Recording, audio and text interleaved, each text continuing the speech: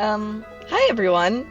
Uh, so, uh, I, gosh, you think I'd get better at introductions after doing this for, um, what is it, 6 times now?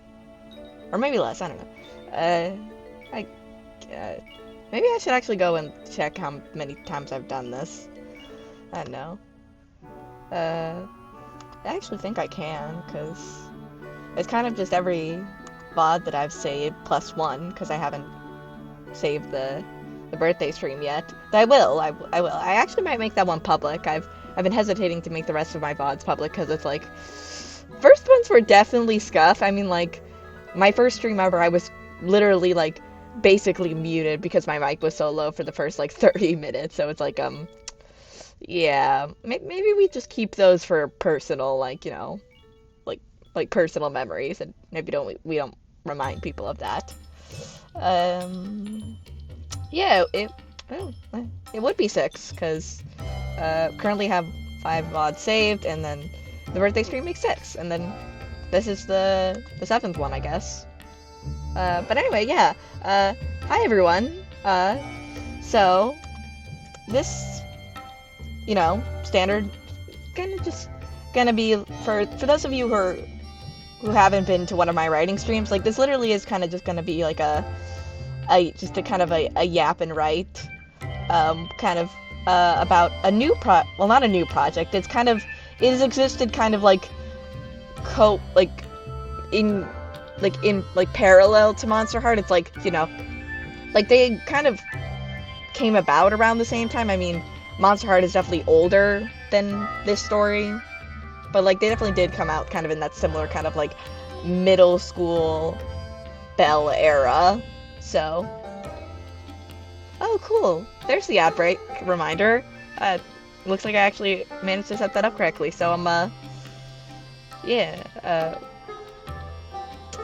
So yeah, ads in about like 30 seconds. I will stop talking while the ads are going, so nobody misses anything.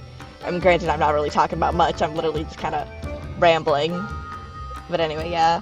So this isn't gonna be a Monster Heart related writing stream. So for those who are invested in Luca Melody, well, please stay around, but like if you want to, but yeah, prepare to get attached to a new pair of uh, of yeah, yeah, prepare to get attached to a new pair of just magical teenagers with trauma. So much trauma. Uh,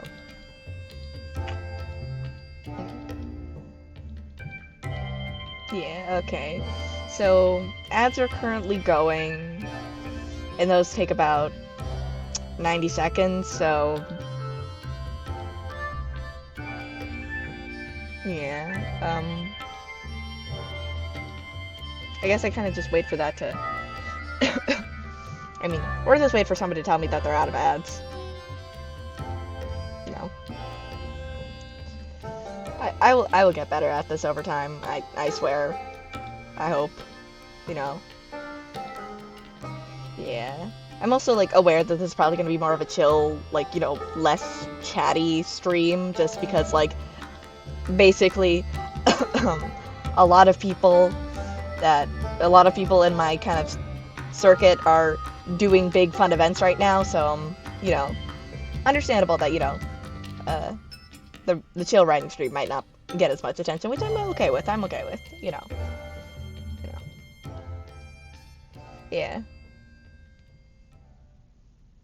yeah. Ooh, and it also tells you when it's gonna end. It's a fun little thing. Yeah, glad Pink was able to help me set that up. Yeah, this is definitely better than like not knowing when the ads were gonna happen. So shout out to her. Which actually, well, actually, I'll wait till ad break is over to do it. To actually shout her out because she did her re-debut recently, so that's fun. And also, yeah, again, she's like just an incredible mod and supporter of the channel. So it's like like yeah, yeah. So yeah. I don't know if she's lurking. If you're one of those people, if you're one of the two people here who are lurking, Pink, yeah, yeah. I'm so awkward.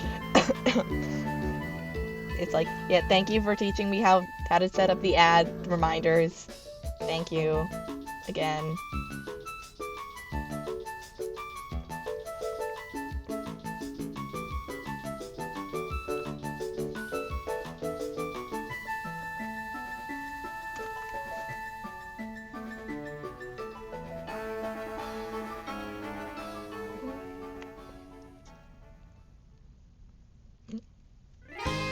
Okay, ad break is done. So y'all are back, and I'm just gonna skip that. I don't know why Castilia City on this playlist is so freaking loud, where it's like, you know, the way that it is. Oh, hi, Superstar Fiend Arnold? I'm sorry if I'm butchering that. But yeah, thank you for the follow, and thank you for the hydrate. Sean? I'm assuming that's Sean. I don't know. I'm bad with names, you know, and well, pronunciations, I guess, is more the appropriate context here. Okay, I'm assuming Sean is good. Yeah. And also, thank you for, yeah, if I didn't already say, thank you for the hydrate. Yeah, and also, thank you for following. I mean, I think I already said that, but, you know, hey. Yeah,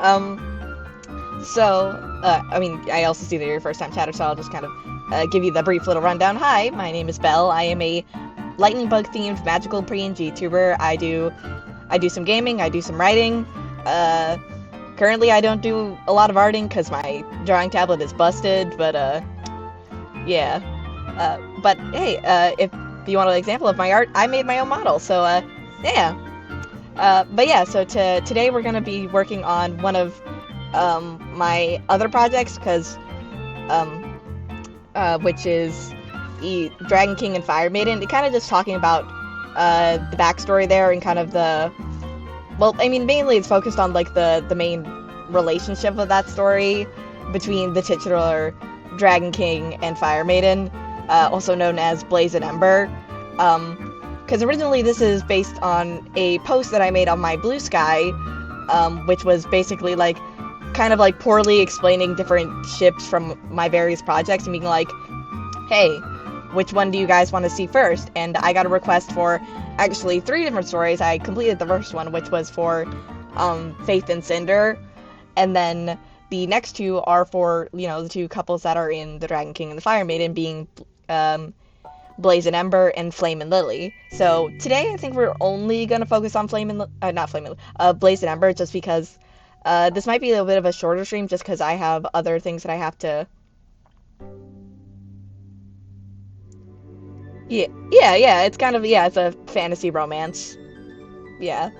So, I mean, a lot of what I write is very much like fantasy, fantastical. It's like, you know, it's like, you know, what can I say? I like magic, and I like magic, and I like a little bit of romance, which you might say is ironic considering the fact that I myself am romance averse, aromantic. But it's like, it's not for me, but I love reading about it for other people and writing it, which is kind of funny. Also, forgive like any coughing. I am still getting over a slight respiratory infection, so I'm all good. Like, nobody like worry. Yeah. Yeah. I mean, I could say I'm a massive contradictions myself. You know, struggle to fall asleep but can never wake up in the morning. You know. Yeah. So yeah, I mean, so that's kind of the plan for today. Yeah.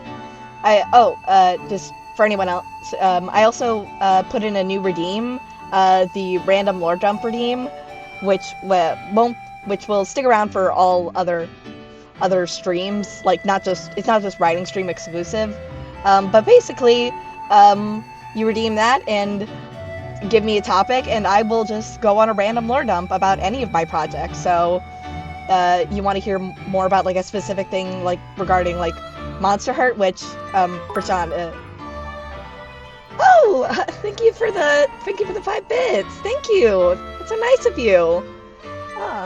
Oh, you didn't have to do that. That's so sweet. Yeah. Oh, that's so sweet. Yeah. Oh.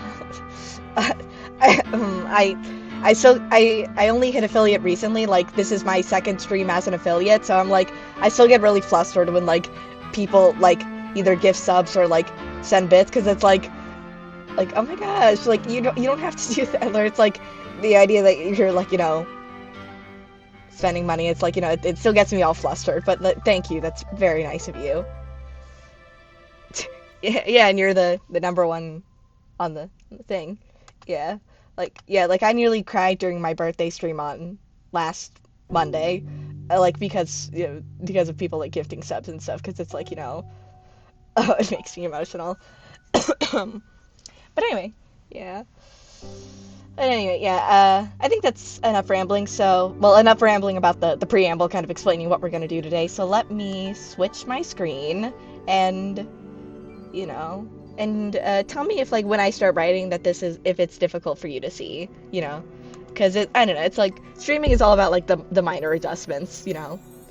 So anyway, how to, how to start talking about the Dragon King and the Fire Maiden? Well, their story kind of starts, their story kind of starts with kind of Ember, and how kind of she stumbled across, like, oh, that's fine. Yeah, that's fine. I mean, yeah. Good luck with work. Yeah, and also, yeah, thank you for stopping in to say hi. Yeah, that's sweet. Yeah, but again, yeah, good luck with your work shift. Good luck with all that. Hopefully, it's not too stressful of a day for you. But yeah, thanks for stopping in. Anyway, what was I saying? So, so their story kind of starts with a young fire fairy named Ember Greenfield. And Ember has, like, a lot of ambitions. She wants to be a member of the Feyarian Royal Guard. She wants to make a name for herself, to, like, prove that she's, like, a strong, like, tough, capable fighter. And she is. She is a brilliant fighter, brilliant strategist. Like, like, she knows who she is and she knows what she wants. But she's also kind of got some anger issues.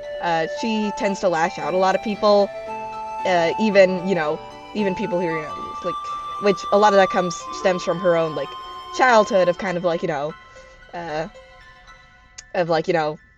of, her family went through a messy divorce, and it's kind of like, she kind of struggles with trusting people now after that. And also, like, she doesn't really like staying at home, because of all that. Because I write a lot of, like, young adult is mostly where the age range of, like, my protagonists kind of land. So kind of like in that kind of, like, 14 to 16 age range, like, Blaze and Ember are kind of in that kind of, like, 15-ish, like, so, well, like, 14 to 15-ish, like, Blaze turns 15 during the course of the story. So anyway, so we start with Ember, who, and she is a member of the Magic Hearts Guild, which is an interdimensional heroes guild started by the Princess of Feyara. So she actually does have, like, pretty tight with the royal family, as she was quite literally, like, personally recruited by the princess to become a member of the guild.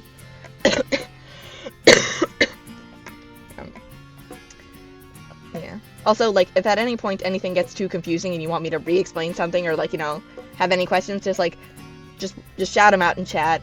Like, my brain is, like, goes a mile a minute, and I sometimes don't realize if I'm rambling or going too fast. So anyway, so yeah, so she would, and part of what the Magic Cards do is that they do, outreach to other dimensions to basically, like, find more heroes, basically, to foster deeper connections and more multi-dimensional peace. Ember has never exactly been keen on doing one of those assignments. She is definitely more combat focused, very much, like, just wants to fight people. And, so being basically, like, recruitment is not exactly her forte, because that involves a lot of, being social and, like, you know, all those things, kind of like, all things that she does not particularly want to be. But of course, but then kind of like, the, Faith, like the princess of Feyre and Guildmaster, like, thinks it would be good for her, like, maybe to get out, meet people and stuff like that. And what eventually leads Ember to agree to this is quite literally just the fact that, like, basically Faith being the one telling her to go do it, basically, like, gives her a free pass to kind of basically, like, leave home for an extended period of time without explanation. Which makes sense, because she's kind of dealing with that kind of, like, conflict at home that she wants to get away from. So, it's basically, like, she's like, alright, I got a free pass to basically just, like, leave. Okay, fine. I will do the stupid recruitment thing. I will go find a new hero to join the guild. And at the same time, Ember's kind of, like, questioning her own position at the guild, kind of like, do I really belong this? Because she's not exactly a team player all the time. She's very much a solo act, She's a strong fighter, strong strategist, but, like, kind of struggles on that kind of, like, working with other people. She's good at commanding people, but not working with people. So, that's kind of where she struggles. But, she agrees. She decides, okay, fine, I will go find you a new hero. Which essentially, she's kind of, like, thinking of looking for her replacement, being like, after this, I might just straight up leave the guild. I mean, she doesn't tell Faith that, but it's kind of what's on her mind, and also Faith being, literally being able to read people's emotions using magic, kind of already suspects that's kind of what Ember's feeling. Where it's like, So anyway, so, yeah. So, story...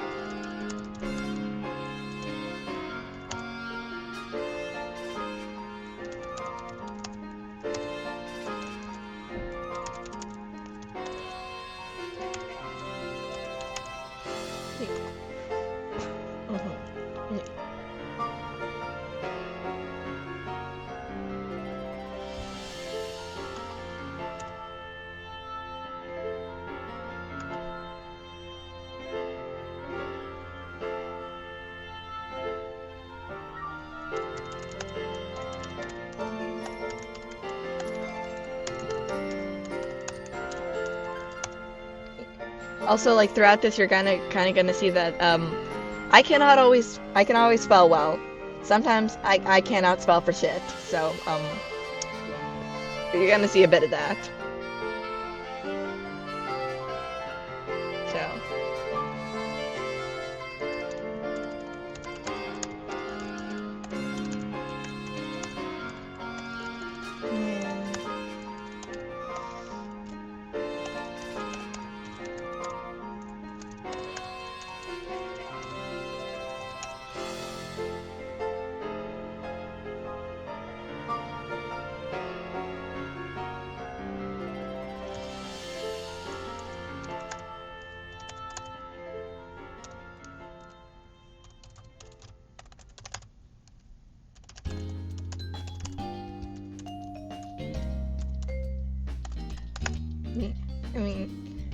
I mean, I guess I can also kind of talk about some, like, inspirations that came with kind of, like, designing, like, Ember's, like, archetype and stuff like that. I mean, I need to rework her design, and I will once my drawing tablet gets fixed, but, I want to, like, kind of, I mean, a lot of her design was, like, basically, like, combining the idea of, like, knights, but also, like, kind of, like, magical girls and, like, fairies and kind of, like, stuff like that. Like, essentially, like, what if the maiden wasn't the one in distress? What if she was the one, kicking ass and saving everybody, is kind of what Ember is.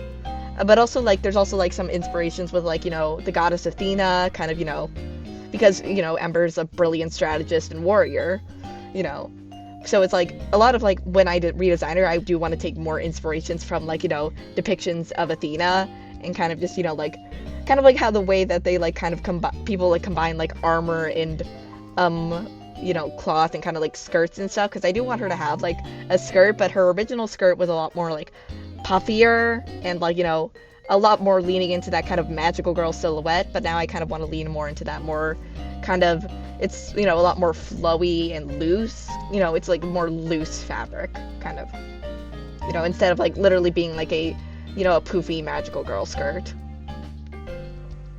like definitely like fits more kind of with that kind of warrior vibe, not to say I don't love the magical girl aesthetic. I mean, like quite literally my Sona is a magical girl, and I, and for those who know my other project, Monster Heart, it's like Melody's a magical girl, and Melody has a very magical girl design. Like hers is like very much pulling from all of those kind of like very, the big skirts, the kind of like,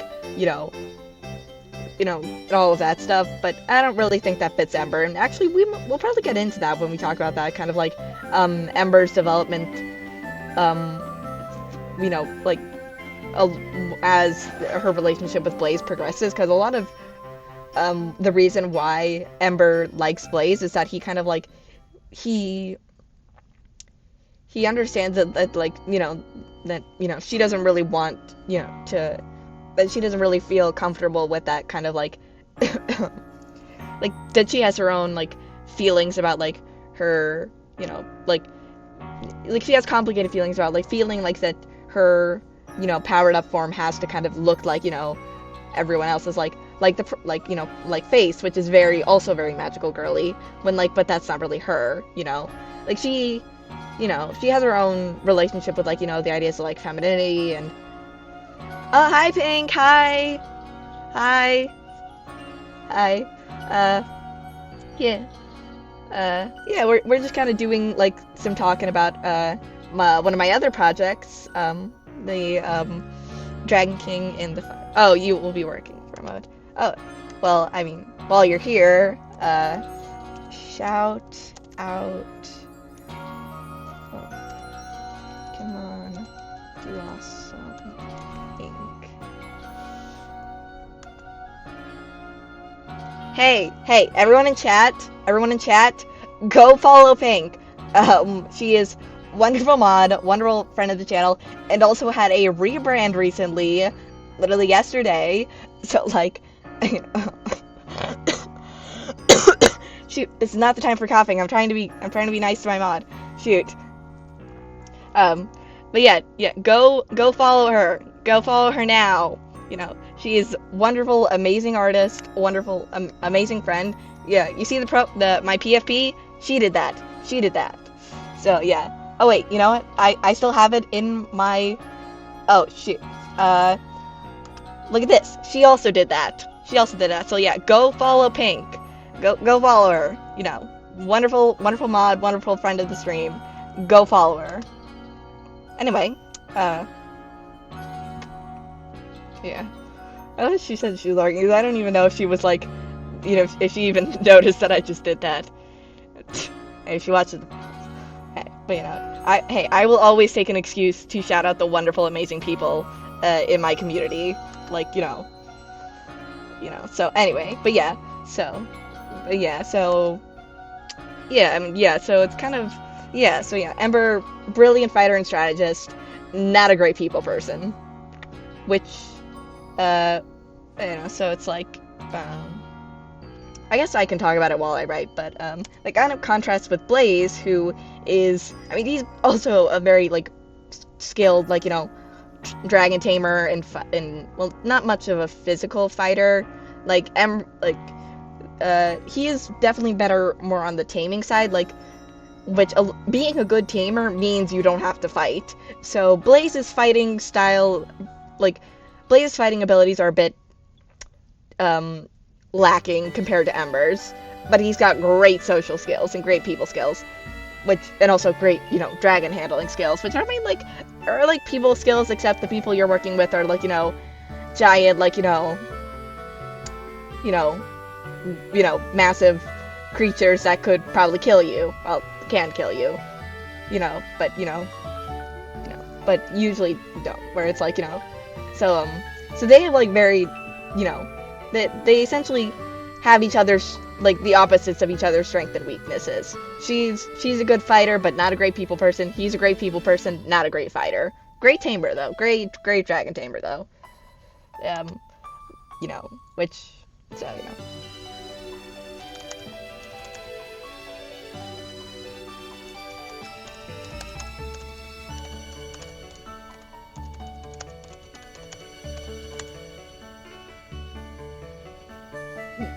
Also, for anyone new, if you see my model randomly start like kind of like jumping and fidgeting while I type, it's quite literally just because it's like my mic picks up on the sound of my keyboard clacking and is like, oh, talking. We need to make the model move.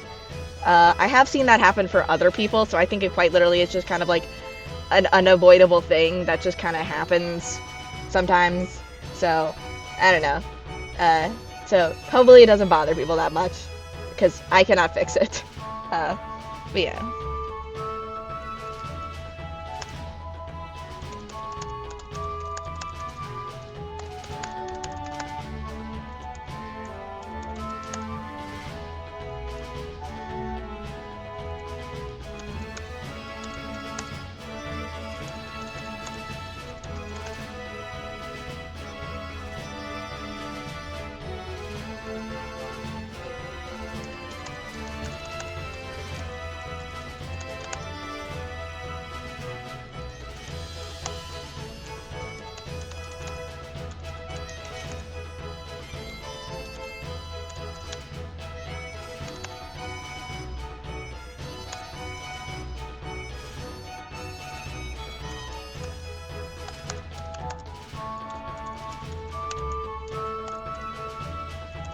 Here. Oh. Now I'm starting to realize there are a lot of moments in Blaze of Ember story that like reference other Magic Hearts members that are like, ooh, I have not talked about you yet. I mean, I've talked about Faith and Cinder and like, and if you'd like to hear more about them, you can go check out my Blue Sky, which like one of my more recent posts is about them. So you should be able to find them. But like another member that will get mentioned a little bit later is Kitty, or Sophie, nicknamed Kitty, who is the guild's healer, and kind of like, because basically, she's like indirectly the reason why after all of the climax happens that Blaze is still alive. We're not there yet. We'll get there, but let's just say things go south very fast. Well, not very fast. I mean, there's build up, but things go far south for these two. But then things go back up north. Everything gets fine. Because I don't really like writing tragedies. Like oh, let me phrase that. I don't like writing my main protagonist as like tragedies. I might have a backstory set up as a tragedy, which you will see with the Dragon King and Fire Maiden stuff, but I don't really like writing like my main protagonist as tragedies, which I mean is just kind of a personal preference thing. It's like, I respect the tragic romance. I respect some doomed love. It's like I respect it. It's just not for me. I do not have the heart for it. I am soft. So, yeah. So, I can write it. You will see that. You will see that later. But specifically for like the main protagonist, like Blaze and Ember, they come out of this alive and fine. I mean, not completely fine. There's definitely some trauma there. These two definitely came out traumatized, but they're still alive. That they can grow, they can heal, things get better. So it's like So keep that in mind whenever I talk about like the things got bad kind of parts. It's like, don't worry, everything works out. Everyone's fine. Everyone will be fine. Well, not everyone, but you kind of,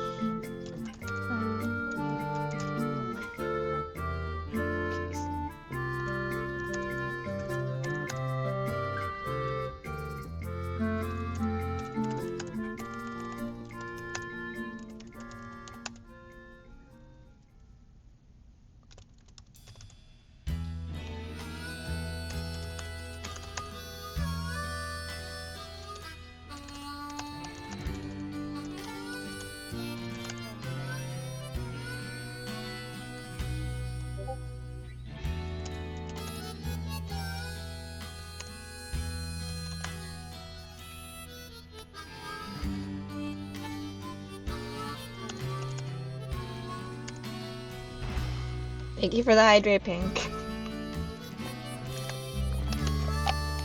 You know, gotta keep your streamer moist. Gotta keep streamer moist and hydrated.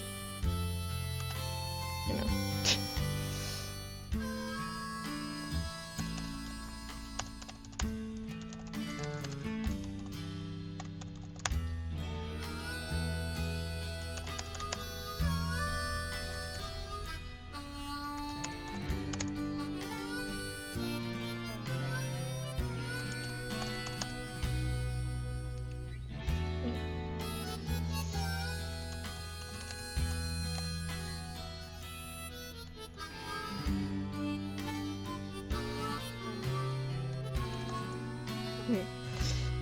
It's also one of the things where it's like, I feel like people are gonna like, I mean, you know, where it's like, Ember is also one of those characters that like has a pretty like shitty dad, and it's like, I wonder if people like speculate about my own relationship with my parents. So like, the irony is, I have a better relationship with my dad than I do with my mom.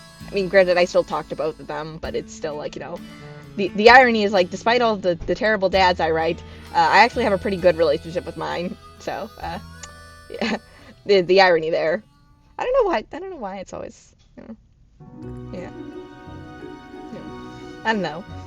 There's probably something deeper psychological thing about it. I mean, like, you know, kind of, you know, switching, kind of, you know, I don't know. Never think of, I don't know. It's one of those funny, weird irony things. I don't know.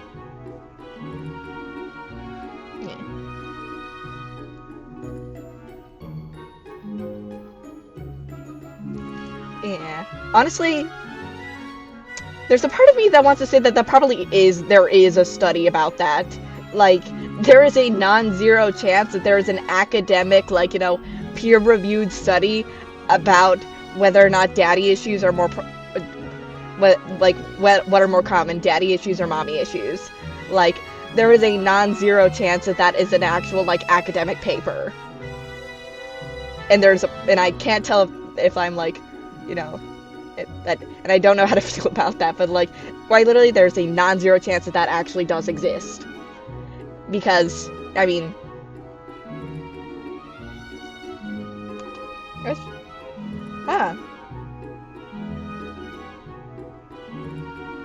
yeah,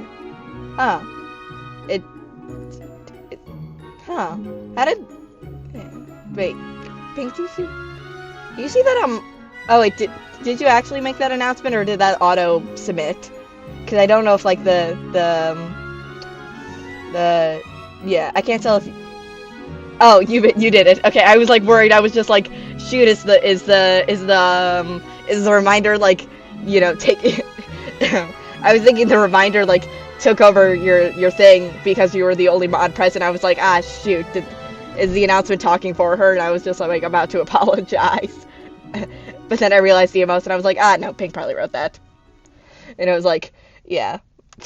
Yeah, but also, it's like, only subscribe to me if you, like, you know, have the, I don't have an auto announcement, no, I just have the reminder up, on my view, where it's like, oh, like, ad break is starting in 1 minute, or ad break is lasts until, this long. So, I don't have auto announcement set up yet. Maybe I should, so, like, actually chat can see it, too. And, like, chat's not getting thrown in the dark. You know. Because, you know, you're not always going to be here to make an announcement, and I can't. And I am too scatterbrained to remember to make an announcement, so maybe I do need to set up a bot. I mean, granted, I've talked about it before, of, like, just generally setting up a bot to do, like, different commands, like, you know, like, to talk about, you know, to, like, if people come in during writing streams and ask about, like, you know, oh, what's the like, you know, what's the general plot synopsis of Monster Heart, so it's like I don't have to keep repeating myself. I mean, not that I mind repeating myself, you know, it's like I love talking about these stupid little guys, but, you know, just to make stream flow more consistently. So, I mean, I probably do need to set up a bot at some point. Oh, I also want to learn how to do those, like, auto shoutouts that you have, that you recently set up, because, like, I think that's really cool. I know someone else who has it. Plus, you know, yeah. where it's like, I mean, granted, I don't mind doing it myself, as chat saw earlier. I will happily shout out all of the cool people. Oh, wait, Ruby has it? Alright. Yeah, Ruby has it. Oh. Yeah. Yeah, I do wanna eventually, like, set up a bot in stream. Maybe that's one of those, like, another thing that gets put on the spring break list of, like, stuff to get done. Okay, let me...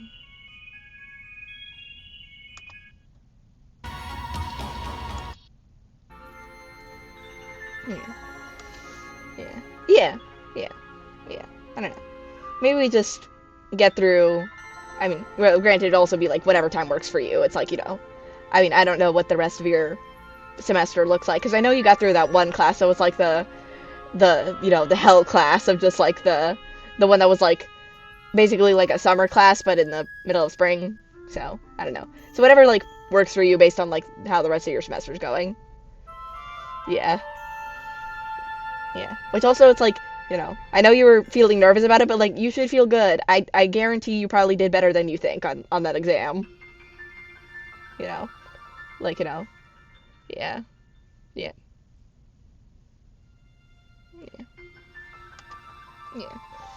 Yeah, I mean, because I feel like we're all kind of like that, where it's like we take an exam and then the moment after it's just like, well, that was probably the worst exam of my life, and then we get it back and it's like, oh, that wasn't that bad. Yeah, or it's like we're like, what do you mean I got that grade? Like, quite literally, it's like I was sitting in one of my classes, because it's like, it was one of those where it's like, where it's like, and I was like, and I got the exam back, and it was one of those where it was a bad exam, where he was like, okay, so let's talk about that, which, yeah. Yeah, I think you probably did pretty good on the practical, but yeah, no, it's like, yeah, you probably know, when the teacher has to make an announcement of just like, okay, so let's talk about it, that's when you know it was bad. Yeah, that's when you know it was bad. And like, I'm just sitting there, like, shaking in my boots. I am panicking, because I was just like, because I had to rush through the last little bit of it, which, reminder, for those who were there during the birthday stream, this is the exam where the professor literally emailed me, because I was taking it on a different day due to my testing accommodations, literally emailed me day of, like, in the morning, being like, hey, this is gonna be rough, I'm sorry. So I'm like shaking in my boots, being like, okay, I am fucked. Like, I am so fucked. And then he hands me, then he hands, like, then I see it, and I look at the exam, because it was one of those, like, paper ones where it's like, like, free response, so it's like, he had to, like, individually go and, like, grade all of them. So it's like, so I get the packet back, and I look at it, and I'm like, what do you mean I got an A? What do you mean I got an A? I mean, I don't say that out loud, because, high school taught me better than to talk about grades out loud, because kids are vicious. Well, I guess technically we're all adults now, but adults are also vicious. Adults are all academics, I guess. Academics are vicious. But yeah, I was just sitting, and I was just like, what do you mean on the exam that I literally walked out crying, I got an A? What do you mean? Where it's like, and also it's like the exam where he quite literally is just like sitting there being like, okay. Which, like, granted, it's like, he gave people the opportunity to, like, yeah, where it's like, oh yeah, no, it's like, quite literally, like, I had, like, a lot of those experiences, like, in middle high school. I mean, like, I mean, quite literally in middle school, like, I had a teacher who was literally yelling at the entire class, and then she stopped mid-yelling to point at me and then say, not you, and then continued yelling at the rest of the class. Like, ma'am, you're not helping me. You're just making me a target. Now everyone's gonna be mad. Like, cause, like, why did you have to single me out? I was okay with thinking you were still mad at me. I'm granted, not really. It was still making my anxiety bad, but it's like, I didn't need that. I didn't need an entire class of, like, of 6th graders wanting me dead because I was the one person that was exempt from being yelled at. I mean, not really. I mean, I was still in the room. listening to it, which was not great for someone who gets overly stimulated by loud voices. But anyway, yeah, and then in high school, it's like, you know, I didn't tell anyone what I got on the final paper for my dual enrollment English class because, again, I got a really good grade on an essay that was very divisive. Like, again, where she literally, like, was letting people redo the essay, which, you know, so that's why you know, that's how you know it's bad, because this is a college-level course, and she's letting people redo the essay. That's when you know it was bad. Like, that's when you know it was bad, and it's like, you know, but yeah, I don't know, enough about my weird experiences with, you know, academics and being an outlier who was very scared that people would find out, you know, enough about it. Let's get back to talking about, some dragon romance. Oh, I mean, we're not even in the dragon romance yet. We'll get there. We will get there. Yeah, in case some of y'all didn't know, Luke ain't my only monster boy. I like this trope a lot. I don't know what about it. I just kind of like, I like the idea of exploring humanity through monstrosity. Kind of like the idea of, like, what does and doesn't make someone human, and, like, what kind of, you know, but also, hey, monsters and dragons are cool as fuck, you know. Yeah. So anyway, yeah. Oh wait, is daylight savings time isn't today, right? I'm trying to think when that is, because I have to change the clocks, you know.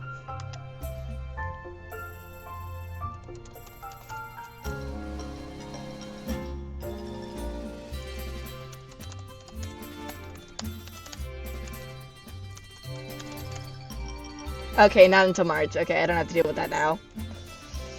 Yeah. Because I nearly forgot the last time it was, or not the last, you know, March, but, you know, back in whatever it is in winter. And I nearly forgot, and I, like, you know, nearly missed one of my classes because it's like my alarm was set to a wrong time. And I was just like, ah, shit. Where it's like, fuck. And I was just like, please tell me I didn't miss it again. You know, where it's like, yeah. I mean, I didn't miss it, but I was cutting it close, and it was just kind of like, fuck, you know, because I have one of those alarm clocks that, like, that has, like, because I'm a heavy sleeper, so I have one of those alarm clocks that literally has, like, a vibrator under the bed that literally, like, kind of, like, you know, is loud and shakes the bed to wake me up, but it, despite all of those, does not change with the time change, so I have to manually change it, so, you know. I mean, my phone does, but I don't always wake up to my phone, so, you know. I don't know. It was also kind of weird to admit that I have, like, a vibrator under my bed. It's not that kind. It's literally, like, a little disc that, like, literally, like, shakes and vibrates that, like, makes the whole mattress kind of move. Well, not move, but you know what I mean. I don't know. It's a weird thing, but, like, you know, quite literally one of the very few... yeah, hitting me with the AO. Yeah. Yeah. Yeah, hi, Cleese, hi. Yeah, the writing session's been pretty... I mean, granted, it's kind of turned into a yapping session, but, I mean, is expected. Ooh, that actually might be another redeem idea of literally of just a... kind of like a bonk redeem, but kind of like a... Yeah. Go follow Cleese. Cleese is also a very cool friend of the channel. You know, very cool person. Who is, I think, does like Mega Man and Ace Attorney. I think I've seen that. It's like a get back to right and redeem of kind of just like a bonk of just kind of just like a, hey, focus. Oh, nearly dropped something on the floor when I went to go do thing. Yes. Okay, ignore that. If you could hear that in the background, I may have dropped something. I will deal with that later. I need to clean off my desk. I got too much shit on here. Yeah. I mean, yeah. So, yeah, maybe like a...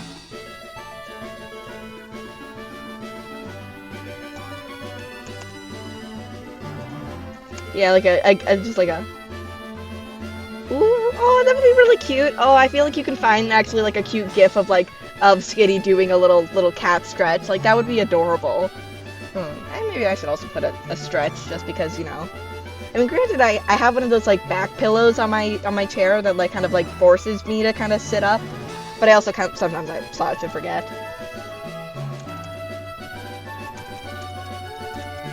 Like there has to be somewhere on the internet that exists. It's like, and if not, people are missing a grand opportunity. There needs. Yeah, I saw that Ruby was live, and I was just like, oh, shoot. And I was like, I mean, granted, I kind of expected this stream to be a bit more like chill chat-wise, just because so many people are doing big events and stuff. Like Lacey's got her, re-debut anniversary. So, and then I guess Ruby's doing something. It said for her birthday, but I thought her birthday, but I mean, granted, she might be doing an early birthday thing just because, I don't know, for reasons I don't know. Because I'm fairly certain you and her have the same birthday, don't you guys? Don't you, Pink? You guys have, like, the same birthday.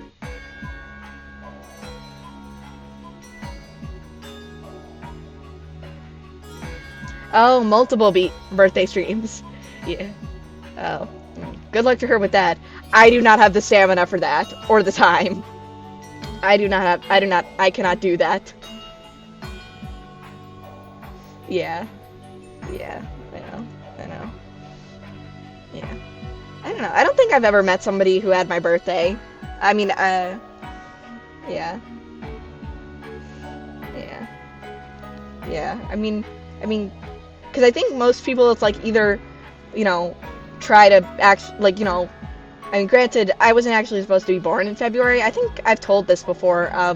So I was in emergency C-section due to complications with my mom's liver. I mean, we all walked away fine. It's like, she's okay, I'm okay, everything's fine, But it's still like, technically I was supposed to be a March baby, like mid-March, or mid to late March. So actually kind of born around the same time like Luke was, but nope. Bodies like to be weird, and so I was born in February, and my parents actually wanted me to be born on the 14th, when it actually became clear. It's like, nah, we can't wait. You can't wait the full rest of your, you can't, wait. But unfortunately, apparently, well, it wasn't an emergency, but it was like still kind of like, it was early. So it's like kind of like they were like, nah, like we're too full. We have to wait. So I was born on the 15th, even though my mom wanted me to be born on the 14th, which is also kind of just like, Mom, why? Why do you want me to where it's like, I mean, granted, being born on the 15th doesn't make it any easier trying to get a reservation on your birthday, but because all the people who couldn't get it on Valentine's Day instead tried to get it on the 15th. So, I mean, no matter what happened, I was kind of screwed with, reservations. Because, but yeah. I don't know why I went on that side tangent. I mean, granted, it's like, I mean, probably not exactly what people want to hear me talk about. Of just like, you want to hear about the fact that, like, I was, where it's like, I mean, granted, I don't know, maybe the medical people in chat find that interesting, I mean, I don't know, like, I don't hold any trauma about it, but also I was a baby who, did not understand what was, like, was not even old enough to form memories, so, I have no trauma surrounding it, so, I don't know, I mean, yeah.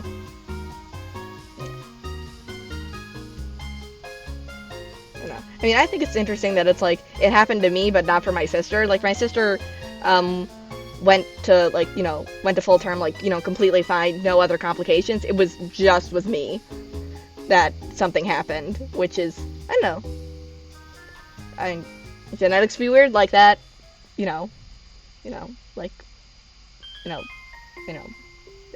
they just be like that,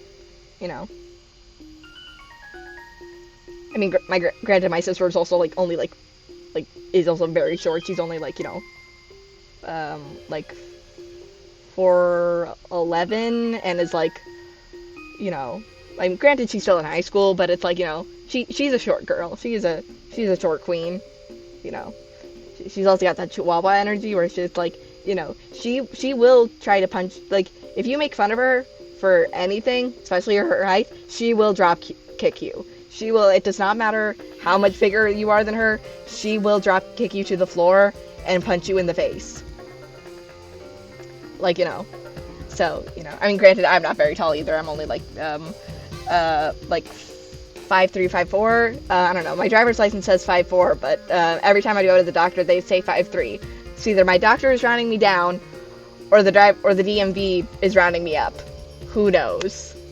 I don't really care. I mean, So I mean, I think my family's just kind of in general kind of short. I mean, my dad's kind of short for like average male height. So I think my family's just kind of short. Anyway. Yeah. Yeah. Anyway. Focus. Yeah. Yeah. Yeah. Just trying to get back to that. So anyway. But anyway, back to the actual, like, fantasy, romance, dragons, all that jazz. Yeah. I mean, yeah. Yeah. That's probably gonna be my sister, where it's like, my sister, like, my grandparents are probably, like, the only people my sister are going to be taller than in our immediate family. Me, I'm almost as tall as my mom. I think I'm still a little shorter than her. Definitely shorter than my dad. Compared to my cousins, definitely the shortest, but also, a majority of my cousins are male, so it's like, yeah, I'm pretty short compared to them, They were also, like, all athletes in high school, like, soccer, baseball, all that jazz. So, and then me, who never got into sports, who was purely an academic. So, I don't know. In my last year of high school, my mom was like encouraging me to do like cross country and like join the track team, and then she found out like what the actual commitments of it were, like waking up and traveling like 30 minutes at like at like 6 a.m. and then she was like, okay, never mind, maybe let's not do track team, which was fine with me because I literally couldn't care less. She quite literally just wanted me to join the track team for a single year just because she thought it would look good on college applications. And guess what? I got into a pretty good school without having to join the track team. I'm not going to say what school because, internet privacy, but I don't know. Like, I'd say, I mean, I don't know. I don't think sports are everything when it comes to, like, applications. Because, I mean, it really is just if you are, like, actively applying to be, like, a part of a team or part of a, like, their sports program. Otherwise, I think it kind of doesn't matter, Yeah, I don't know.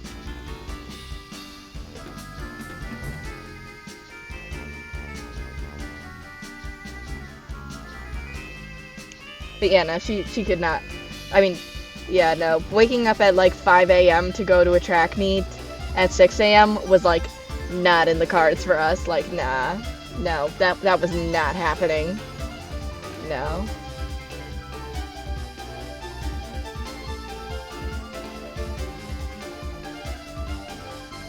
Yeah.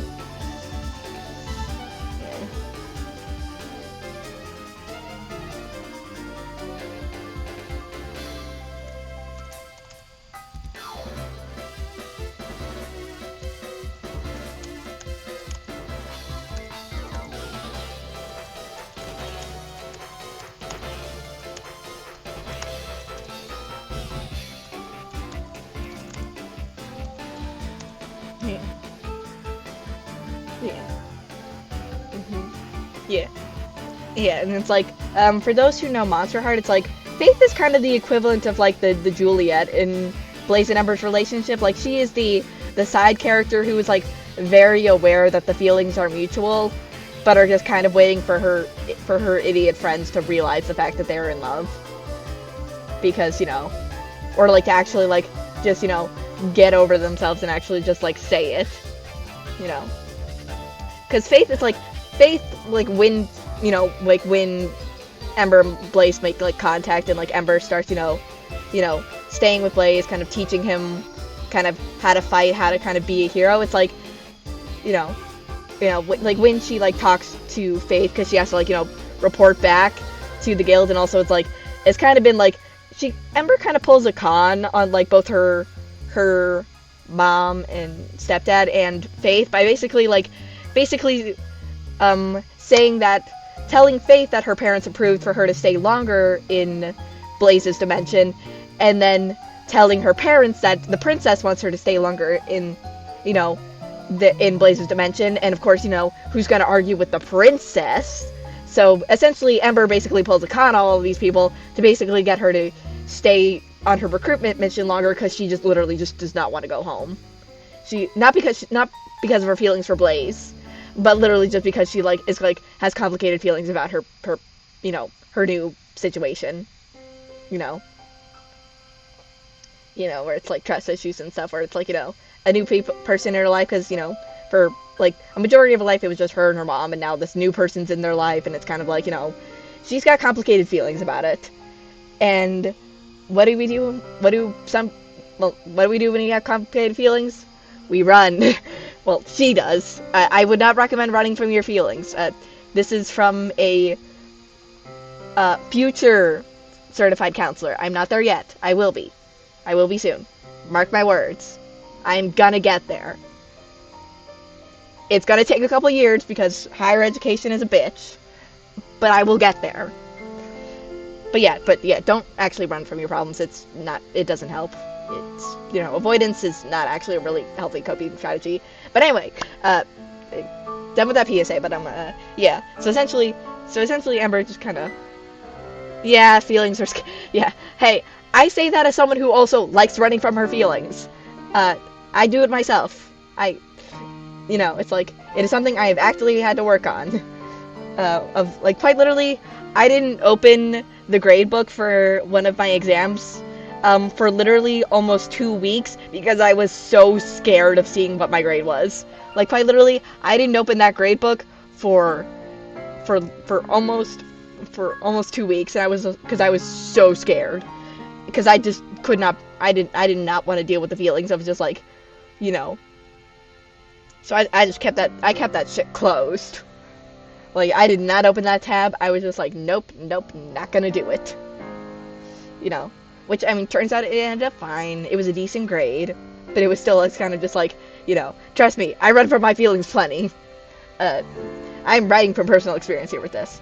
I mean, not with the divorce part. It's like my parents are still together, I mean, ironically, my mom is the only one of her siblings who is not divorced. So, yeah, no. Well, and also her mother, where it's like, yeah, quite literally, it's like a lot of divorce on mom's side of the family, which it's okay. Nothing, sometimes relationships just don't work out. Sometimes it's the healthiest option. It's like, sometimes it is very much the healthiest option. In a lot of those instances, it was the healthiest option. Okay, but no, you're not here to hear me spill tea on my mom's side of the family. But anyway, yeah. So essentially, getting back to the work. Okay, Faith basically is like, okay, just do one recruitment mission, okay? Like, because Ember doesn't want to do recruitment. She doesn't want to do people stuff. She just wants to fight people. She doesn't want to do people talk stuff. She wants to do people fight stuff. She just wants to kick ass. She just wants to kick ass, throw names. Kick ass, take names. Yeah. Trust me, I have plenty of tea, but like, maybe not all of it is appropriate for Twitch. I don't know. Anyway, but yeah.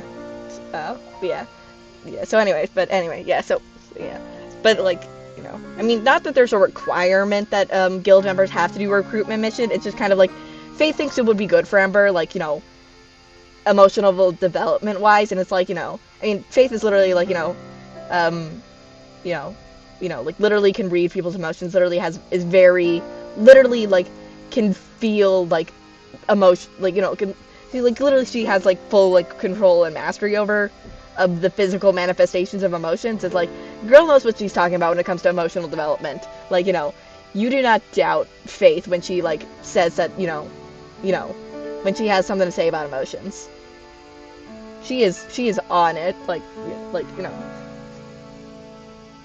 which is quite literally what happened with her and Cinder, because, like, the entire of the Royal Guard was like, okay, this random kid just literally fell out of the sky into the Inner Gardens, and then Faith was just like, nah, he's chill, he's like, nice, and they were like, all right, that's fine, okay, we'll let him go. Call us if you need anything, princess. And it was like, so it's kind of like everyone just kind of just agrees when Faith has something to say when it comes to emotions, which I think is really funny that all of these just like grown adults were just like, okay, like when this like 14-year-old was just like, trust me, the vibes are good. That's quite literally what it is. It's just like Faith just being like, the vibes are good, the vibes are good, he's got good vibes, and they're just like, all right, good enough for us.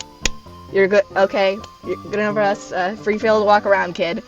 Which I think is fucking hilarious, that like quite literally all it took to get these guards off of Cinder's back was just literally Faith being like, he passed the vibe check, which is, I don't know, I think it's fucking hilarious.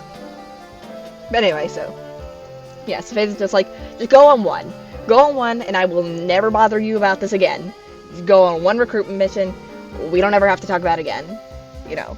Like, and she quite literally even says, it's like, you don't even have to stay there for that long. It's like, you know, you can just go, yeah. I mean, granted, yeah, it's like she's, Faith is the princess. It's like, you know, she pretty much does demand respect. I mean, you know, princess, commander, the magic cards, kind of all those things. It's like, Faith is a leader with a capital L. And I love that about her. And I also love that she's, like, very, like, I like that Faith is, like, she is this strong, confident leader, but she's also, like, you know, very much, you know, in touch with, like, you know, her, like, feminine side. Like, she loves, like, she wears, like, big, comfy sweaters and big, puffy dresses. She loves, you know, like, pink and, like, you know, ribbons and bows and, like, you know, plushies and, like, all of these other, like, you know, traditionally, like, girly things. And it's like, but, again, she is the, you know, she's the highly respected princess of an entire nation, leader of the Magic Hearts, again, who is very highly respected amongst her peers and fellow heroes. But she's also, you know, a cute pink fairy princess who loves plushies. Yeah. You know, it's like, you know, which also it's like, I haven't made an updated design for her yet, because all of her original stuff was traditional stuff that got lost over the many moves of my childhood. But also, it's like, you know, she's also a plus size princess, which is like, so I mean, a lot of that is like, where it's like, I'm very ready to see, like, if I post like her design in like Lacey's Discord to see what people are saying, because I know the people in there love themselves a good plus size pink princess. You know, we love a princess with a little bit of chub. We love that about it. Yeah. Oh. But she's also an archer. Like, she literally, like, her magical weapon is a bow, and all of her, like, arrows are, like, have ribbons on them, which I think is also very cute. Because, fun fact, Faith is my oldest OC ever. Yeah, all the chub, all the curves, which is, like, you know, where it's, like, you know, where it's, like, she is my oldest OC ever. Faith was the very first. Yeah. And originally, Faith was a Pokemon trainer. Before she was the, you know, beloved Princess of Fayara, Faith was a fairy-type Pokemon trainer, whose ace was Sylveon. So if you can see where the pink and the ribbons and all of that came from, yeah, that's because she was originally a Sylveon Pokemon trainer.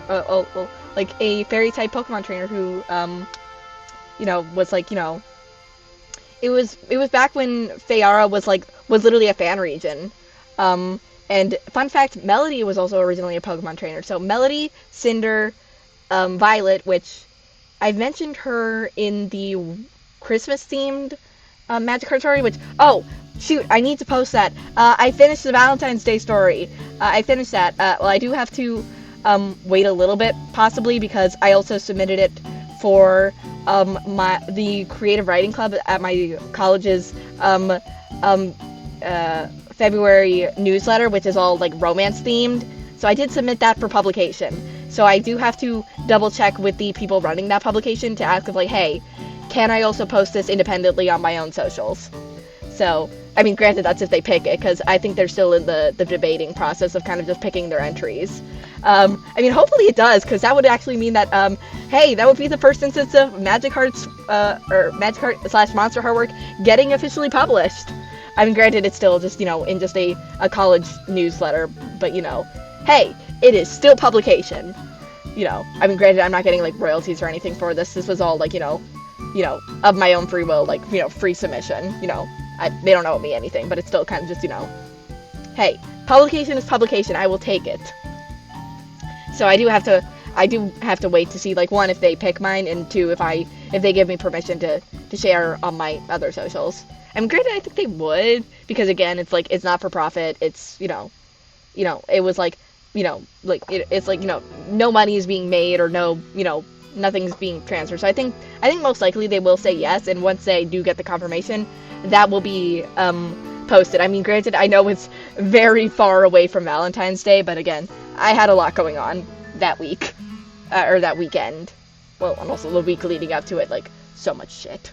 But anyway, yeah. So that will be soon. Soon you will get cute Luke and Melody baking cupcakes.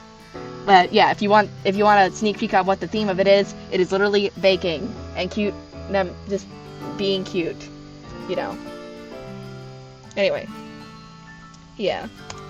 So anyway, what was gonna happen? Yeah. Anyway, so yeah. So so Ember's like, fine. If going on one of these recruitment missions will get you to get off my back, fine. I will do it. I will go. Which, like, at this point, Ember's also considering possibly leaving the guild, because it's, she's not exactly a team player, and Magic Hearts is very, like, team-oriented, team-focused. I mean, because basically, Magic Hearts is basically built up a bunch of, like, smaller team units. Like, you have the Monster Hearts, Team Spirit, Animal Force. These are just naming off different groups. So, like, I mean, you all know the Monster Hearts, that's Luke and Melody's team. Animal Force, that's the one headed by the guild's healer, actually, Sophie. Team Spirit, trying to think, what are the other smaller groups? I mean, technically, Violet and Haruhi are more of a duo, but they are they're like the Celestial Mages, which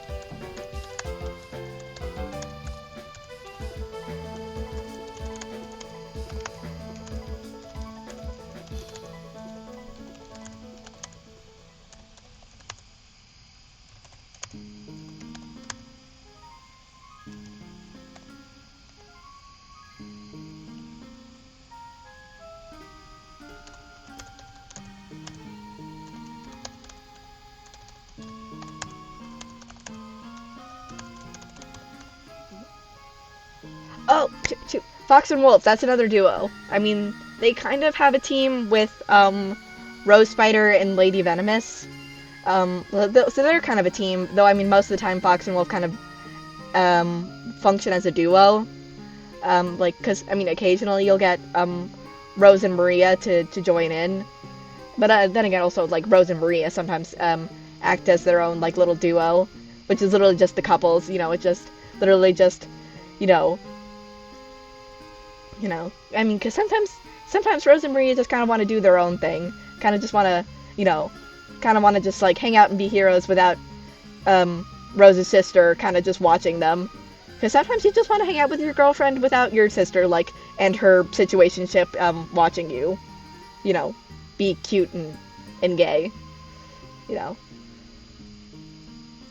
And sometimes Fox does not want to. I mean, Fox is her nickname. Her real name is Victoria. Sometimes Fox does not want. Just kind of wants to be able to exist in the same room as Wolf without her sister making comments about the fact that that she definitely has a crush on him. Which I love their sibling banter. When I get to discussing Fox and Wolf eventually, which I want to do, because I really do like their dynamic, and also like Wolf's dynamic with Luke is also really, really fun, because it literally is like two different ideas of what it means to be a monster, and kind of just like people who come from two different understandings of that, of kind of just Luke who gets to choose to be a monster, and Wolf who has no choice, and kind of just their different feelings about it. Like their dynamic is so interesting, and also like Wolf is also bantery and witty as fuck, and I love writing him. It's like this is a man who's got a like sense of humor, and also it's like, but also very much like it's like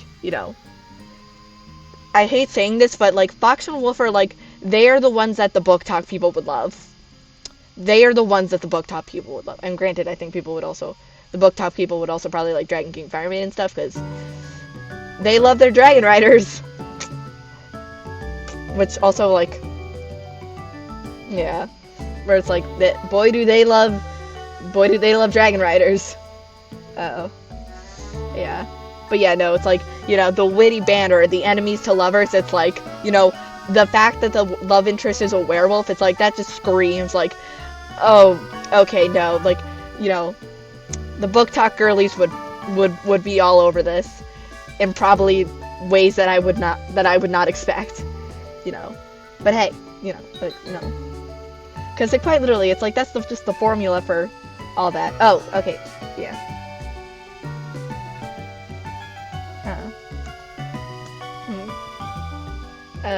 Yeah. Oh, yeah. Enjoy your lurk, Pink. Enjoy your lurk. Yeah. Yeah. I'll have to watch the VOD back, because I'm kind to... Yeah. Yeah. Hopefully this will be up later, either today or tomorrow. It depends on if, like, I remember to, or if I even finish this, because, the yapping has kind of taken over, but yeah. It will be up soon. And also, enjoy your lurk. Thank you for hanging out and, and being here. Yeah. Anyway.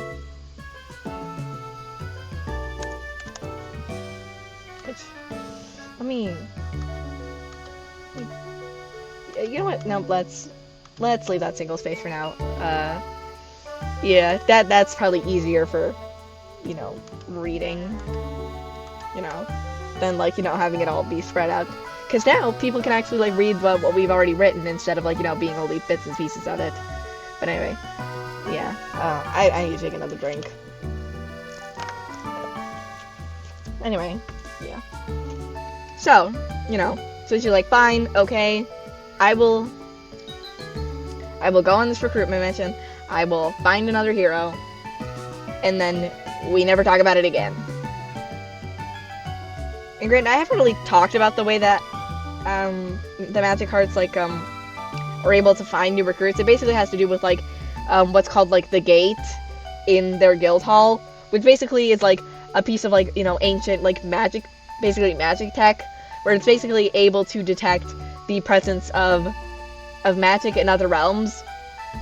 and then when it's when it feeds on face magic of being able to read emotions, it's able to specifically pinpoint people who kind of like have those like magic heart traits of being like heroic and being very, kind, and all those things, where it's like, like Faith can kind of specifically, like, when the gate kind of like absorbs her magic, is able to literally like pinpoint good recruits, essentially, like what they're looking for. I mean, without beating on face magic, it like quite literally can only pinpoint like, oh, these are specific, there's magic in these dimensions. But like essentially, like, when it interacts with face, it literally is kind of like,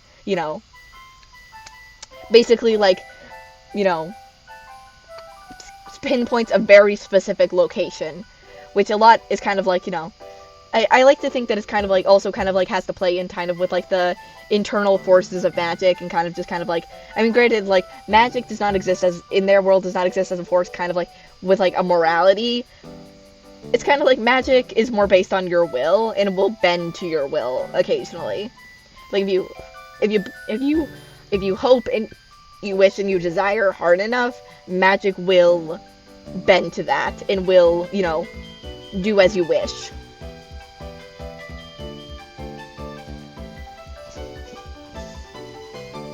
So that's kind of how I like to explain how it's like the gate is able to basically kind of like, open doors to dimensions where it's, it kind of exactly what the specific hero is looking for or needs, or, because, when, Faith accesses the gate and, opens it for Ember, it leads her to Blaze's dimension, which, as you will see in the story, is kind of exactly what Ember needed. Her interactions with Blaze and kind of everything that happened with them is kind of what helped kind of shape, Ember into who she is now. Where it's like, it was helped change her for the better. I mean, granted, like, she had to choose that change, it's like, Blaze didn't, like, it wasn't purely just because of Blaze, because I will say it again and again, you cannot fix somebody. You can only be there for them while they learn to fix themselves. It's like, and that's like I will keep pounding that, because I'm very sick and tired of like the, like, of the I can fix him narrative. No, you cannot fix him. You can be there for him while he fixes himself, but you cannot fix him. That is not your responsibility, girl. And I say that for both fictional characters and real people.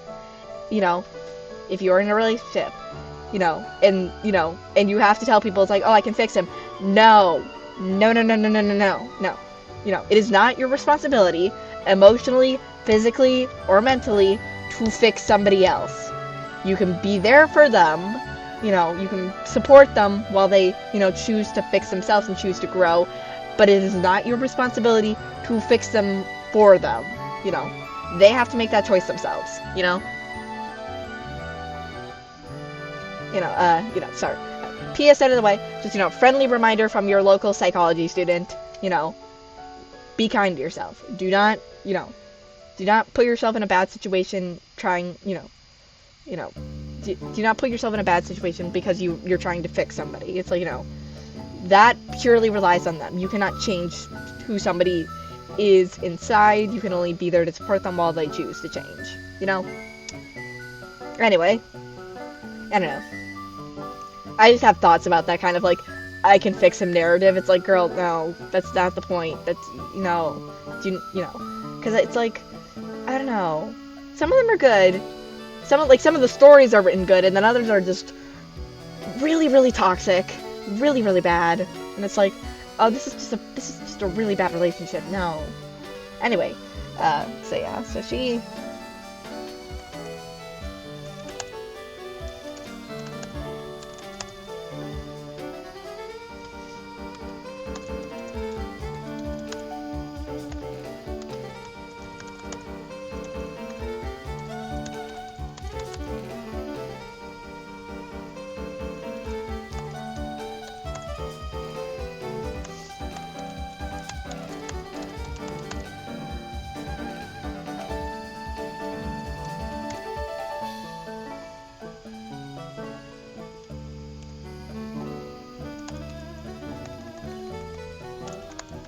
Yeah, and like the first thing she sees when she like enters this is like literally it's just a forest. She's literally just in the forest when she steps into this new dimension is literally just a forest.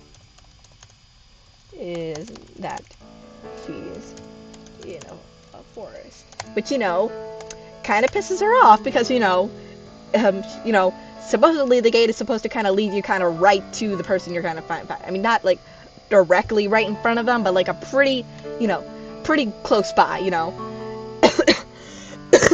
and she's in the fucking forest. So, like no civilization in sight, and she's just like, okay, something must have fucked up because, I don't see anybody here. I don't see any promising young hero. So she's kind of a little bit pissed off.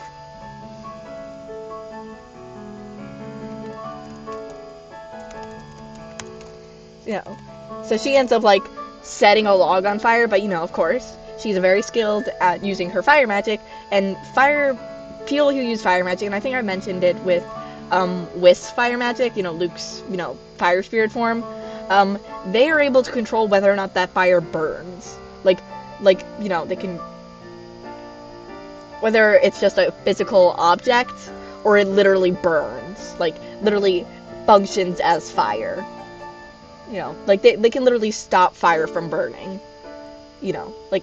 Like both in the sense that they can snuff it out whenever they would like, which Ember does quite frequently for like dramatic emphasis. Like my girl loves to just like set a fire in her hand and then like dramatically like close her fist and snuff it out. Whenever she's like has to intimidate somebody or like get any of the Knights of Dragonsfire in line. It's like she loves to pull that move. She loves a good like intimidation tactic, which also we love for her. We love our strong intimidating queen, who's got a bit of an anger issue, but that's fine. Yeah.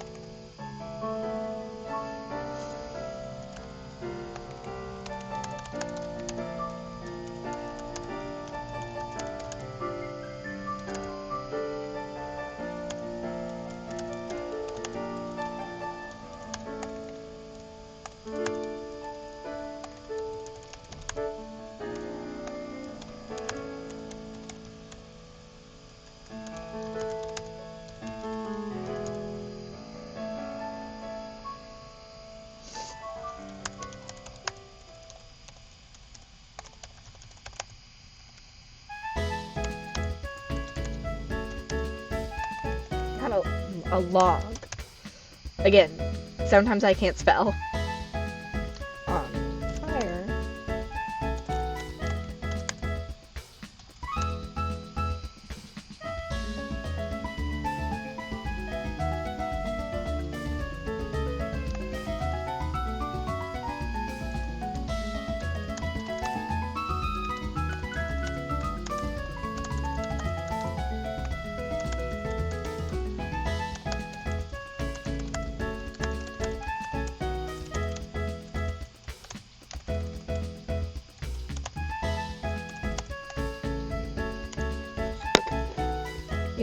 Yeah, she might be pissed off, but she's still environmentally conscious.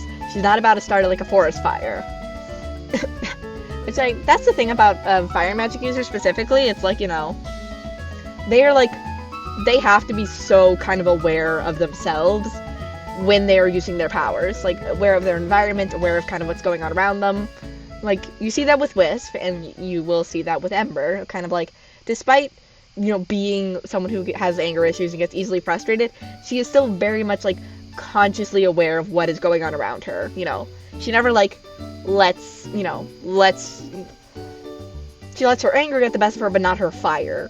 Her fire is still something she is very much in control of. I mean, occasionally there are times where it's like she does, like, let loose a little bit, but it's also, it's like, because again, magic and emotion are very tied in with each other, not just for like fairy magic like Faith has, but where it's quite literally their abilities have to do with like channeling emotions and channeling like emotions into physical form. But like every type of magic has like is like bound in emotion. It's like, for better or worse. I mean, mostly for the better, because it's usually like, like quite literally there's a thing about like, that the magic cards kind of say, where it's kind of like, quite literally like Violet explains this, I think, to Luke. I think is, if I remember the little snippet that I wrote correctly, like basically explaining that like, the human idea of like, of like true love conquering all, and kind of like, that like, magical moment where it's, true love saves the day, like, for magical, the fairy tale idea of true love comes from the fact that, love is one of the strongest, like, um, forces of will that can control, like the innate, you know, manifestations of magic. Because like I said, like the innate forces of magic can be controlled if you have a very strong will. It will bend to your will. Like love is one of those things that like is very good at bending that will of just like making, which is the reason why sometimes you have instances where normal humans are able to like basically channel magic briefly through literally if they love hard enough and strong enough. So which again, you will see later in their story. This is like a moment where that concept of like the idea of how love functions in relationship with magic and kind of like in the power of magic. It's kind of like, because I wanted to tie in that idea, because I mean, Monster Heart is very fairy tale like themed. I wanted to tie in the idea that like true love does exist. Well, true love as a magic does exist. Yeah, it's like, no, like true love's kiss, all that jazz, that is actual magic. That is actual, like, that is the forces of magic, essentially like seeing somebody's desire to, and basically bending for them, basically being like, all right, we'll let it happen, I mean, in a more metaphorical sense. It's like, again, the innate forces of magic don't have a consciousness. They are neither moral, nor evil. They just are. It is just a thing that exists as kind of like this wild entity. Like, I'd say more like, kind of something more like, an animal. It's like, I mean, well, yeah, animals also kind of have some sense of moral, and like, when it comes to like their own family structures. I don't know. I don't really know how I would describe it, like what, or it's like, it just is. Magic just kind of is this thing. It does not have a sense of morality. It just is, But occasionally it will bend to your will if you have a strong enough desire, or in this case, like strong enough feelings and emotions, it will bend, So anyway.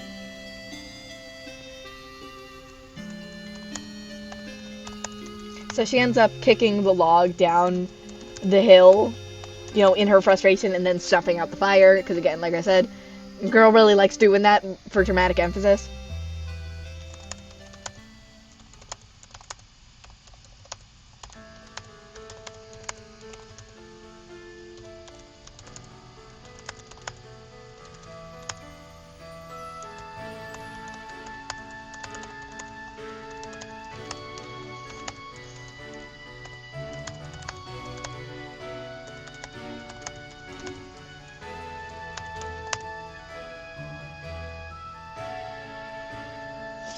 Oh, shit, misspelled that.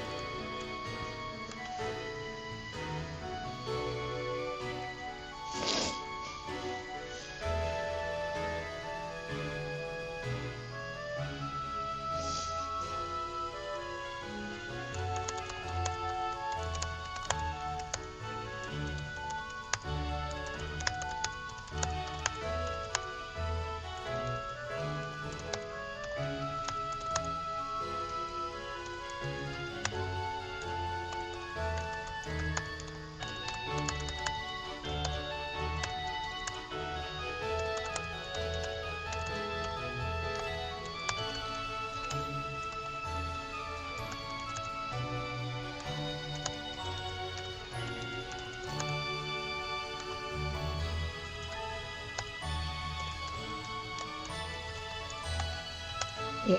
Oh. And I briefly mentioned that when I was talking about Faith and her weapon. So everyone with Fey blood is able to summon a specific magical weapon. Um, you know, where it's like, where it's like, I haven't really thought about whether or not that's kind of like family tied, where it's kind of just like, like families share, if like your parents, were had, their magical weapons were sword, you most likely have sword. I don't know if I want to do it like that or if I want to more just have it be like kind of random.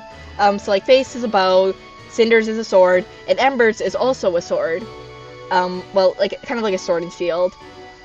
Cinders is more, I think, is just a sword, because his is more, like, his fighting style is more, like, zipping around, doing all, like, because he has that, ability where it's, like, literally can, like, kind of, like, teleport, kind of, via, like, you know, electricity magic, kind of, like, it's kind of like Sonic, Sonic the Hedgehog.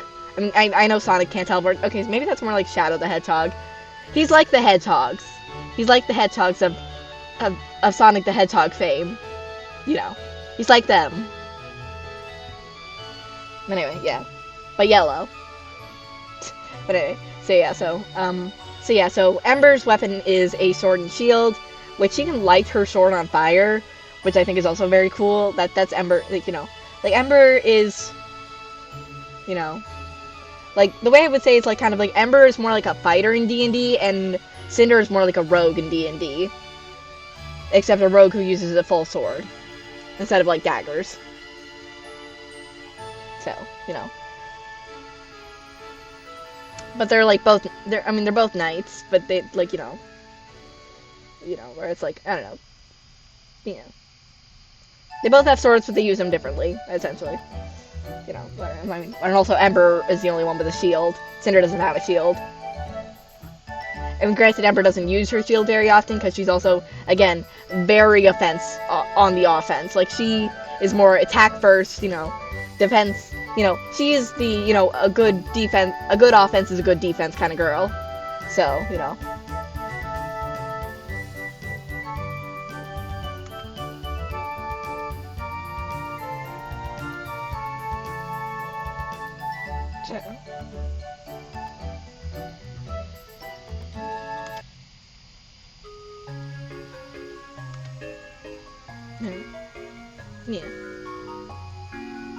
So, yeah, so.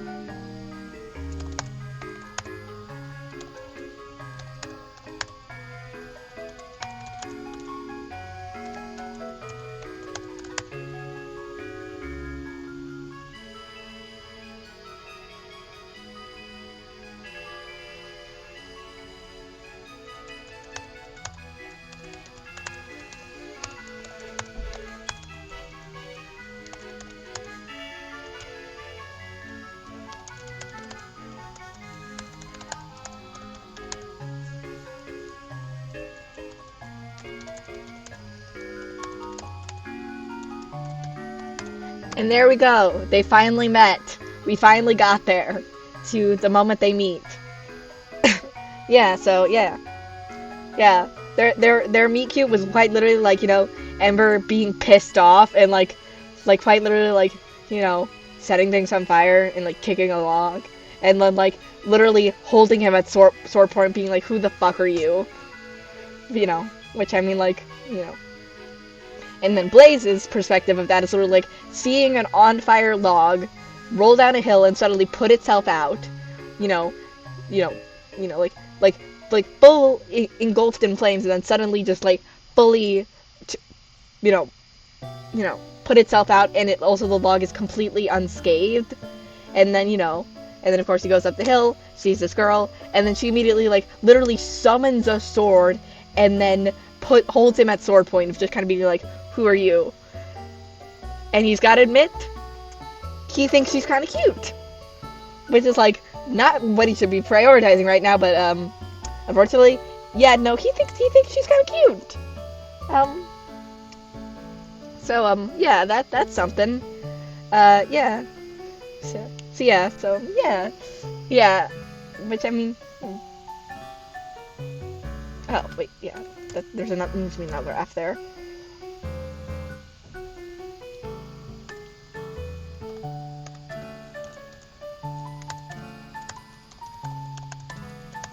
yeah. So now we get into who Blaze is. Now Blaze is, I think as I mentioned before, Blaze is a dragon tamer. He is one of the most skilled fire dragon tamers of his village, which is very impressive for someone his age because, fire dragons are regarded as some of the most difficult to tame. Holy shit! Hi Raiders! Okay, that's 22 people! That's 22 people! Hi! Hi everyone! Shoot, Pink laughed earlier. Oh, shoot. I will do the shout out. Sorry. Shout out.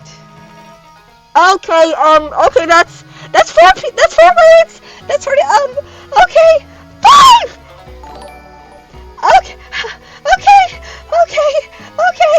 Holy shit! Holy fuck! Okay.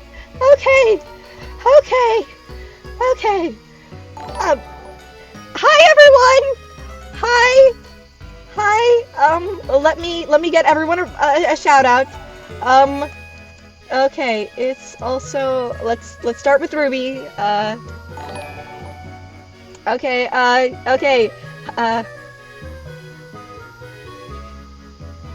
Okay. Yeah. Okay. Okay, let me breathe for a sec. Holy shit. Holy fuck.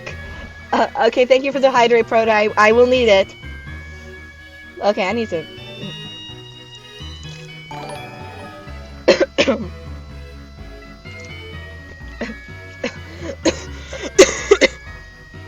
Oh yeah. Oh, okay.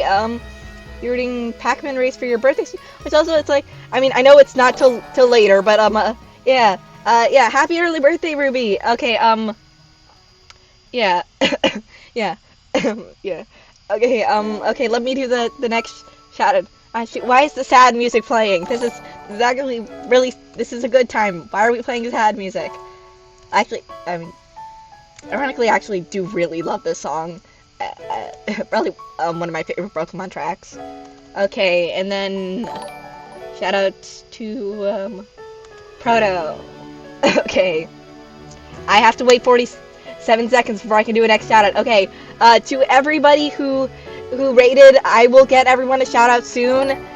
Which is just weird with, I don't have like the things where it's like the bot that gives shout outs. I don't have that set up yet. I will soon. Over spring break, I'm pretty sure Pink's gonna help me with that. Over my spring break. Not hers. Hers is next week. But anyway, yeah. Okay. While I wait on Twitch to let me shout out the rest of you, hi to everyone who's still here. My name is Belle. I am a lightning bug themed, magical PNG YouTuber. Who, where it's like I do some gaming, I do some writing. I mean, right now we are doing some writing. We are working on a little introduction post for another project I'm working on besides, because I mean I don't know how many of you know me for my writing for the Monster Heart series, which is another series that I work on. I think Pink has shared some of my work before. I mean, if any of you follow Pink on Blue Sky. But anyway, so yeah, we're doing some writing for that.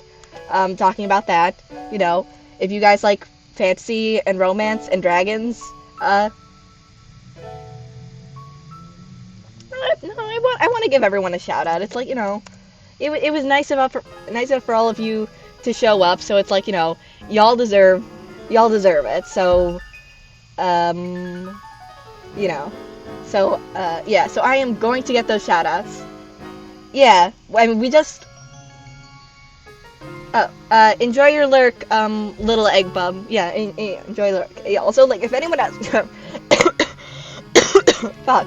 Oh, this is not the time for a coughing fit. If anyone has to raid and run, I completely understand. Streaming takes a lot out of you. So, okay, yeah, okay. Second shout out done. We got it. Okay, also, so yeah, so go, I mean, until I can get all the shout outs done, just, like, scroll back up and see who rated, and go follow and support them, just, like, because, like, honestly, thank you for the, like, what was it, like, a 5-person raid? Like, 1, 2, 3, yeah, thank you for the 5 group, like, the full group raid. Oh, yeah, Oh yeah. Go get a rest, Ruby. It's like, like, go take care of yourself. Go rest. Take care of yourself. You know, that's all good. But anyway, yeah. Oh yeah. So yeah. We just got into, for those interested in the dragon. We just had our first introduction to a dragon. So yeah. The titular Dragon King and Fire Maiden have finally met, which I will explain why Blaze is referred to as the Dragon King, because it's quite literally not just a nickname, because of the fact that he's such a good dragon tamer, that it's quite literally a nickname. It's like, at this point in the story, everyone just Blaze is assumed human. And I say at this point in the story because later you will see Blaze is not entirely human. And has never been his entire life. He has always been not quite human, he just never knew. But anyway, so yeah, we've just met, and we've got our introduction to our first dragon, Flame's partner dragon, Toast. Which, yeah, he named his dragon after breakfast food, and I love that about him. I love that, that is probably my favorite aspect of Blaze, is just kind of how silly he is sometimes. It's like, yes, he named his big scary fire dragon after the breakfast food. So yeah, which is like, I absolutely love. It's like, yeah, which,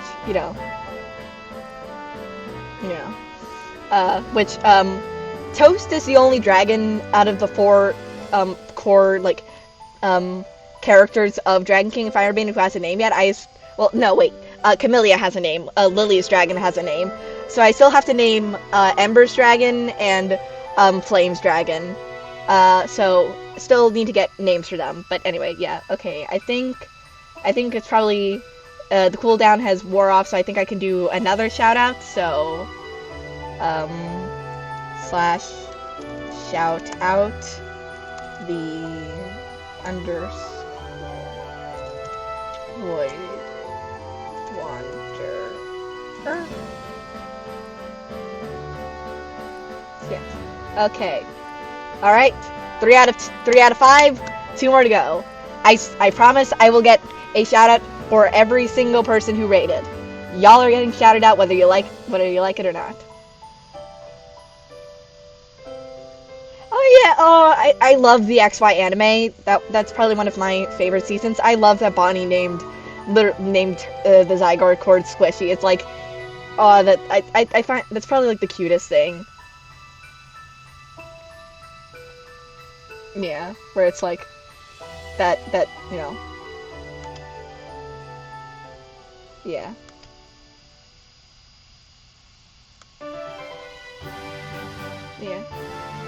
Yeah. So anyway, yeah. So they've met officially. So anyway, just general kind of like to go over what we've already talked about. Ember is a fire fairy and member of the Magic Arts Guild, an interdimensional guild that's focused on peacekeeping, connecting heroes from other realms, it's kind of all that jazz. Except she is kind of questioning her place in the guild because she's not as much as a team player as the rest of them. She's got she's got trust issues, she's got abandonment issues, so it's like she's not exactly a people person. So she's kind of questioning her place in the guild because it's like, she's not really a team player.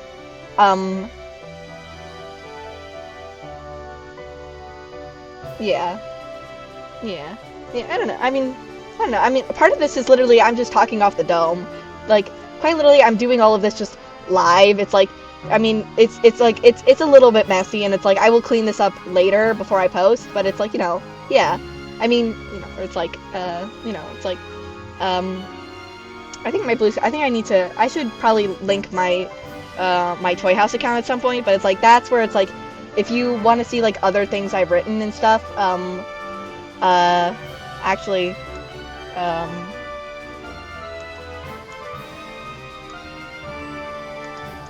let me actually just, yeah. For anyone interested in other things that I write,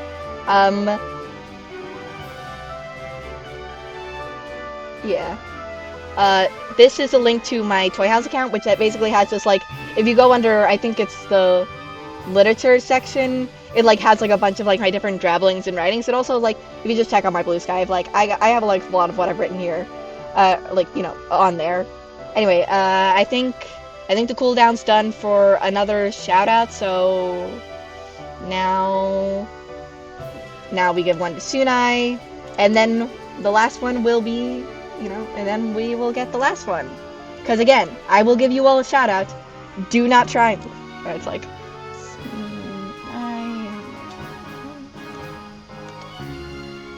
yeah.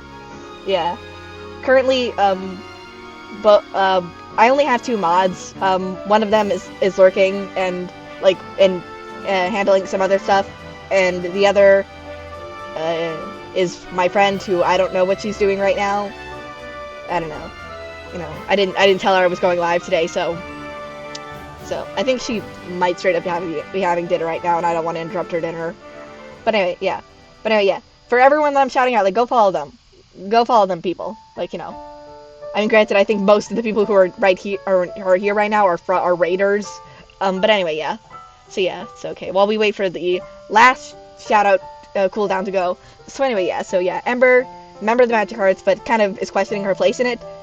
So the guild master Faith basically is like, all right, it's like, how about you go on a recruitment mission? I think maybe that would help you. And Faith is like, nah, I don't want to do that. It's like, I am not a people person. And she's just like, and Faith's just like, fine. If you go on one recruitment mission, I will drop the subject and we will never talk about it again. And Ember's just like, fine, okay? If that's what it takes to get you to stop bringing this up as an option, it's like, I'll go do it. So she ends up in Blaze's dimension, and of course, and then she finds herself in the middle of the woods, and she's kind of pissed off about that because the gate, which is like the big magical thing that like helps connect dimensions, is supposed to bring her kind of pretty nearby to where like the hero she's supposed to find is to be, and right now she's in the fucking woods. Also, you guys can curse during the stream. I am your friendly neighborhood, not family friendly streamer, so you guys can say fucking here all you want. I mean, keep it like kind of like PG, like 13, like 16 plus, like nothing explicit, but like you guys can say fuck and fuck, shit, damn, I don't care, whatever you want to say.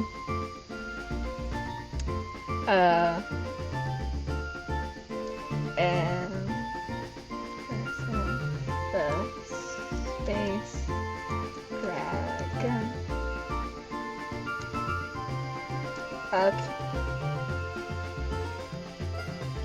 Yeah. Okay, and I think that is everyone. I did okay, yay, all the shoutouts have been done. Go follow everybody who raided. Again, it was so incredibly, wonderfully sweet of all of you to do a 5-person raid on me. I was not expecting that. Thank you so much. Anyway, yeah, so yeah, so anyway, so she's kind of standing in the middle of these woods, and she's a little pissed off. So she basically sets a log on fire. And she's a fire fairy, but she can control her her fire, and kind of like she can literally choose to make it that fire doesn't burn. Like quite literally, the log is on fire and it is not burning. It is not turning to ash or any of that, because Ember is literally willing the fire to not do that. So anyway, she sets the log on fire just in frustration, and kicks it down a hill and then snuffs out its flame. Where it's because she might be mad, but she's not about to start a fucking forest fire. Because that's also a thing about Ember, is despite her having anger issues and trust issues, it's despite being someone who gets angry pretty easily, it's she's still very conscious of her surroundings and her environment, So rarely does she ever does anyone ever get hurt when she's getting fiery and getting angry, because she is in control of, she might not be in control of her temper, but she's in control of her fire, which I think is a very interesting kind of aspect of her character, is the fact that she maybe can't control her feelings, but she's skilled enough to control how they manifest, which is, as long as the way they manifest is literally magic and not her words. She's not great at controlling her words. She will call someone a fucking asshole very casually. Thank you, thank you. I'm assuming Void is a good name. Is a good. Also, also if I get like anyone's names wrong, just like tell me, and um, I will correct it. And also, it's like also if I get anyone's like pronouns wrong, or if like if you have any like preferred ones that like would like me to be aware of, also feel free to share them. This is a safe space for everybody. Like, I think I have my own pronouns listed in my description. She, they. I don't have a preference which ones you use. Either is fine. But anyway, yeah. So yeah, yeah. I feel the executive dysfunction. Executive dysfunction is a bitch. Yeah. Like there's, you know. Quite literally, I was supposed to work on this yesterday. I mean, I wasn't gonna go live yesterday. I had other things were going on. You know, so it's like I wasn't gonna go live with it, but I was gonna work on it yesterday, and then it was like executive dysfunction was like, nah, this is not happening. But hey, worked out. Now I have something fun to talk about on stream. Because I'm gonna be honest, I knew I was gonna be streaming today, but I did not know what I was doing. So hey, we have a topic now.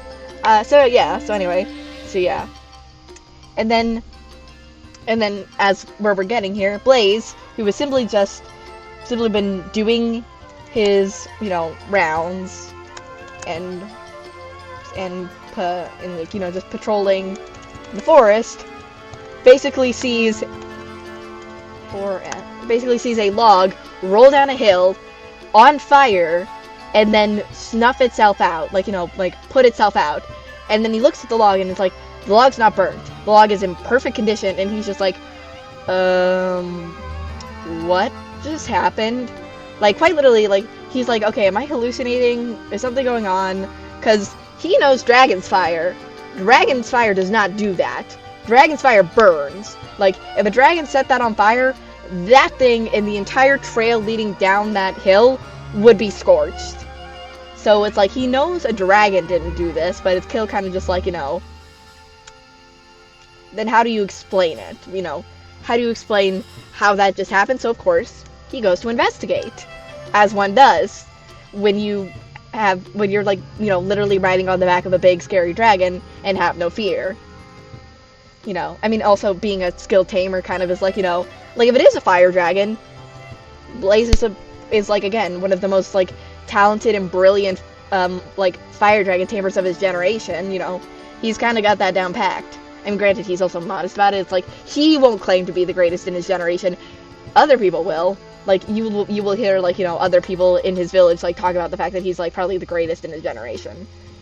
Not him. He gets embarrassed when, like, one of his friends brings up his nickname of being the Dragon King. It's like, he's like, no, like, to Ember. It's like, like, one of his friends is like, hey, you want to know, like, it's like, well, I mean, of course Blaze is a good dragon tamer. How do you think you got his nickname? And of course Ember's like, nickname? And it was like, and like, like the devious grin of just kind of just like, it's like, oh, you don't know?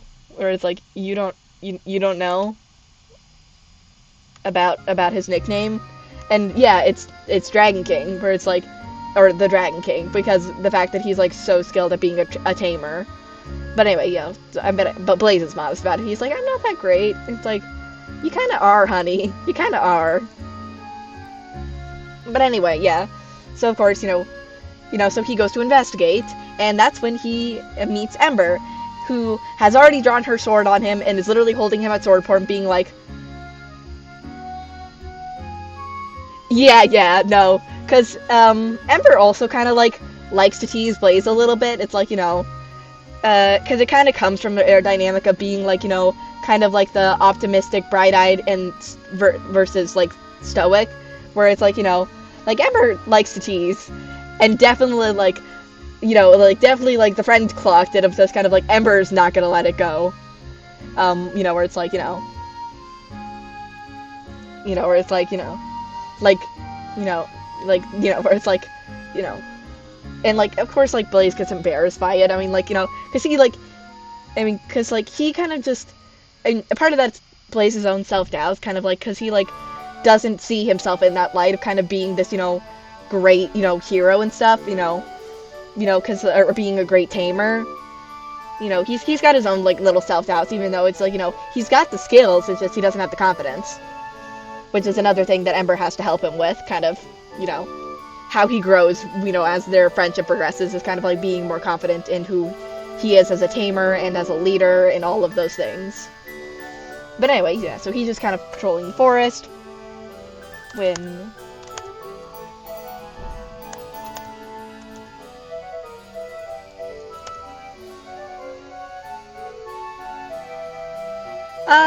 Yeah, kind of, yeah, I mean, yeah, it's like, her fire gets stronger, like, the more emotions she feels, but it's also, like, where it's, like, quite literally, like, when she's angry, it's, like, she will literally, like, burst into flames, essentially, like, her hair, like, literally turns into fire, and it's, like, she, where it's, like, when she's angry, you will know she is angry, because it's, like, literally, she's, like, literally, like, like, fire is, like, kind of coming off of her. It's like, yeah, essentially, yeah, it's like quite literally that kind of, like, moment where it's, like, kind of, like, literally, it's, like, which is, like, and then, of course, like, when she calms down and, like, goes back to normal, because, again, fire fairy, it's, like, their bodies are meant to do that, it's, like, their bodies are meant to do that, so it's, like, kind of, like, but, yeah. So, yeah, it is kind of emotion-based. I mean, granted, she can also, like, she can also, like, yeah, so it's, like, yeah, it is pretty emotion-based, I would say, where it's, like, I mean, she doesn't, like, she can also, like, just more, like, neutral feeling, like, summon fire, but if she wants it really strong and powerful, that's where the emotions come into play, But, I mean, granted, in all of my stories, magic and emotion are very tied together.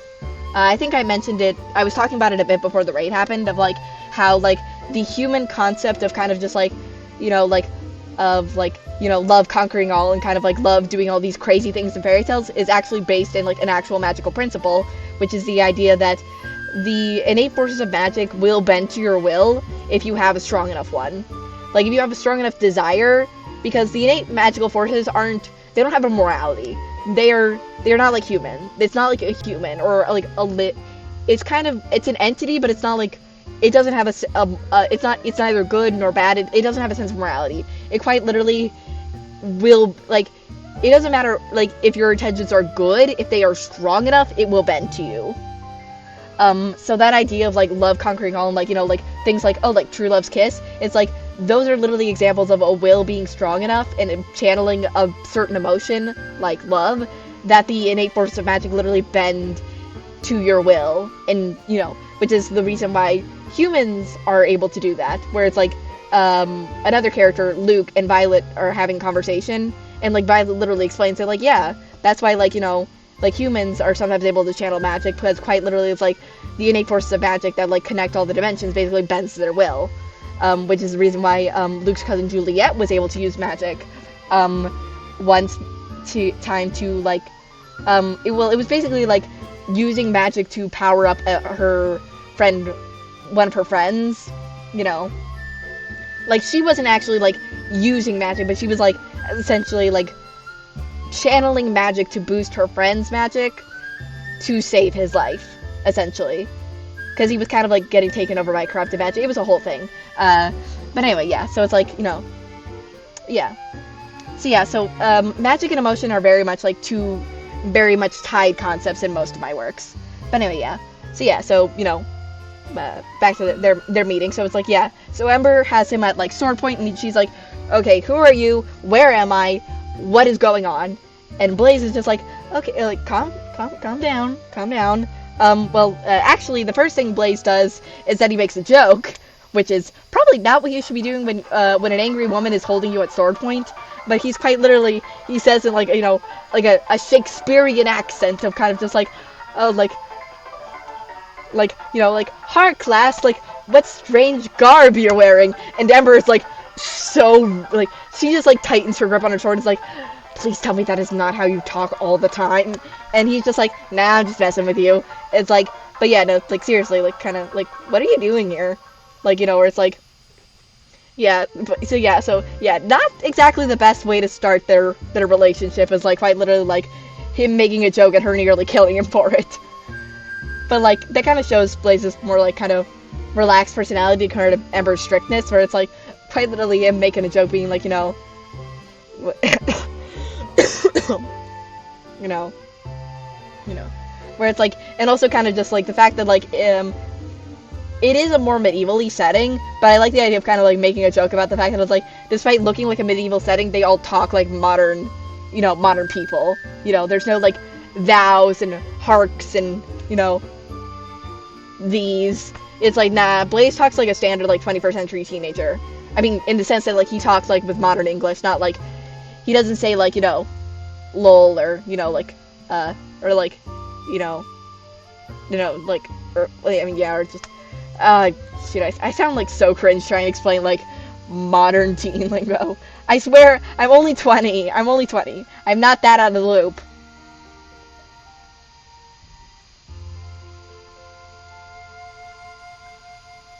Yeah, kind of, yeah. I mean, you can tell a lot about a person like through how they channel their magic or how they choose to use their magic. You know, it's like, you know, I'm trying to think. Like, another character, Melody, who is one of the characters in Monster Heart, which is the story I've written a lot more about. Like, when she cries, it rains, which is something that happens in younger mermaids, but is something that kind of stuck with Melody due to the trauma that Melody experienced when she was growing up. And I'm just gonna skip over the Area Zero music, because, holy shit, that's 4 minutes long? I did not realize that the Area Zero soundtrack was that long. Anyway, yeah, so it's like, you know, that's an instance of magic kind of telling more about the character, because it's like, you know, it's kind of like, quite literally, Melody didn't grow out of this facet of her magic because of the fact that, like, the trauma that she grew up with, you know, being kind of in an abusive household, kind of like, it stuck with her. She didn't grow out of, like, a childhood kind of magic stage. So now, even as a, you know, an older mermaid, it still rains when she cries because, you know, it stuck with her. Kind of, it's kind of a symbol. It kind of symbolizes that kind of like the trauma that sticks with her, you know. Anyway, yeah, but yeah. Oh, hi Pink, and thank you for the hydrate. Oh, yeah, you weren't here. We got a 5-person raid from Ruby and the people she was streaming with, which was insane, and also kind of scared the crap out of me. I mean, I don't know if you went back to lurking, but yeah. Which again, thank you to everyone who was a part of that raid. That was like so insanely nice. I know I've said it like multiple times, but yeah, thank you. You know, it's like, that was like very nice of y'all. Anyway, yeah. Anyway. Oh wait, no. Damn.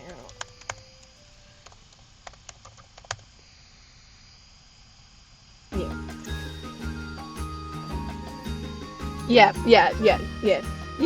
and yeah, go back to lurking. Enjoy your lurking. Yeah, but I also like, the way that Blaze's production starts is also like he sees that log going down, and he's literally like, his first thought is like, ah shit, is there gonna be a forest fire? Because it's like, you know, which, I mean, granted, like, being a fire dragon tamer, he's kind of like trained to deal with that. Yeah. I need to, I was talking about it earlier in chat. I'm thinking of adding like a redeem that's like kind of like a bonk redeem that's kind of a get back to work redeem. Kind of like, you know, because I need to come up with new redeems because I only have a few. I only have the, you know, your standard lurk, hydrate. Might make a stretch redeem, just, you know, I mean, granted, like, I have a pillow on my chair that kind of keeps my back straight, but, you know, always a good idea to stretch. Or maybe like an uncross my legs redeem, because I like to sit with my legs crossed, you know, like, or my knees crossed, I don't know. Anyway, and then like, you know, like the Twitch ones of just like highlight message, modify emotes, and then also the random lore dump one, which is like literally like, I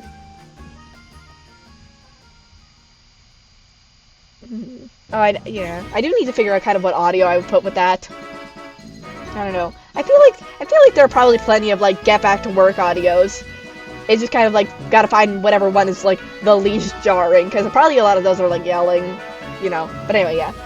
So it's like, so far it's only like Lurk, Hydrate, and Random Lore Dump, which is quite literally a redeem of just like, is there, of just like for like, which is for all of my streams, not just my writing ones, of just like, if you have a,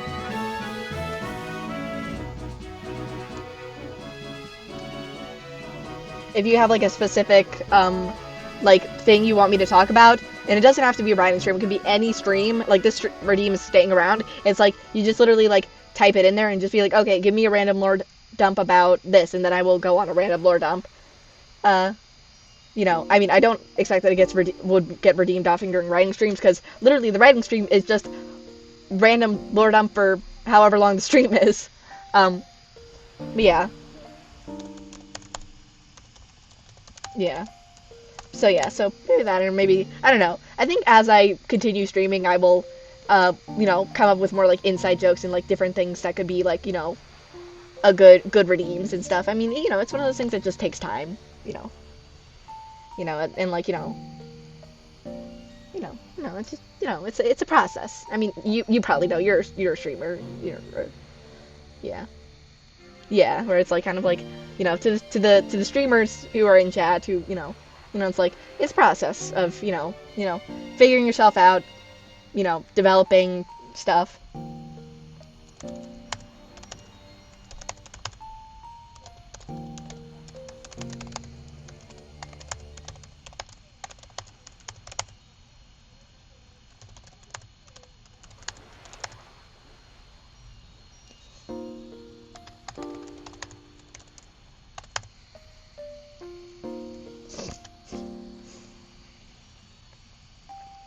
Yeah.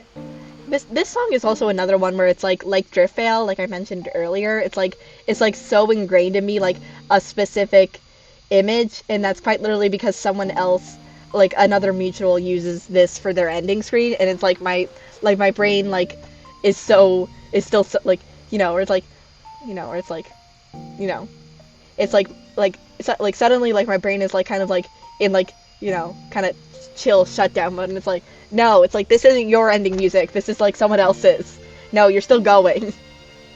It's like my brain is like checking. It's like, yeah, I mean, yeah, no, it is a nice song, I very much like it, but it's just like, it's got too strong of an association with somebody else. But you know what, while I'm talking about him, it's like, and also, I really hope I spell his name right. Hey, yeah.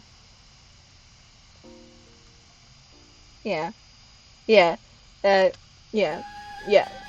Yeah. Go follow friend of the channel, or Mystic Aiden, who is doing his 2.0 soon. I don't think he has an exact date yet. I don't think he's announced it yet, but soon he will. He's the one where that's his end. Not this. The previous track is his ending music, where it's like, I don't know. I just hear that and I just think of his streams, so it's like, figured I might as well shout him out while I'm thinking about him. And again, he's got his 2.0 coming up. He hasn't announced an actual date yet, but, like, go follow him so that when he does announce a date, you can show up for it. Really cool guy, really cool streamer, helped me a lot with getting to affiliate so quickly. So, like, yeah, just, like, overall, pretty sweet, amazing guy. Yeah, like similar to Pink, who is, like, I mean, both those are, the two of them are, like, insane when it comes to how supportive they were when I started streaming. Like, quite literally, I don't think I would have gotten affiliate as quick as I did without the two of them. It's like, y'all are wonderful. So wonderful. Anyway, yeah.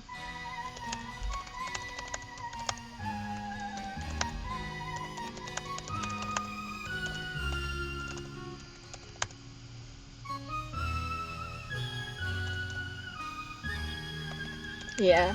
But yeah, so like I said, it's like, Blaze has, like, of course, was like, was like, okay, how did this log just suddenly, like, set itself and not be burned? And of course, that's when he meets Ember. They do the little jokey back and forth.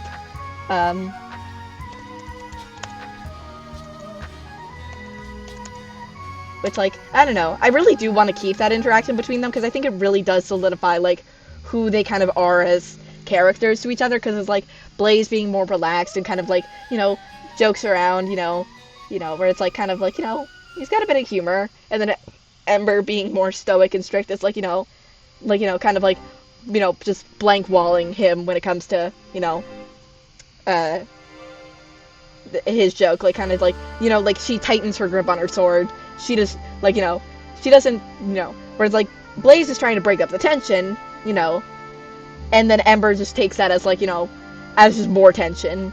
So that kind of just like shows their two different sides, I think. So I kind of want to keep that, and also just I think it's really funny just for Flame to just kind of hit her with the, the Shakespearean language, only to just be like, nah, I'm just messing with you. Like, I think that's really funny.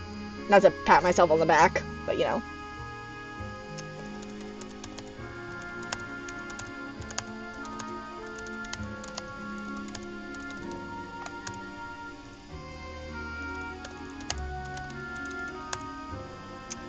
I don't remember if Chard has 1 ear or 2. I don't remember. I'm assuming that's right because autocorrect has not started screaming at me that it's wrong.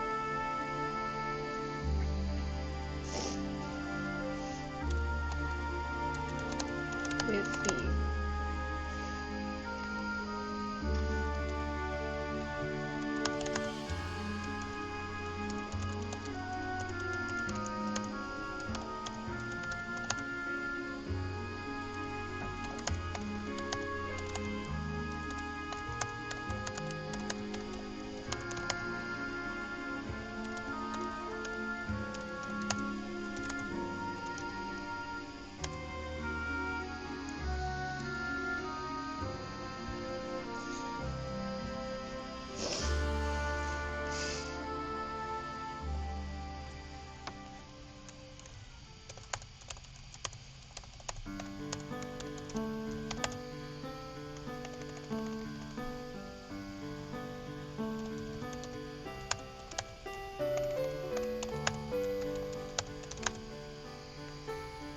Yeah, which I do kind of have to think about where they are in the space. Like, I think it is that, like,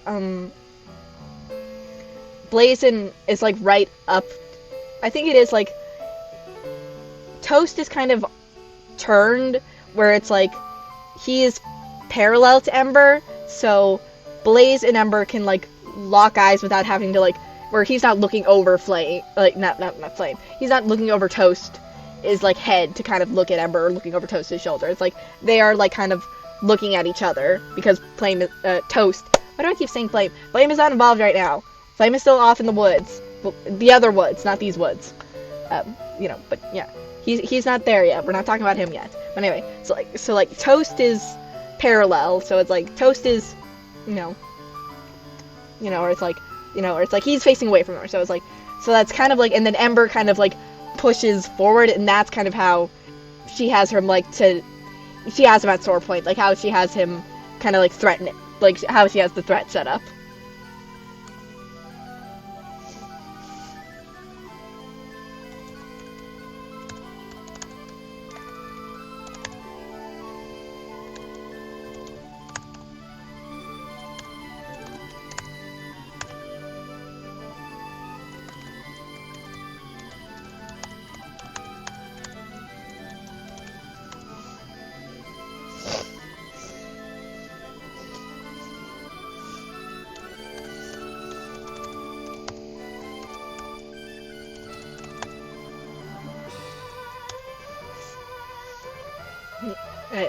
Yeah.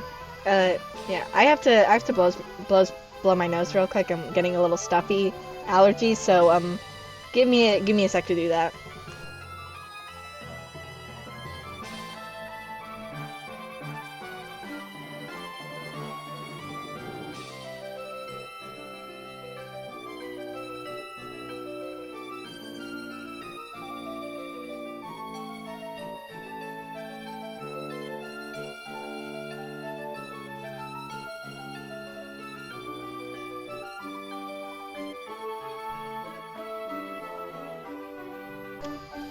Yeah, okay, back. Sorry about that. Just kind of allergies making me stuffy, so anyway, yeah. Yeah, that is funny. If Ember wasn't as stoic as she was, she would definitely say that. That is like, that's definitely like, later in the story, kind of Ember's level of like, kind of like, threat and banter. right now she's still kind of in that silent and scary mentality, but like definitely later she would be like engaging in the witty banter. Like too much of Blaze has would rub off on her at that point. Like that's kind of later in story. Ember would definitely say that.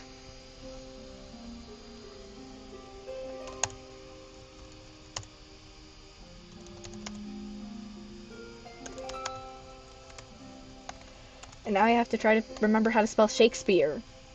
Shakespeare.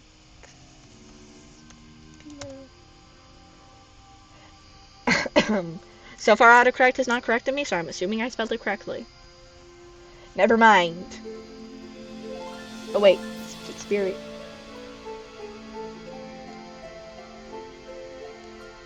Yeah, she's definitely like a lot more on edge. I mean, makes sense. She's got trust and abandonment issues just kind of from her past. So it's like she's definitely more on edge, very close guarded. It's like, kind of like, save herself kind of vibes, where it's like, I don't need anyone to help save me, I can save myself kind of feeling. So,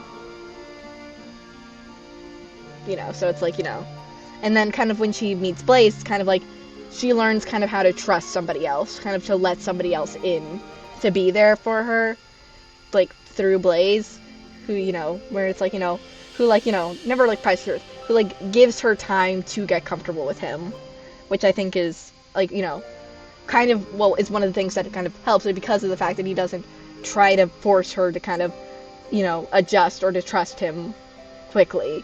He lets her have that time to kind of just, like, to be cautious, to be, uncomfortable a little bit with the idea, where it's like, he gives her the space to feel all that she's gonna feel.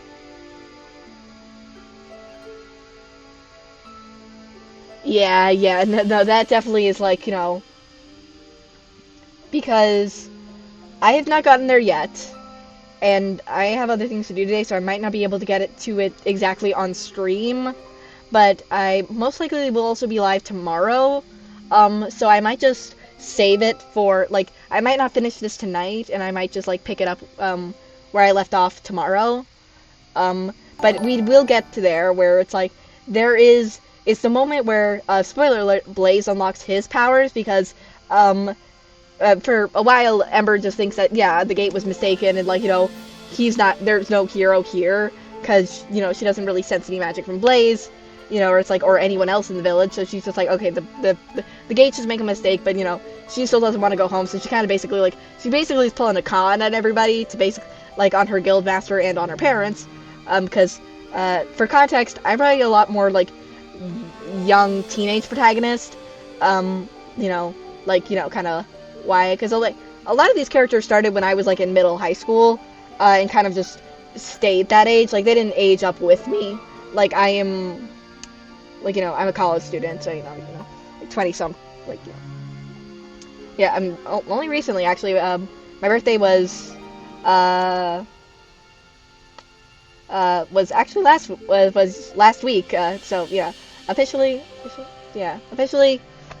in that kind of, like, 20-something, yeah, officially kind of there, that's, yeah, that feels weird, like, you're a teenager for so long, and then, now you're not, oh, that feels weird, but anyway, back to what I was saying, anyway. Yeah, but anyway, yeah.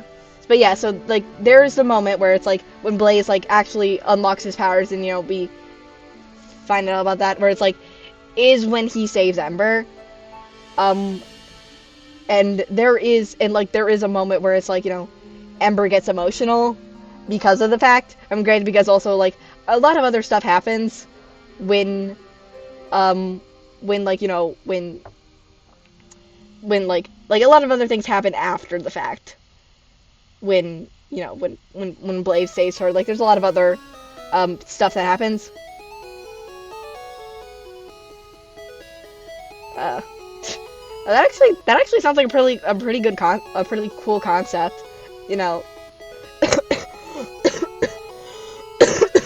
sorry, excuse the coughing, I need to take a drink.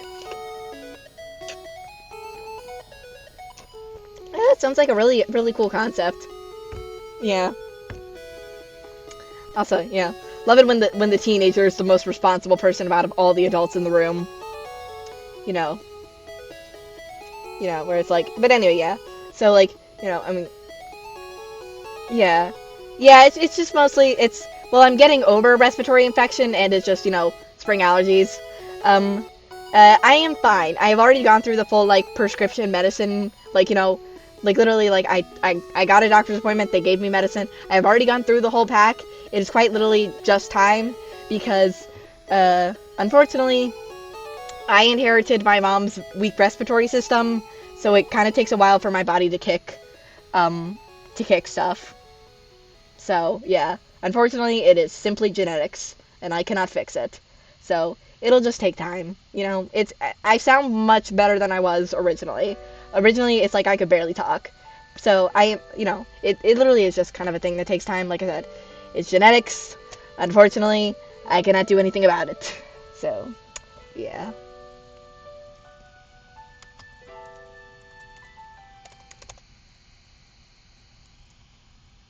What did it?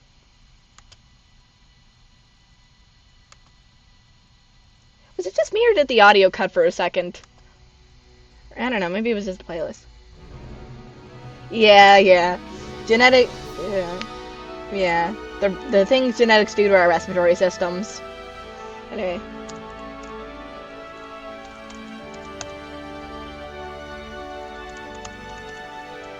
Oh, and this is where the idea of Ember being referred to as the Fire Maiden kind of comes in, where it's like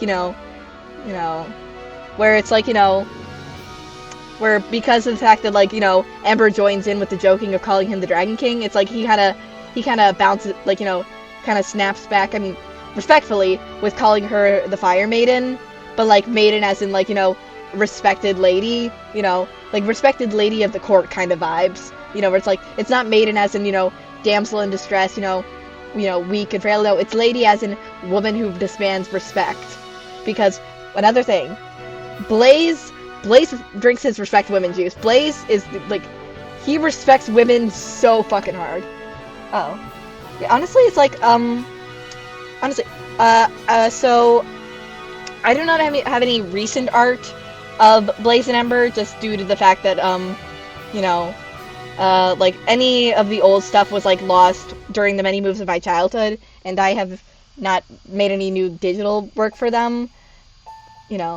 So because I don't know, during like high school, it's kind of like I kind of fell out of art, and then I'm kind of just now getting back into it, kind of as a college student. So anyway, so they don't have any. But do you guys want to see like Ember's old ref sheet? Like her old design. This isn't. I plan on redesigning her, but do y'all want to see her old design?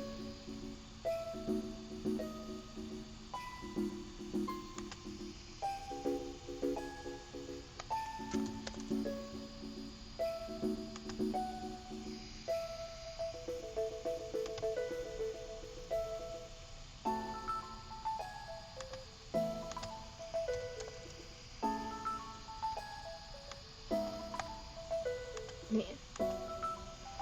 Yeah, it's just, yeah. But yeah, no, do people want to see that? Do people want to see her old design? Yeah. Cause yeah, I don't have anything new for her, but I do have her old design.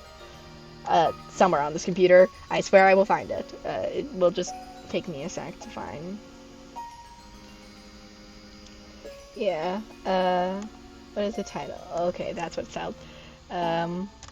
Proper. Yeah, just browse, search. Oh.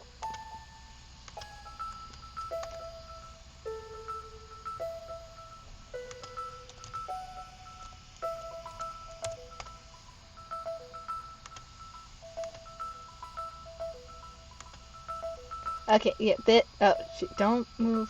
What is being moved? Oh, yeah, don't move that. Or actually, just leave that where it is. Yeah, this was Ember's original design. You can see this isn't her casual design. Like this isn't what she looks like when she first meets Blaze. when she first meets Light, she's just in her casual, like, you know, kind of outfit, but this is more like her, like, Fire Maiden form, so, like, this is, like, her magical girl kind of transformation when she, like, actively, like, is, like, channeling her Fae blood.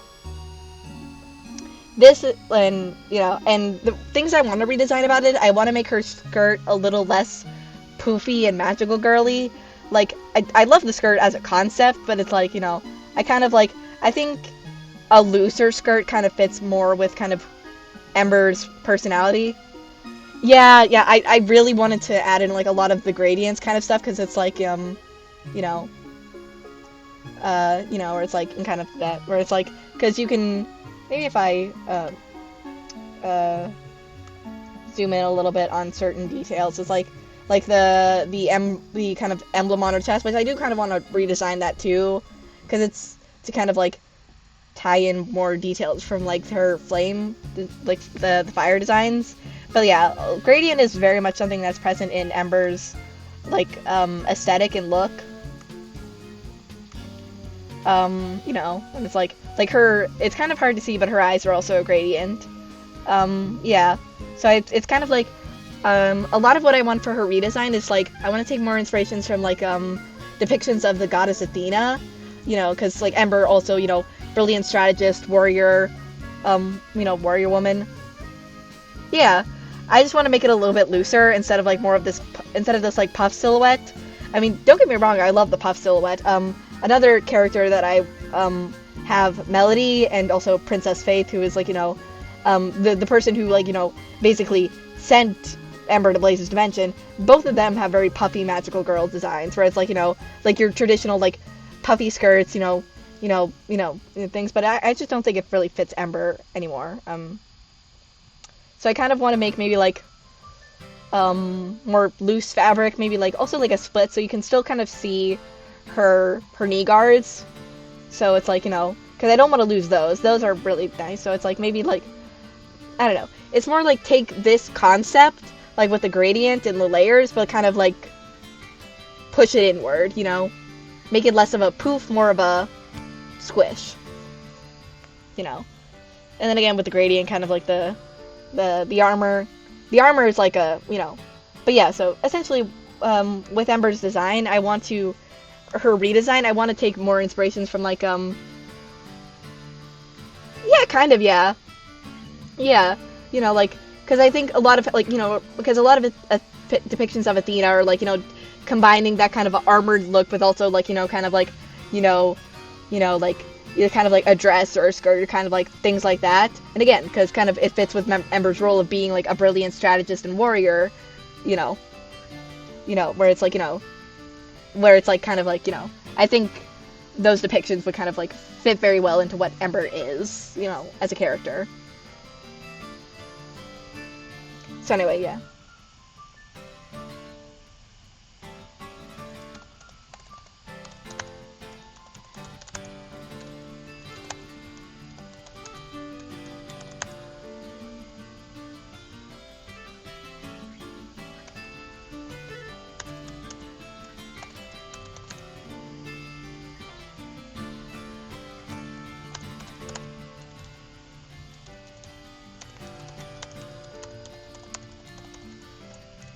Yeah.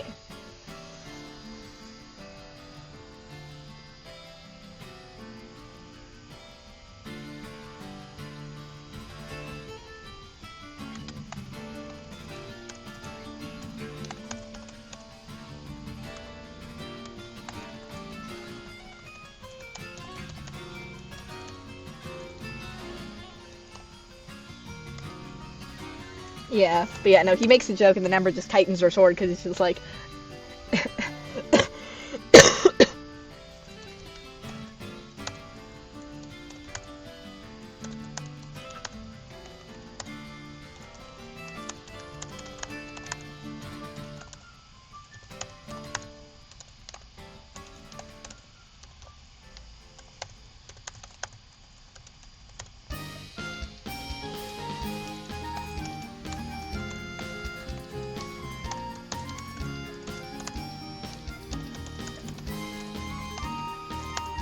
Oh wait, I need to move out of the way.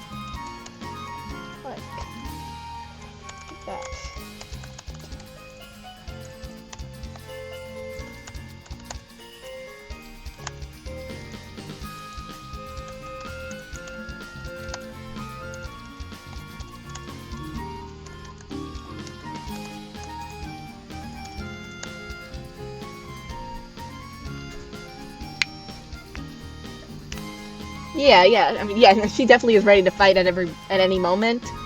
Um, yeah, I don't know. I don't know. Maybe I'll look into like ideas of like leather armor. I kind of wanted to keep the kind of the steel armor silhouette just kind of because of the more, the idea of like, knights and stuff. It's kind of why I wanted to keep kind of her steel armor silhouette, kind of like, the leather armor might be something. Might be interesting.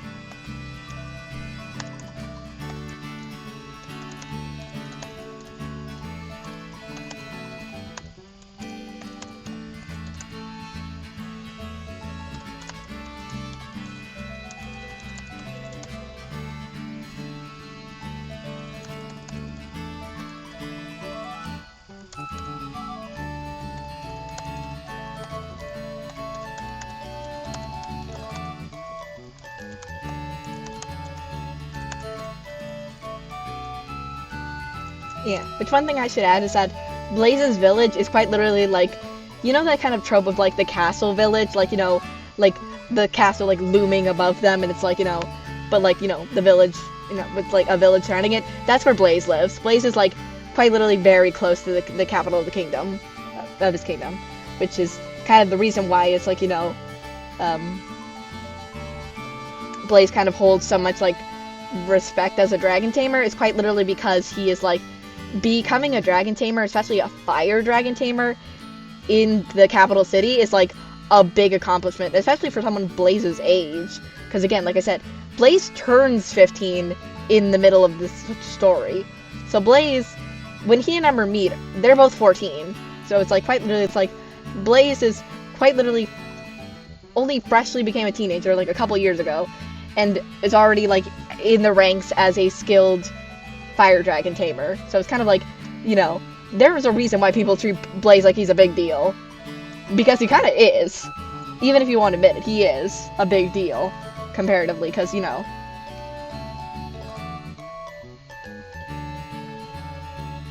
Yeah, kind of, yeah. I mean, yeah, because, granted, that form that I showed you, that is, like, her magical form, essentially. Like, she summons that through her magic. That is a physical manifestation of magic that she, like, quite literally creates. So, yeah, so it's like, so it can kind of be whatever she wants. But I definitely think, I like the idea of, like, leather being a part of, like, Ember's casual outfit.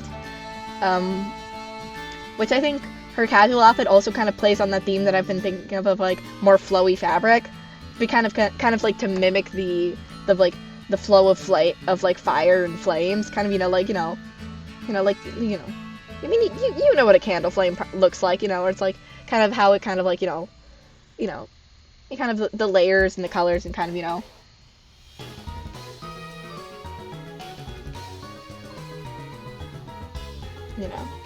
Because, I mean, it kind of also is how, like, Ember kind of stands out compared to, the way that everyone else in the cast kind of dresses. Like, like, you've got Blaze, who's, like, kind of like, I mean, okay, the pants haven't really changed much. Like, they're kind of just, like, standard kind of, like, loose fabric tie pants. I mean, he's not wearing jeans, but, like, pants have not exactly changed much over the years, But, yeah, like, loose fabric tie pants, poet shirt, or, where it's like kind of like that's Blaze's kind of look, and then Ember you've got like kind of wearing like more modern clothing to kind of show like that they're kind of from two different worlds, two different times, kind of vibes,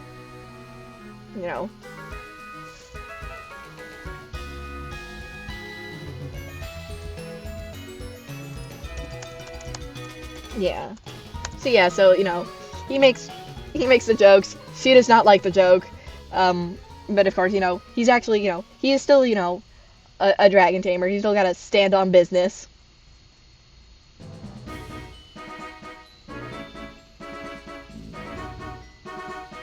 Yeah, yeah, yeah.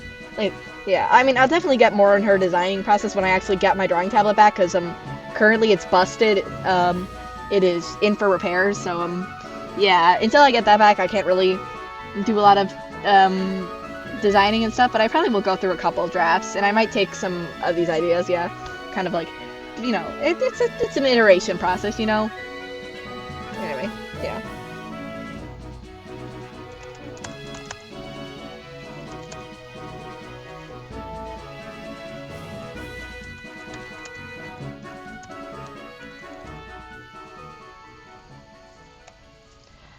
Oh yeah, there's another thing. Yeah, of course, Blaze still standing on business. He's still he's still patrolling the forest. It's like he's still got to be, the kind of like dragon tamer, protector of the village. He's got to be all that. So of course he's like still. It's like But yeah, seriously, who are you? What are you doing here?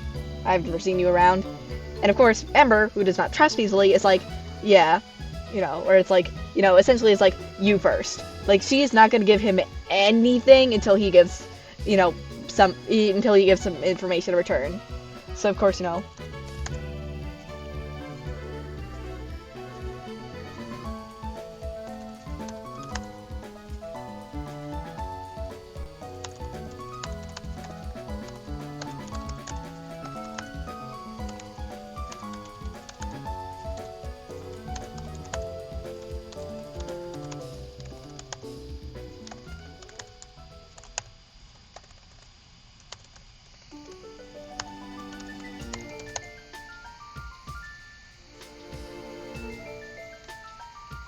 Yeah.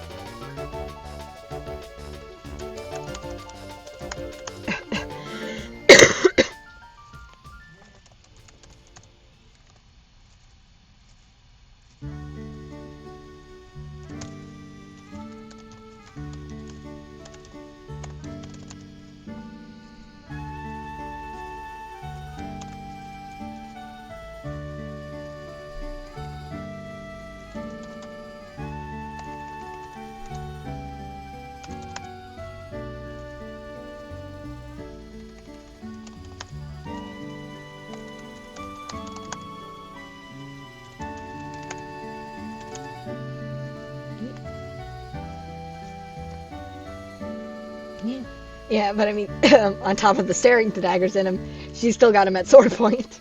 Yeah, I need to take another drink. Yeah. Yeah, there we go. There we go. Yeah, just a little water and now everything's smoother. Anyway, yeah.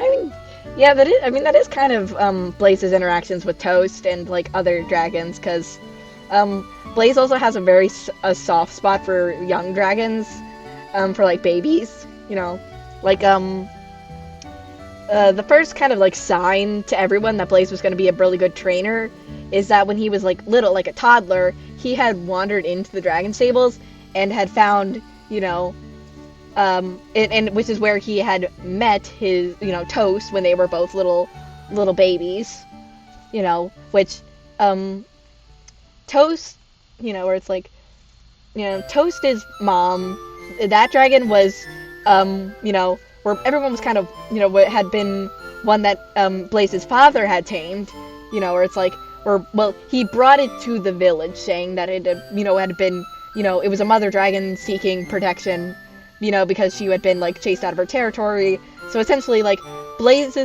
Toast has been with Blaze since they were babies, and, like, Toast's mom also, like, like, when Blaze stumbled across got into the stables as a toddler. It's like basically like took care of him, like was basically like kind of like treating him like her own young. Which there is a deeper implication from that because who let's just say like we will get to it, but spoilers is that that dragon, Toast's mom, is not a wild dragon. Toast's mom used to belong to somebody. And that person has a very special connection to Blaze, which is the reason why Toast's mom, it was so motherly towards Blaze when Blaze just stumbled into the stables, But yeah, no, so yeah, Blaze has always been, like, very good with dragons, ever since he was little.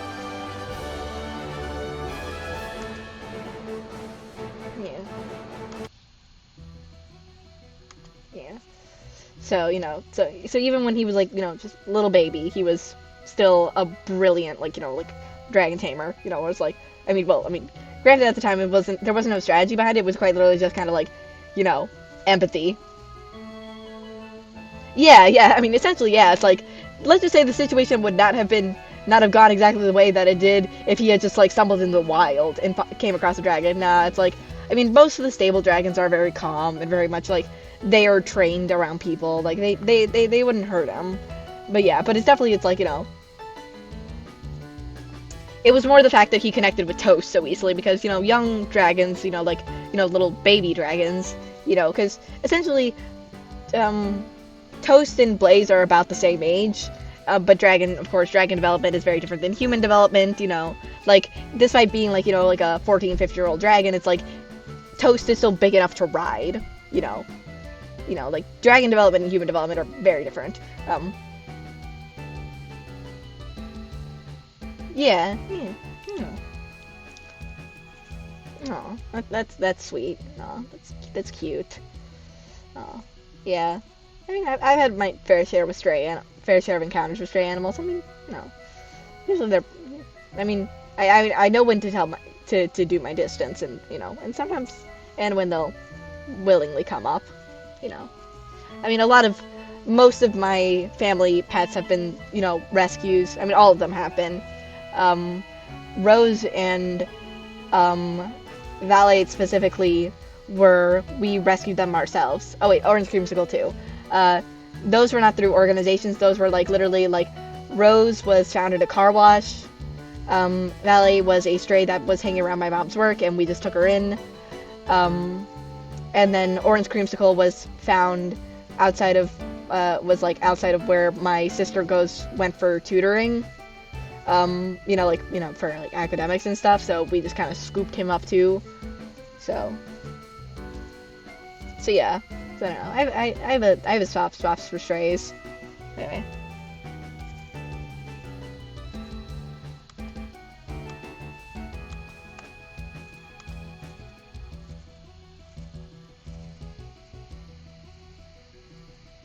Yeah.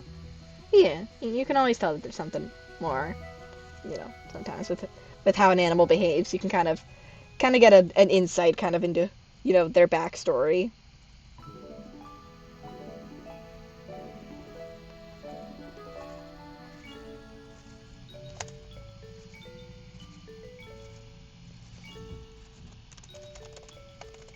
Yeah, I haven't come up with a name of specifically the kingdom that they start in. There is a name for the kingdom that they end up in, which is Dragonsfire, but this is not Dragonsfire. This is not the kingdom of Dragonsfire. This is, I don't know. I haven't come up with a name for this kingdom yet. I don't know. But it's like, it's Blaze's home kingdom. Or essentially the one he was raised in.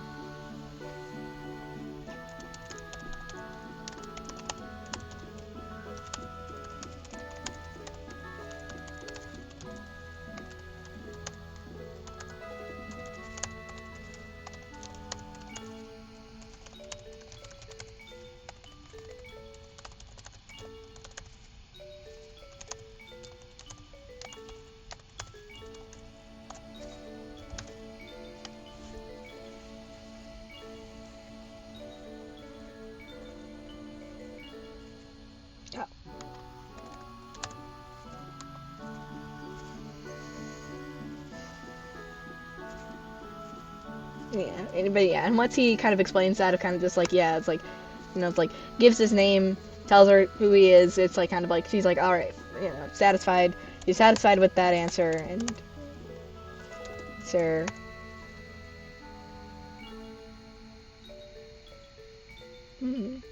Maybe. I mean, the thing about this kingdom is that it's kind of like, fire isn't their main focus. It's kind of like, this is more, this kingdom is like a lot more diverse in their dragon species. Like they, so it's like, you know, like, the other kingdoms are more like they have a specific type of dragon that like kind of populates their world. Like the Kingdom of Dragons Fire, all fire dragons. The Kingdom of Frozen Breath, all ice dragons.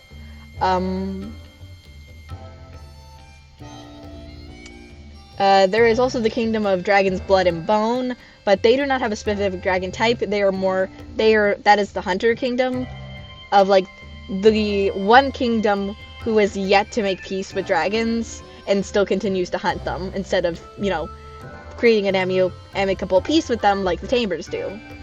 So, you know, so their kingdom name is more based on their role as hunters, not, you know, not based on the dragon species that live there.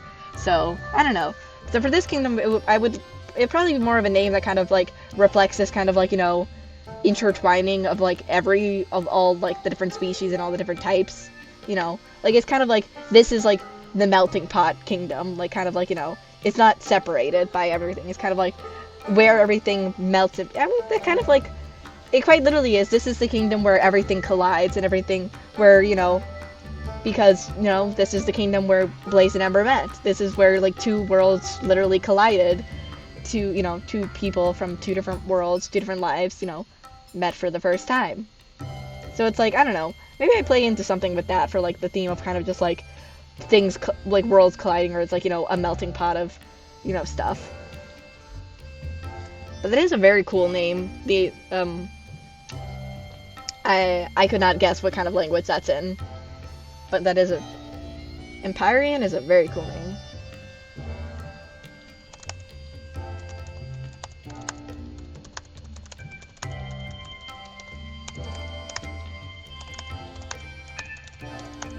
Yeah, which also it's like I also think it's funny. Ember just kind of dumps the fact that other dimensions exist on Blaze. It's kind of like, you know, no like prefacing it, no like softening the blow. She's like, yeah, guess what? Other dimensions exist. You know, where it's like, you know, I am a fire fairy from another realm, which is like also it's like, which I mean makes sense. She's like blunt. She's a very blunt person, very much, you know, says what she says, you know, all that jazz.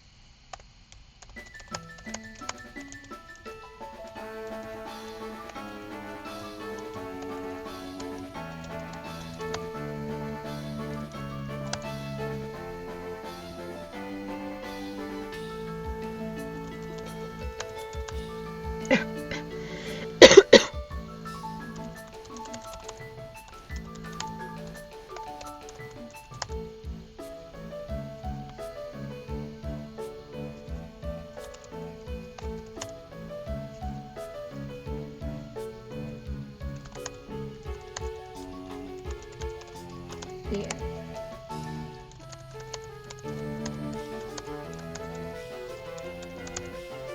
Yeah.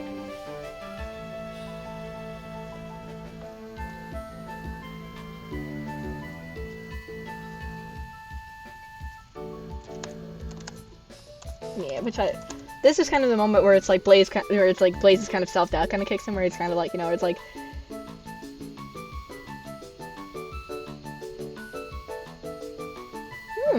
that's interesting.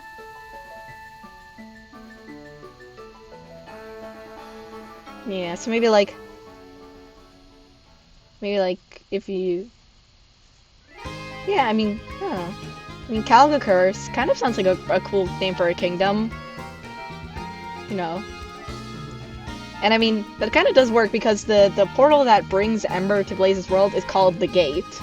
Like, it's, it's called, I mean, I don't have a more impressive name for it. I probably will come up with a more impressive it, but it's like, quite literally, it's referred to as the Gate, where it's like, so it's kind of like, so it would be like fun that it's like, from one gate to another. From one gate to another, passing into another realm of, something bright and something, something new. But yeah. Yeah, but yeah, so this is definitely where Blaze's self-doubt kicks in. And like, because Ember's like, oh, could that be you? And he's like, nah, that can't be me. I don't really fight well. I mean, I'm a good tamer, but that doesn't really help in this situation.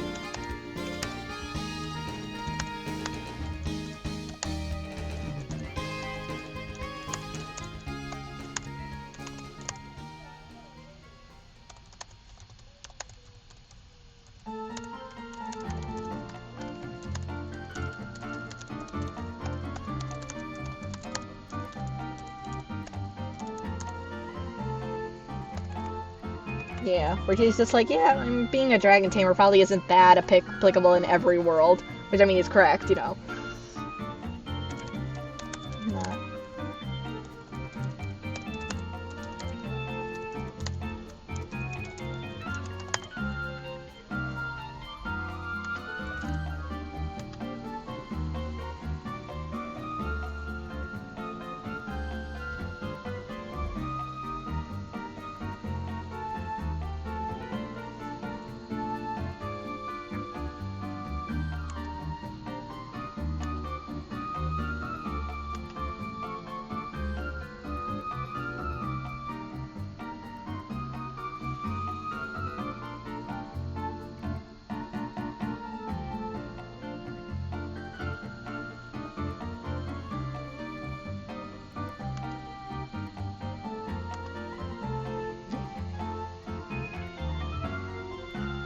Yeah, yeah, it really, because, I mean, yeah, it kind of is, because it's, a lot of it is like, I like the concept of the idea of co-main characters.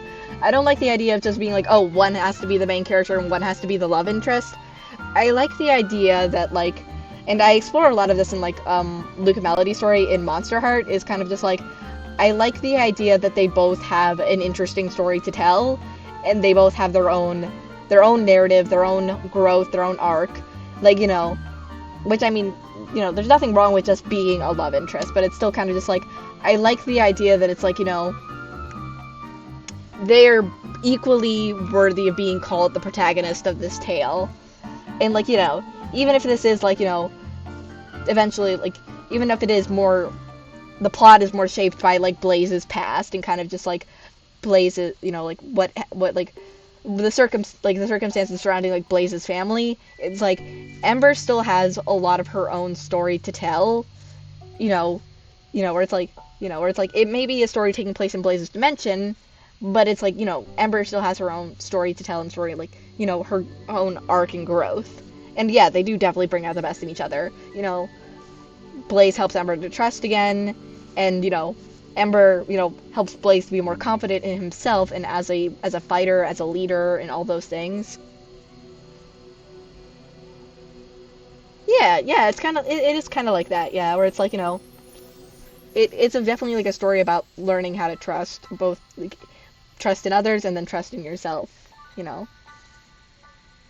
Yeah, because I mean, because I like, you also see that in Monster Hunter, kind of like parallel arcs of like, but instead of trust, that one's more focused on healing.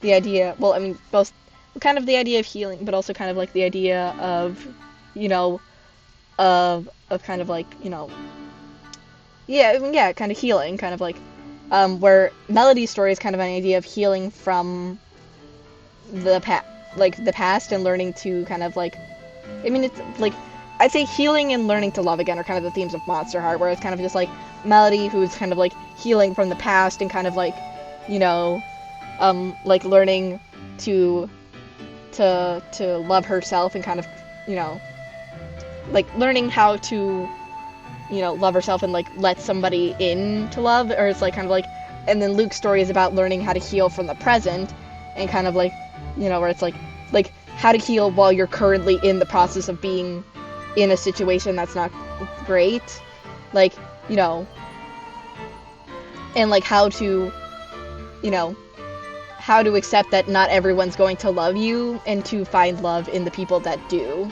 is kind of how their arcs are kind of parallel. So I kind of like the idea where it's like two characters that are experiencing kind of the same theme but in different ways, you know, because like, yeah, Blaze and Ember are both, you know, learning how to trust, but it's trusting different, you know, aspects. So, you know.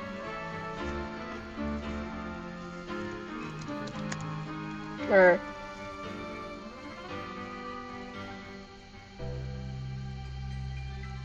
yeah, it's kind of, yeah, yeah, yeah, you know, and this is kind of me, like, you know, saving, like, where it's like my, like, you know, it's like trying to cover, not, well, it's not a plot hole, I'd say, but it's like kind of like trying to, before the audience gets up in arms and says that it's a plot hole, it's like the reason why Ember can't tell that Blaze is, you know, is a magical being and has like magic is quite literally because his magic is dormant, and also, when magic is dormant, the only way for really you to sense it is if you have incredibly strong magic. So even though Ember is a fire fairy and, you know, they share a magic type, because Blaze, spoiler, is also a fire magic user, due to his curse blood nature, which also, it's like, him being a curse blood also kind of makes it a lot more complicated because it's not an innate magic. It's kind of like, it's a curse magic that he was, like, forced upon him, so it's not natural to his being. So, of course, someone like Ember, you know, especially when it's dormant, would not be able to really sense it. If maybe Violet was there, who is the Grand Celestial Mage, who is like kind of like one of the most powerful Magic Hearts members, like she might have been able to get a reading on Blaze. She might have been able to clock that he had some sort of magic early on, but yeah. So it's not a plot hole, it's quite literally just like, there are things that explain why kind of like she didn't know at the time, but like later on she can sense his magic. So, you know, it's not a plot hole, it's, you know, just, there are reasons. We just don't have them yet. We just don't get to them yet. You know, it's kind of one of those things where it's like, you need to understand, you know, kind of, where it's like kind of one of those things where it's like, you don't get it in the moment, but it's like, when it gets revealed, then you kind of understand it.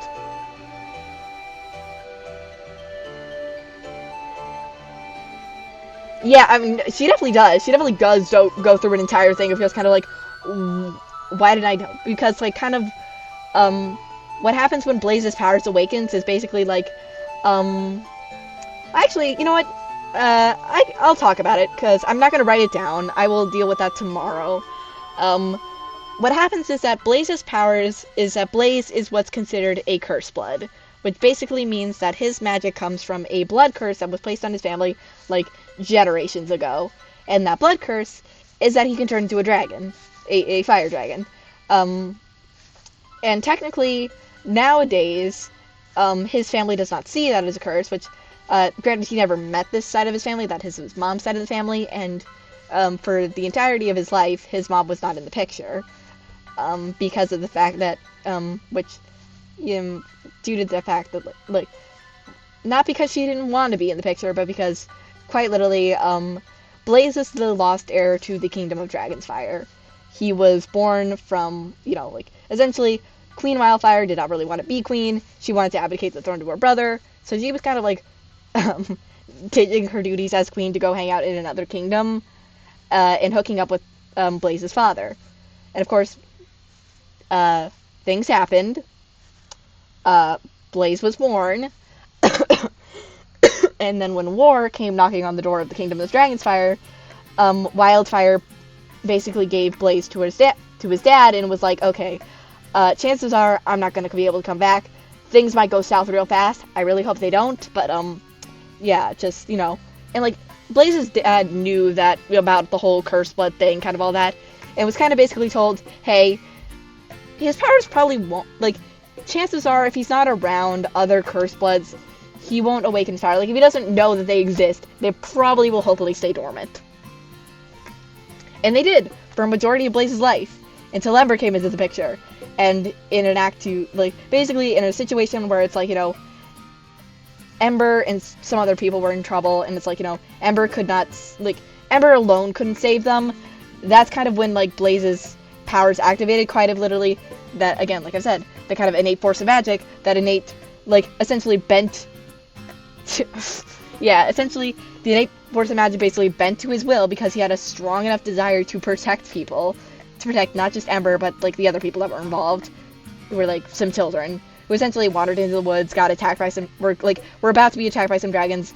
Blaze and Ember intervened.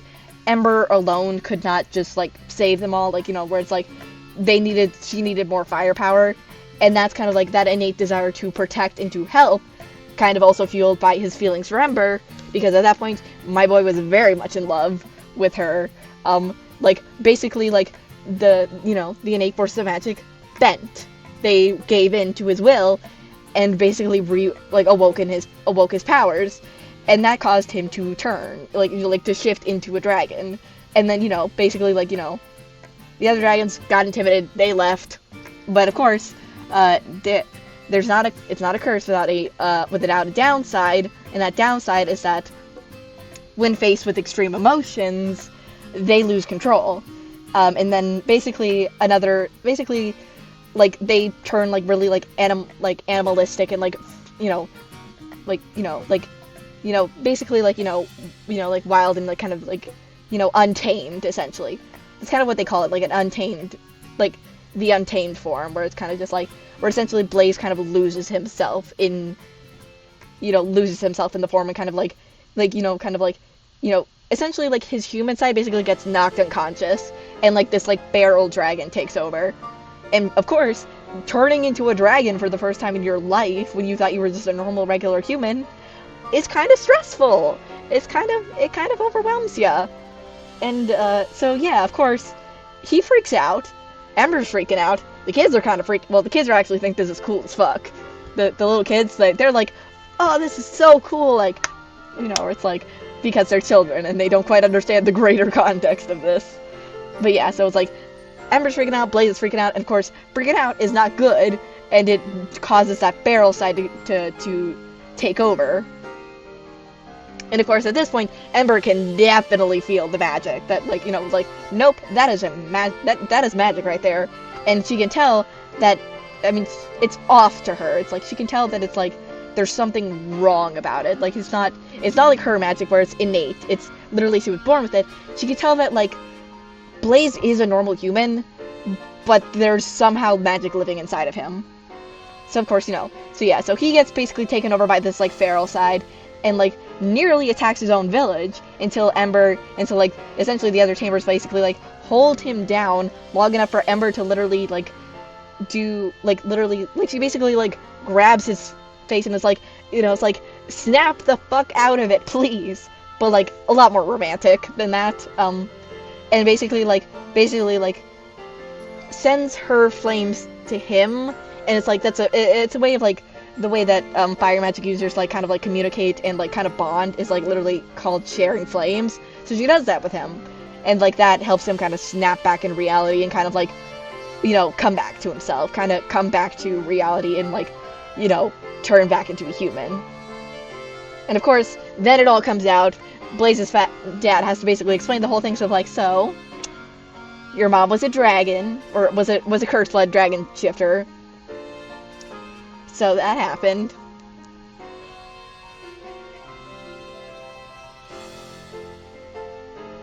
Yeah, that is definitely something that happens, because it quite literally is that Blaze is, because what happened is that, there are no other curse bloods, really, because, what happened was basically, that ward that came knocking on the door of Dragonsfire, it killed Queen Wildfire. She tried to stop the invaders, she tried to keep them from taking over her kingdom, from hurting her people, and she was killed. So Blaze doesn't have another curse blood to look up to anymore, because Wildfire's gone. She's, where it's, because it quite literally is, she was killed when he was a baby. So it's quite literally, she wanted to be there, absolutely. She wanted to be there in his life, to be his mother. It's just, she also had her duty to her people. She wasn't going to run. She could have just run. She could have just left them to fend for themselves, but she was the queen. She had to stay. She chose to stay. And, granted, the entirety of the royal family, not just her, but her brother, her sister-in-law, their parents, Blaze's grandparents were also, it's like, it was rough. And eventually, there is a happy ending. Blaze does his lost prince thing and goes and, takes back the throne, but, that doesn't change the fact that he's kind of alone now. Alone and trying to walk in the footsteps of his mother and be a good king now, which I will get to probably tomorrow on Monday. I will actually write all this out. But yeah, so this is just a sneak peek for the stream people. Yeah, for those who know my Monster Art stuff, this is very different in terms of, themes and, kind of, levels of trauma. Yeah. So it's kind of, the way that Blaze's story kind of concludes is kind of, not concludes, kind of the first part of his story kind of concludes, is this, young kid who just, had his entire life upended, who is now just trying to put the pieces together without anyone else to guide him. Because, there is a line that I've thought up of that I want to put in somewhere. It's that, it's what one of the, essentially, it's what one of the, it's that, it's essentially someone explaining to, one of the advisors of, Dragonfire is, that when it's, talking about,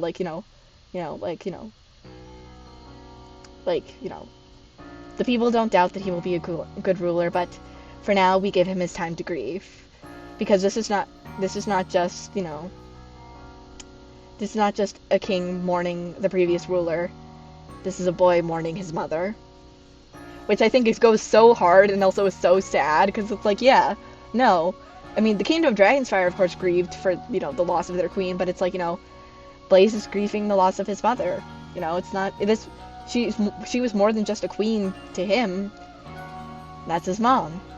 A mother he never got to really meet. A person that should have been with him to guide him, to be, to teach him all about being a curse blood, to teach him about being king, who never got the chance. Because somebody who craved power decided that they were going to take it from her. And in doing so, had to take her life from her, too. So, So, Blaze has got a lot going on. Which is, it's very funny to look at it from, from this jokey kid who's just, making jokes with, the stranger that he just met, to taking on the responsibility of being the king of your kingdom. Knowing the fact that, you shouldn't be in this role. Your mother should still be here ruling, and she's not. She's gone. So yeah. Pretty appropriate music right now, the slow piano. But yeah, for those who have read my Monster Heart stuff, it's Dragon King and Fire Maiden has a very different kind of tone to it. It starts off very much in that sort of lighter thing, but it definitely does shift. And, yeah.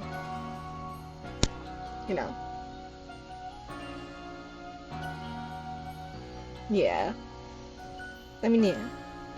Hi, Cyber, yeah, you came in at a, yeah,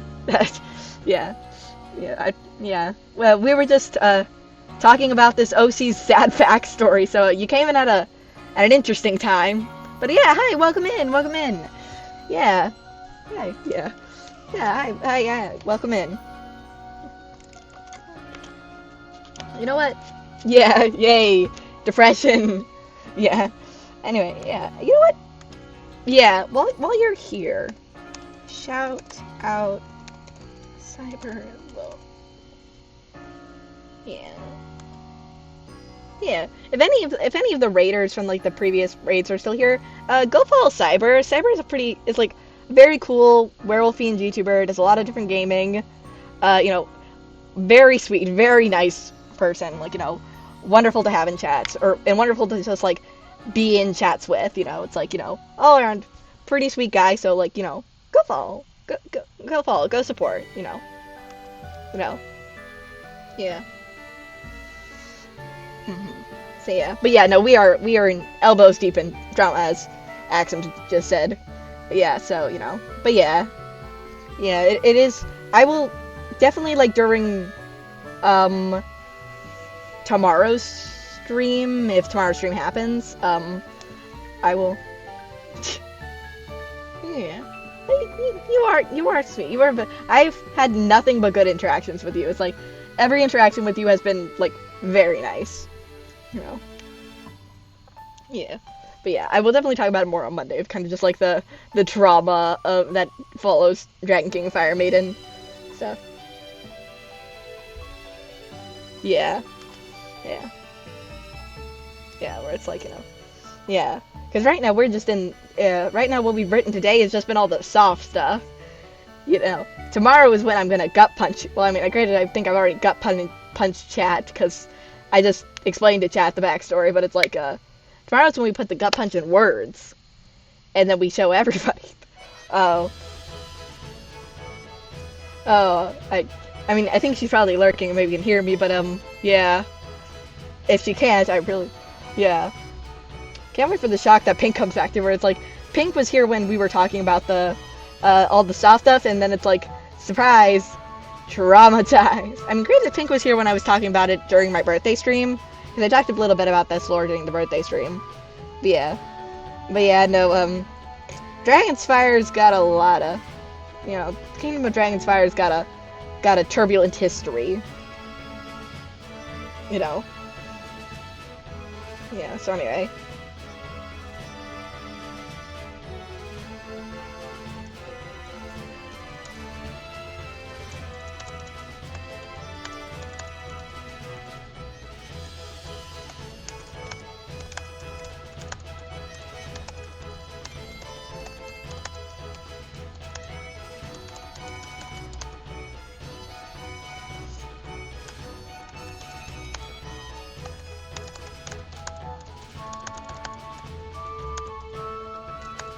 Yeah. Which, the irony of this line is that he is, in fact, the hero that the gate had opened to, because the gate, you know, like, is powerful enough to sense Blaze's innate magic. Just not, you know, because, you know, being ancient magical tech, it's like, you know, also being fueled by, you know, one of the rarest Fey types in the world.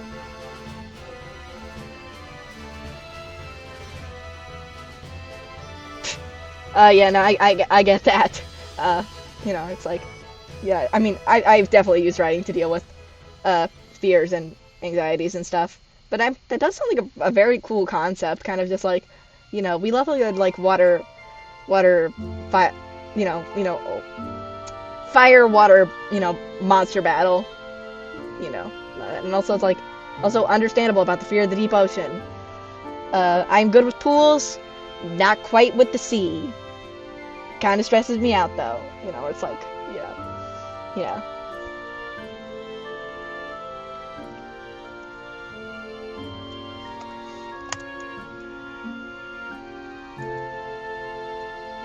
Yeah. I don't know. Oh. I feel like I've seen like you post some like images of your D&D character on like your Blue Sky. It's like I mean from the looks of it, kind of best guess is like barbarian. I'm thinking, or maybe rogue. I don't know. The outfit styles are kind of, yeah, yeah. No, it's like, yeah. Despite living in a state that's literally surrounded by water, I do not like the ocean that much. Okay, I was right. Oh, right. Wait, did I say barbarian? Oh, okay. My own mind is blanking if I actually said that. But I don't know. Yeah, I don't know. I really want to play in a campaign again. It's like I haven't played in a campaign in a bit, because the last campaign that I was in ended, and then everyone kind of got busy, and we haven't come back for like a second, you know, second campaign. So it's like, I don't know, but I really do want to play again sometime, you know. I think I want to try playing a spellcaster this time, because normally I play like very physical builds, like, you know, fighters, rogues, all those things, where it's like, but I kind of want to play a caster, you know, kind of see how that feels, you know, like, you know.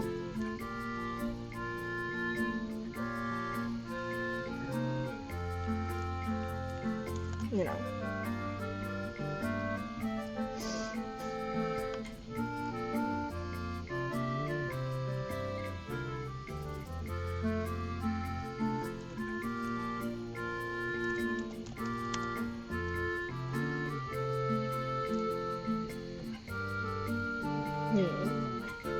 I don't know. I've thought about being a DM, but it's also, I don't know.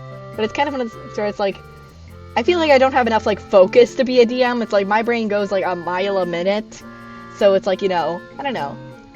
I think I could come up with a good story for a campaign. It's more just kind of just like, you know,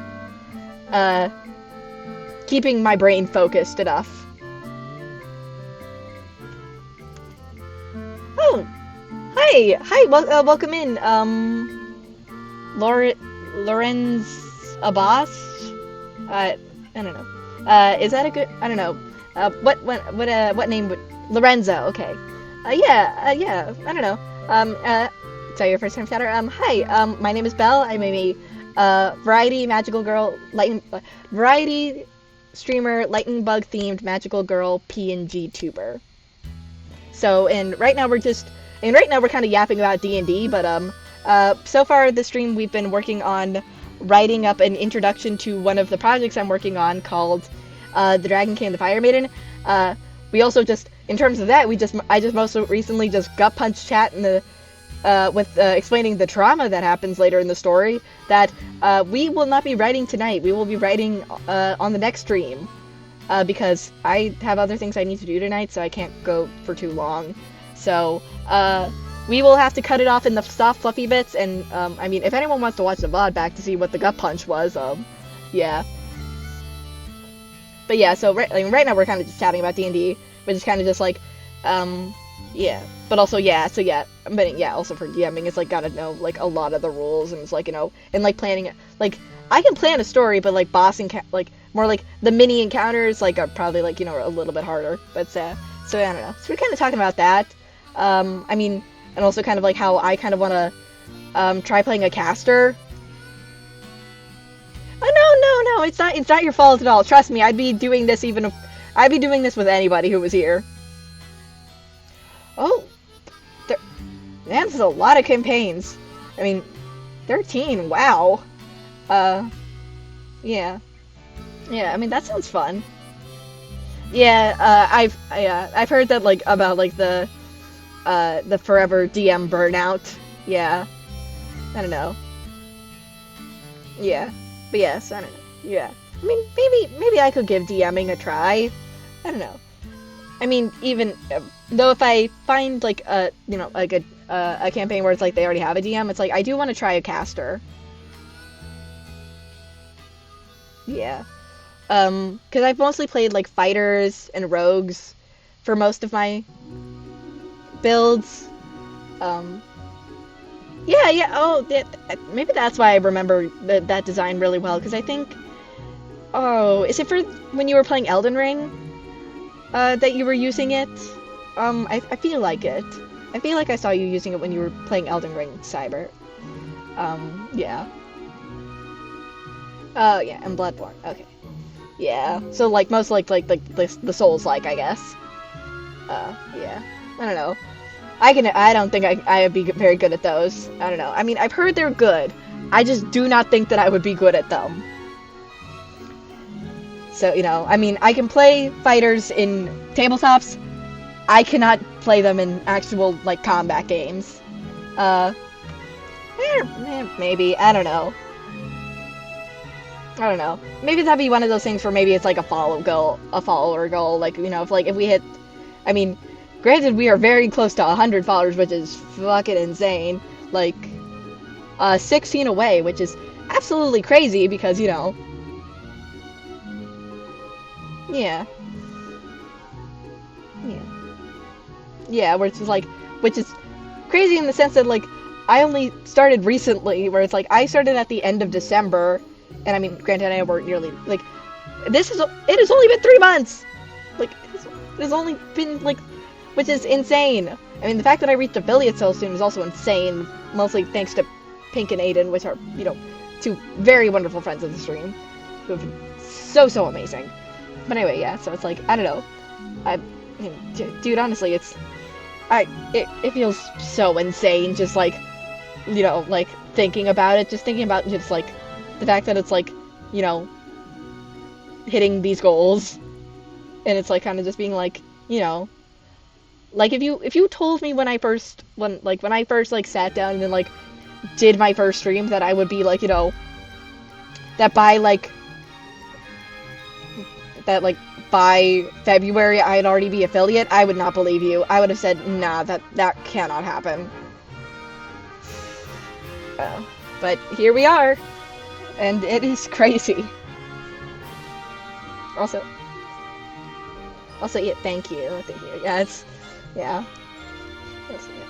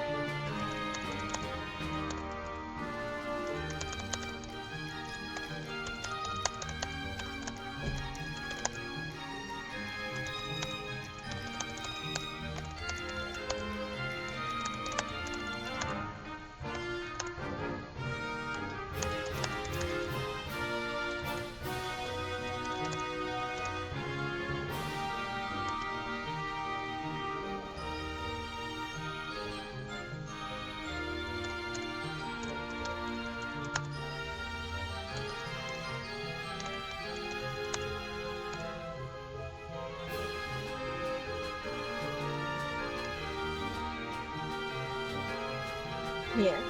Which I do think that like Blaze's like willingness to like let to take Ember back to his village is like and kind of be like, oh yeah, I'll help you with your search for like the hero you're looking for. It's like I like the idea that Ember finds that weird.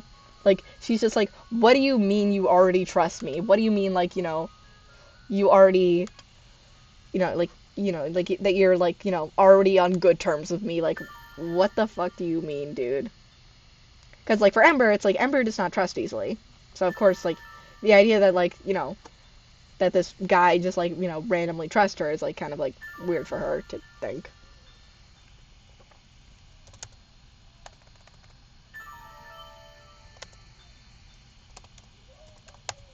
I mean, yeah, essentially, yeah, she's, like, keeping her guard up. She's like, okay, what's the catch? What's he about to say? And the catch is quite literally just that he wants a friend. Quite literally, the catch is just that he wants to be friends with her. You know.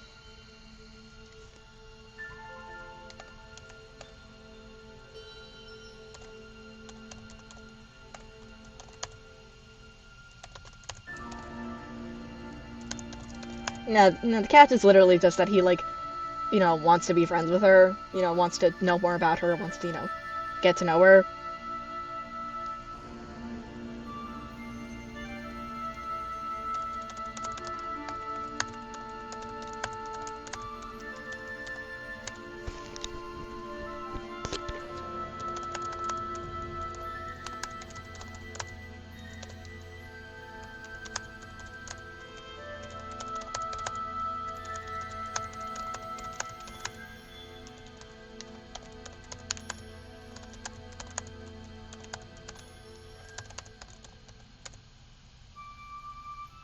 Yeah, which you see a lot more of Blaze's trusting nature when Flame gets introduced into the picture, because and like you also get to see a lot of more of like the way that Ember is more hesitant to trust when Flame is introduced.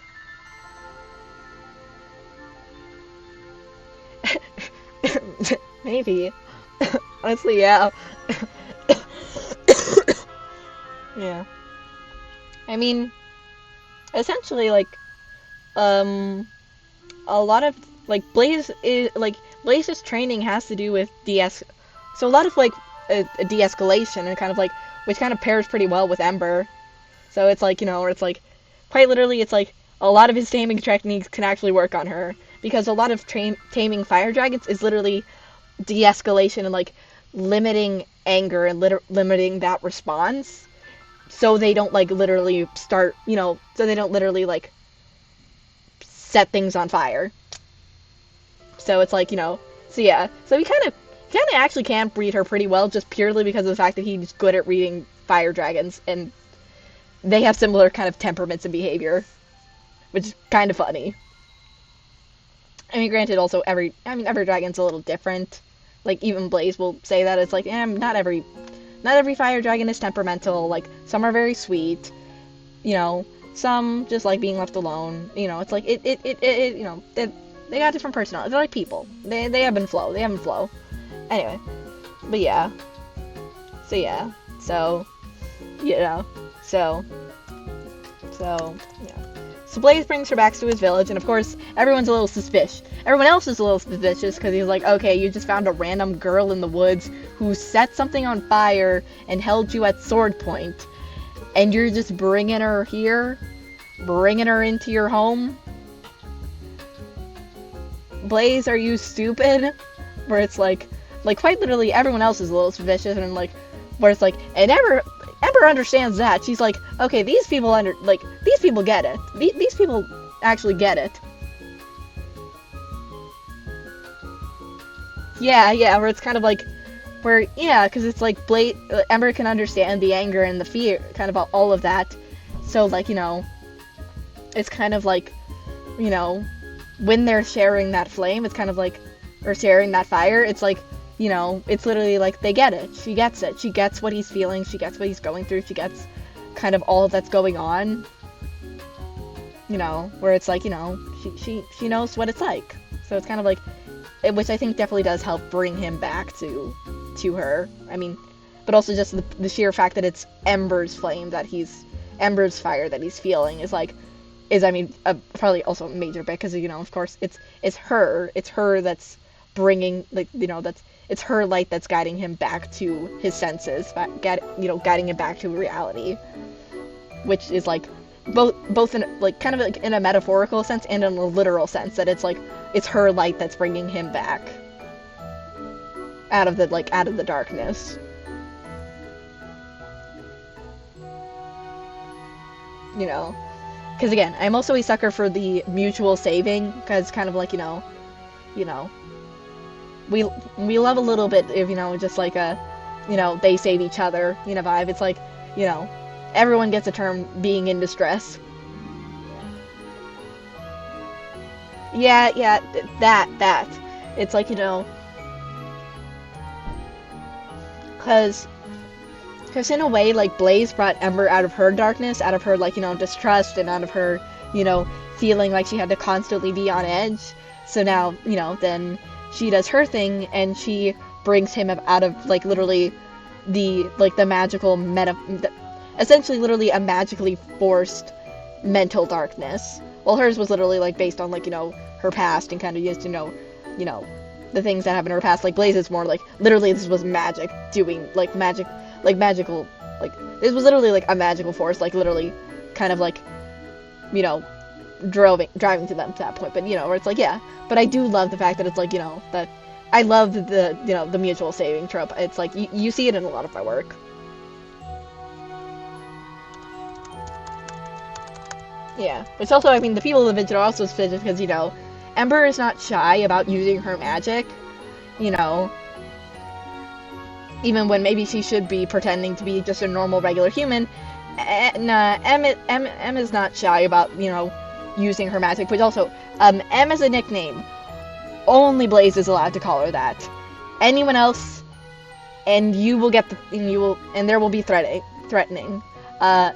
Only Blaze is allowed to call her M.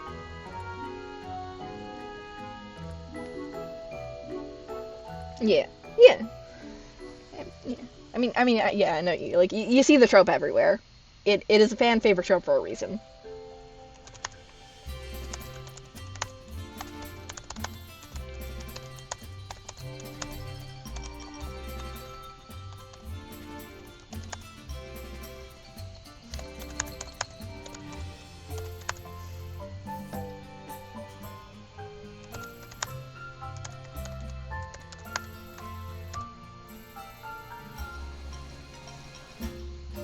Yeah.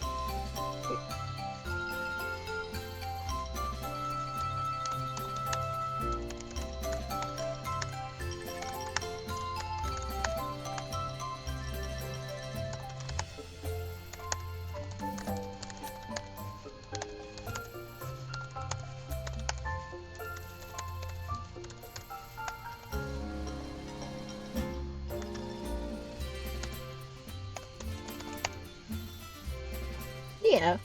Yeah, that's kind of the whole point, kind of just to show like that everyone kind of needs help. Even like even the strongest hero still needs somebody to be there for them.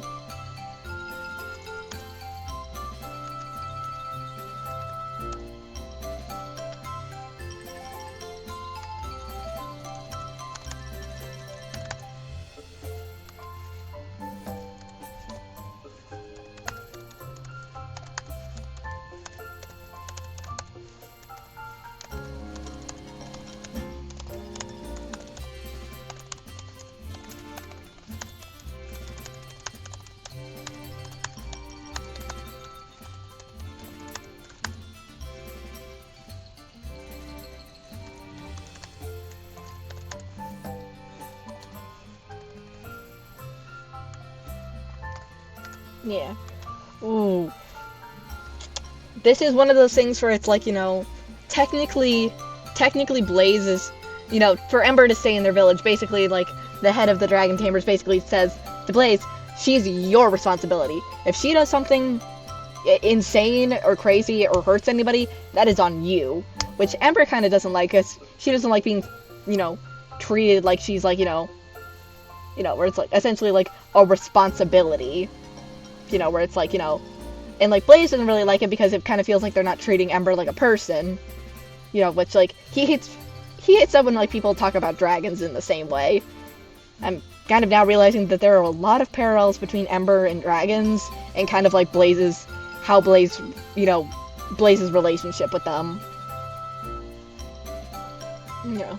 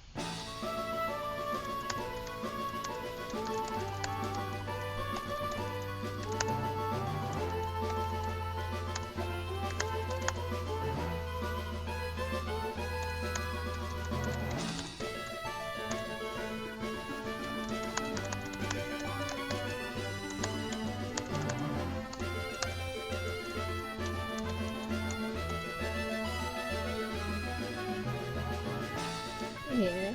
Yeah. I mean, there definitely will be moments like that when this becomes more developed. Because I think a part of that is just like Blaze sharing his like passions with Ember, kind of like showing her kind of just like, oh yeah, it's like like this is you know like kind of like what he's passionate about, like what kind of makes him happy, or it's like and I think yeah, definitely taming dragons, raising dragons is definitely like is one of those things, and that's like because I mean yeah, I mean granted it's like essentially it's like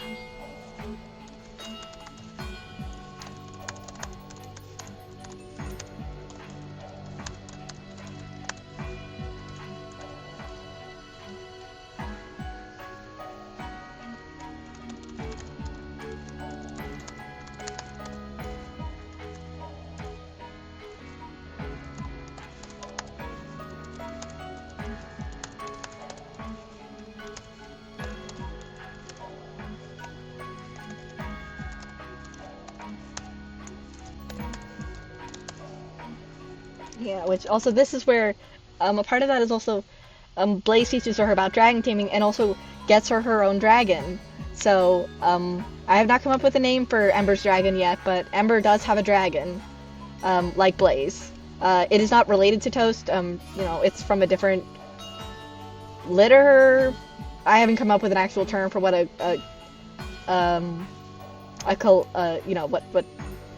you know, what a litter, what the litter equivalent is. I don't know if I'd call it a litter or whatever. I'd call it, a nest. I don't know. Essentially, two different nests. They're not related. Toast and Ember's dragon are not related. I have not come up with a name for Ember's dragon yet. I will at some point. But yeah, so Blaze teaches her about taming, dragon taming, and also dragon riding, which I do not want anyone to take it the wrong way. But yes, when Blaze is in his cursed form, he does allow people to ride him because like I said, teenage dragons are big enough to ride, are big enough for grown humans to ride.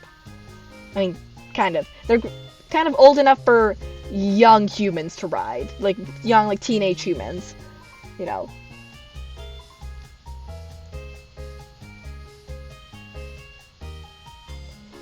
Yeah, no, definitely there are definitely team up attacks, like, working together with her dragon.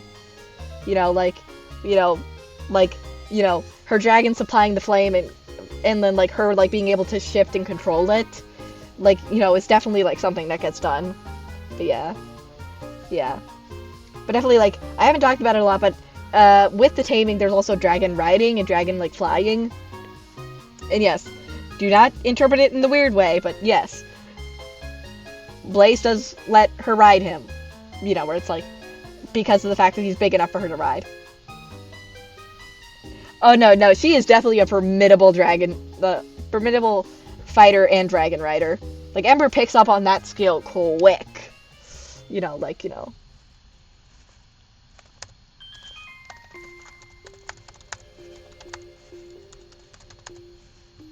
wait, where did I...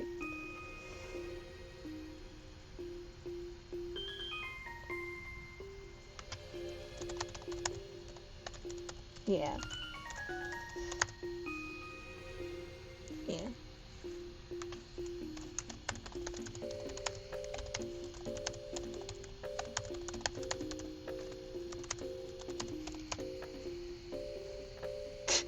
Yeah. Yeah, don't remind me about Twilight. Don't remind me about that. No.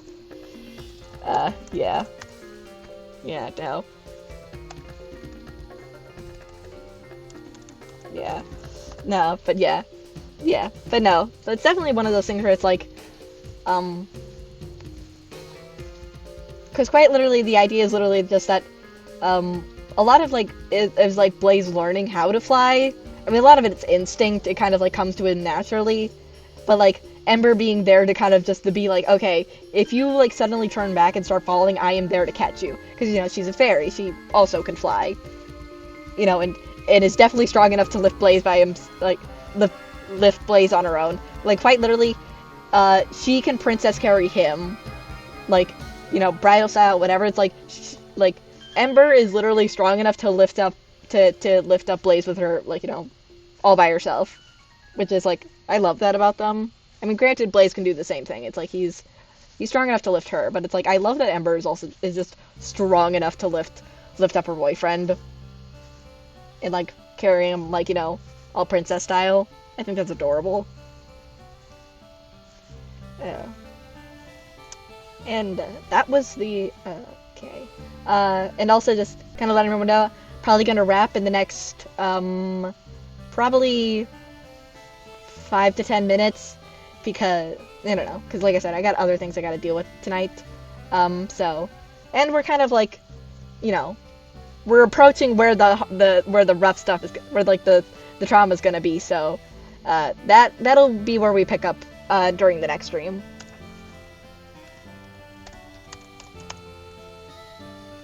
Yeah.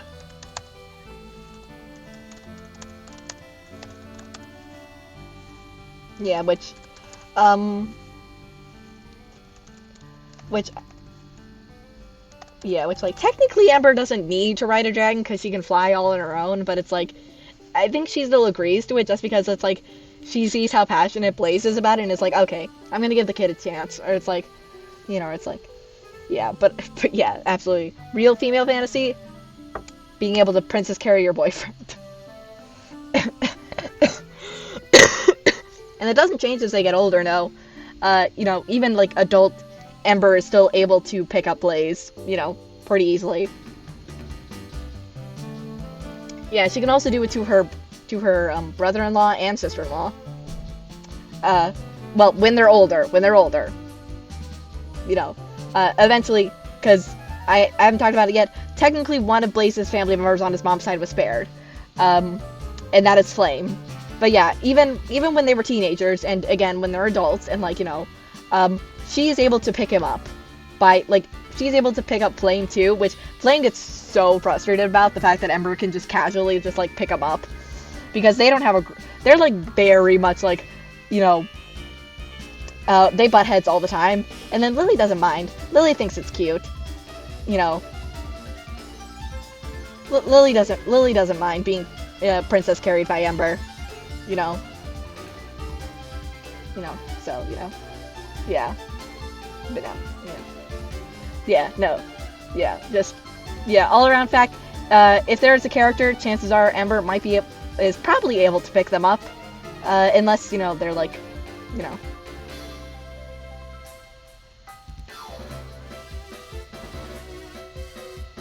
Yeah, I mean, I'd also say it's kind of like that, too, where it's she does it to hang out with Blaze, but also just to be there with her dragon, where it's and, but yeah.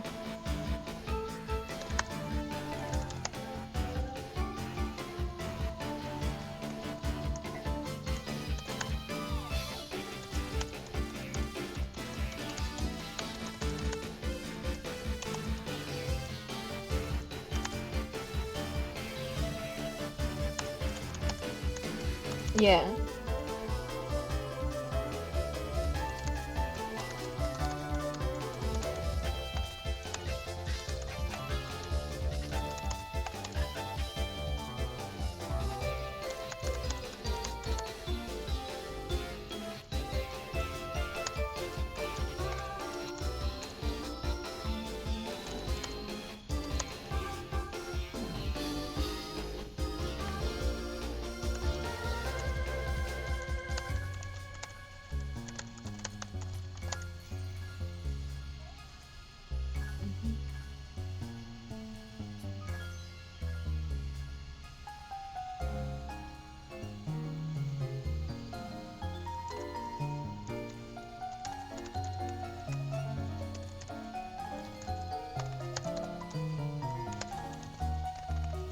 Yeah, so definitely it's during these nighttime moments that Blaze's favorite lookout point. It's kind of when they kind of start to open up about their past a lot more. So kind of all that. So yeah. Yeah, so it's Ember talks kind of about her past, kind of why she has abandonment issues and trust issues, which kind of has to do with her dad walking out in the family after the divorce. It's kind of it's and then Blaze talking about the fact that he never knew his mom. It's kind of the story he was told was that she was had just been kind of a traveler who would kind of just kind of or she would always come by ship, that she showed up she would keep showing up, and then eventually then one day after she left him with his father, she just kind of stopped coming. But Blaze still kind of holds this kind of hope that there's a reason that she hasn't come back, that she wants to come back but she just can't, which when the further context of what actually did happen to his mom, reading that back I think will hurt so much, or just that kind of remembering those scenes, because there is a reason she never came back, and she did want to come back, but this isn't the Odyssey. She's not coming home. Like, it's not 20 years will go by and she's still not going to be home. So, which is kind of, it hurts, but it's like, yeah. I mean, yeah, where it's like, where it's like,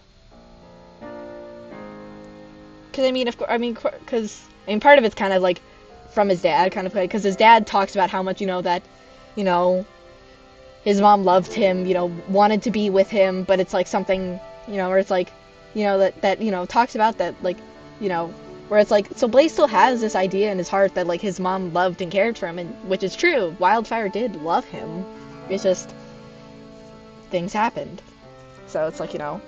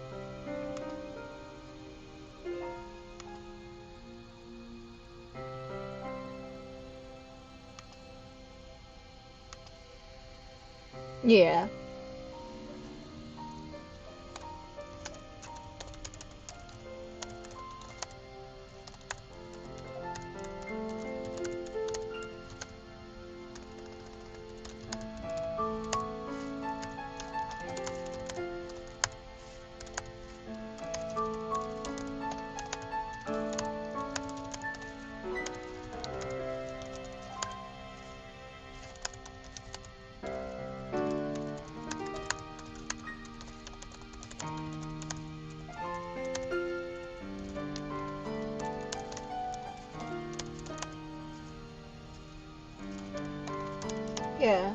And I think that's the thing, it's like, I think Ember wants to trust people. She wants to trust, like, her mom's, she wants to, like, trust her stepdad. She wants to trust Blaze. She wants to trust Faye. She wants to trust everybody, but it's just like, there's just a part of her just can't. She can't bring herself to do it.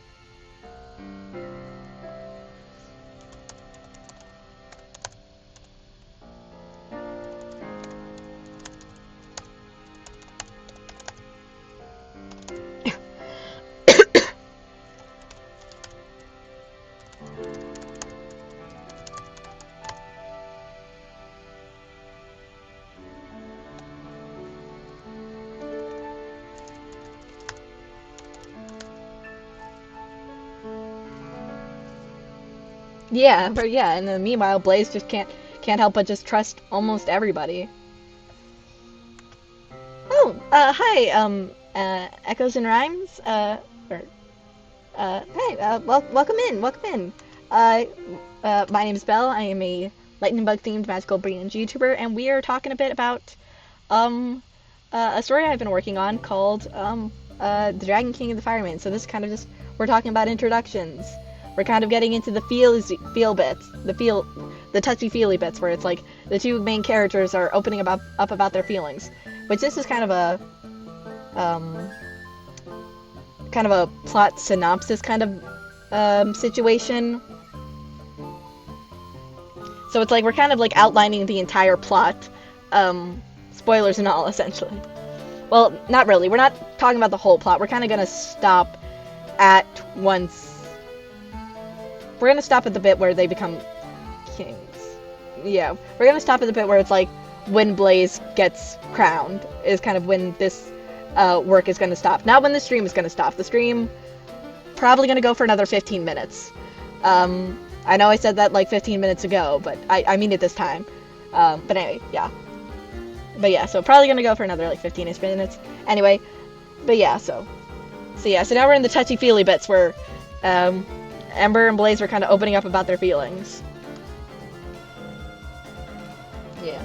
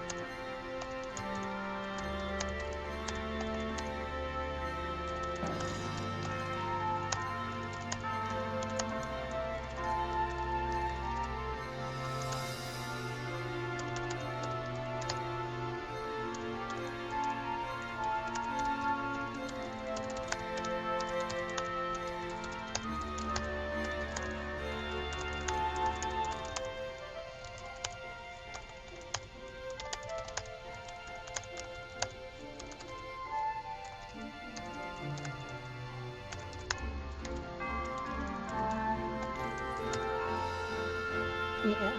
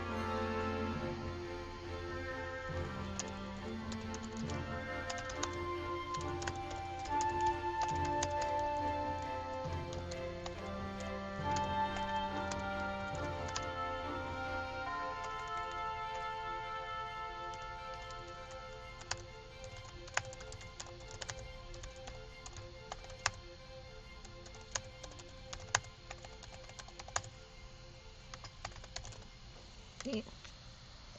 Uh, I also didn't realize how much kind of like Greek mythology kind of references it kind of is, like unintentionally, because you know this is kind of like Ember and Athena and kind of just like you know like Blaze is straight up just kind of like referencing the Odyssey right here, kind of just like that concept of just somebody who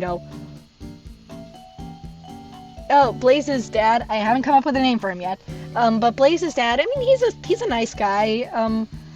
He's like, and he never, didn't get into another relationship after Wildfire, and they like,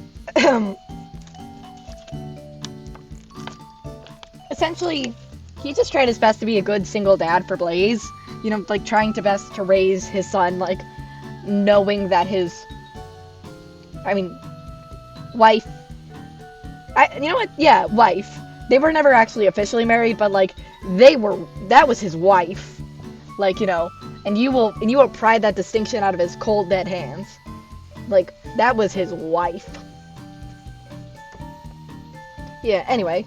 So, yeah, I mean, I don't know, he's just a pretty, like a nice man who is just trying to, I mean, and also it's like, he and Wildfire had Blaze pretty young, so he was like, just kind of like, your well-meaning, like, young single dad who's just kind of trying his best to raise his son. And of course it's like, he knows more than he lets on about Blaze, but it's like, there's a part of him that, like, wants to keep that, a secret, just wants Blaze to grow up and live a normal life. And then a part of him that wonders if maybe he should tell him what really happened, who he really is. But of course, like quite literally it's like when it all does come out, because kind of after your son turns into a dragon in front of the entire village, you kind of can't keep it a secret anymore. You kind of have to explain yourself. Where it's like, and essentially he says, it's like, I wanted to tell you, I just wanted to wait till maybe the right time when you were older. Which of course Blaze is like, when would it have been a right time? When? Like, because of course at that point Blaze is upset, because it's kind of just like, this entire part of his identity, this entire thing, who his mom is, who, like, all of that, it's like, was being kept from him. So of course he's upset. But I think all of that kind of upsetness leaves his body when, of course, his dad has to explain the fact that Wildfire is gone. That she's not gonna come back. That all of that hope that he had his entire childhood,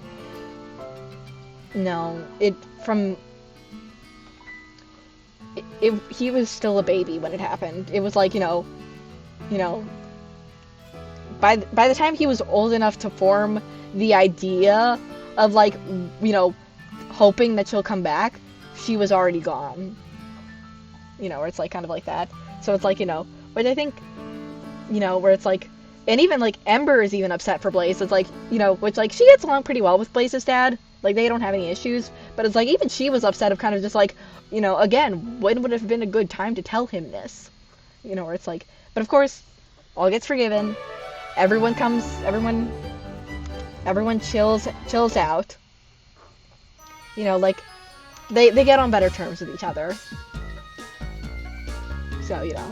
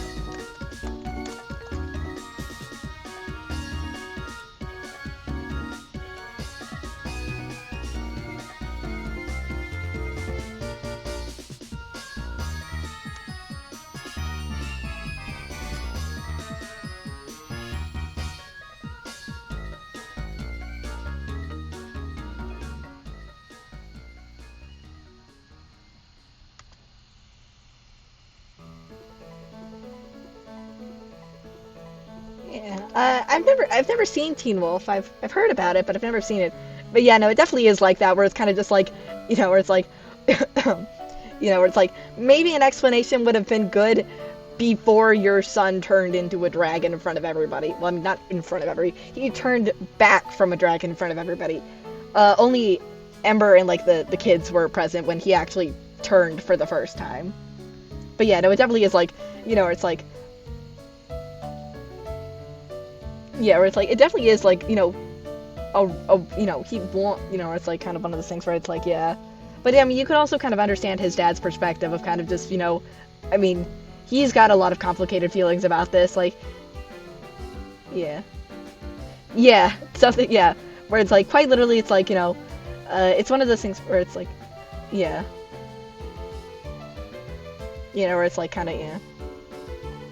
Which, like, even I do want there to be a moment where like Wildfire literally tells him, it's like, hey, as he gets older, there's a higher chance that his powers are gonna awaken, so like don't wait to tell him. But of course he does, because I mean, he's got his own complicated feelings about it. Like, that was his wife, that was, it's Blaze's mom and his wife, where it's like kind of like, and talking about Blaze's powers means talking about the fact that she is gone, which hurts him just as much as it's gonna hurt Blaze. And I mean, part of him just kind of wants to save Blaze from that pain by just letting him keep daydreaming that his mom will come back. So you can kind of understand his perspective of like, why it took him so long to kind of talk about it, and why it literally had to be forced out of him, essentially. I mean, it's not that he denies it. I mean, like, quite literally when Blaze's dragon form, like, comes and is like, wrecking havoc in the village, it's like, he literally is like, it's like, tells the tamers, because the tamers at that point are thinking they might actually have to do a killing. He's like, don't you dare, that's my son. Like, it's not that he hides away from the fact that, like, that's Blaze right there. He...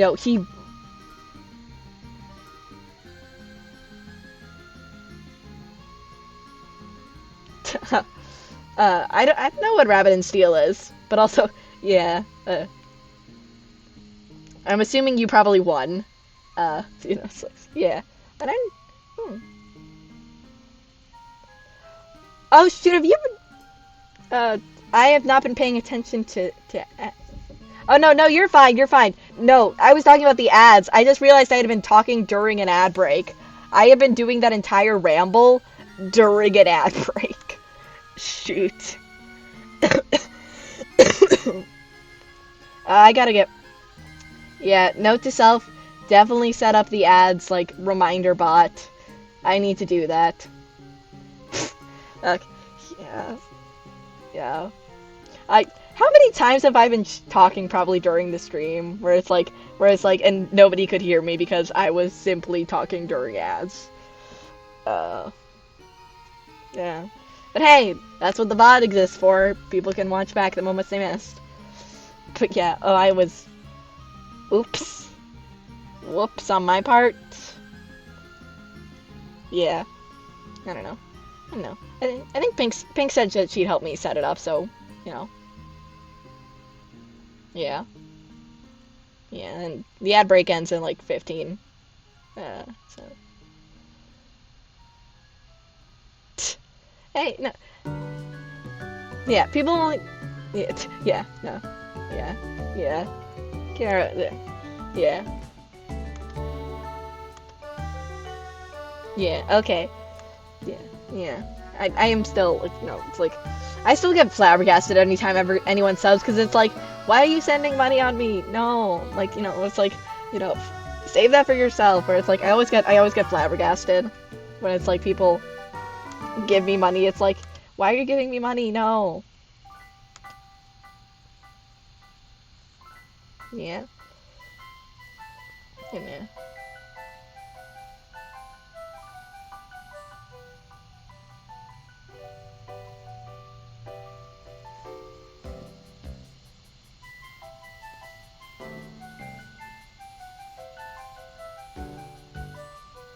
Yeah, no, it definitely is. It's like, he definitely, what Blaze's dad essentially is like the one keeping them from hurting Blaze until Ember gets there, and basically, explains to them of just like, yeah, it's like, no, this guy isn't crazy. That is his son right there.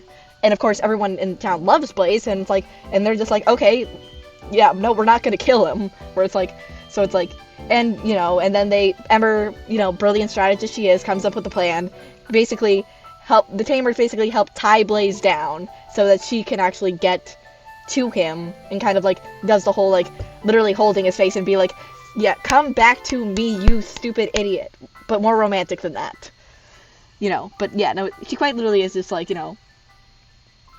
being like, snap the fuck out of it, please, where it's like, but more romantic than that, but still kind of, still, it's kind of like this, that's still kind of like desperate, like, kind of yelling, kind of, for him to be, get back to her, because it's kind of just, because she's like, she's not about to lose the person who like helped her to trust again, where it's like, she's not about to lose him, so, but yeah, I don't know,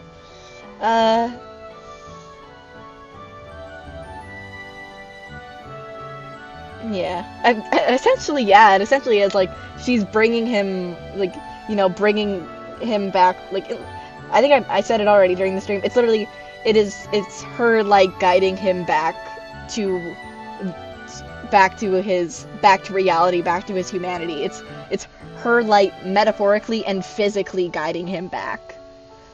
Where it's like, where it's like he brought her, he brought her out of the dark, where it's kind of when it came to, when it came to her trusting people, and then now she's bringing him out of like the magical darkness that he's like now in because of his blood curse, yeah.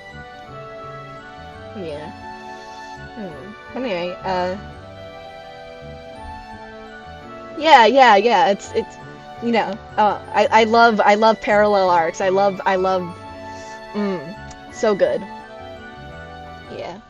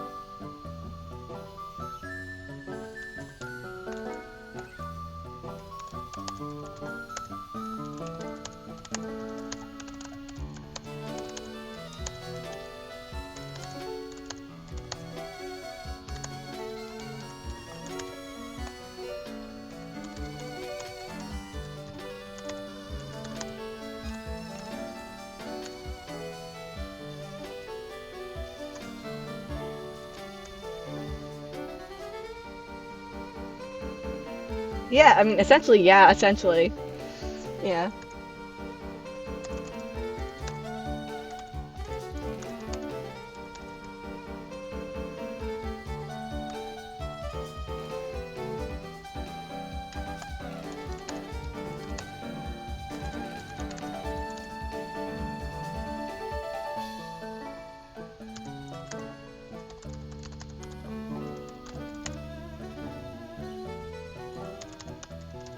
Yeah, which that's kind of also like I mean, kind of the, I don't know.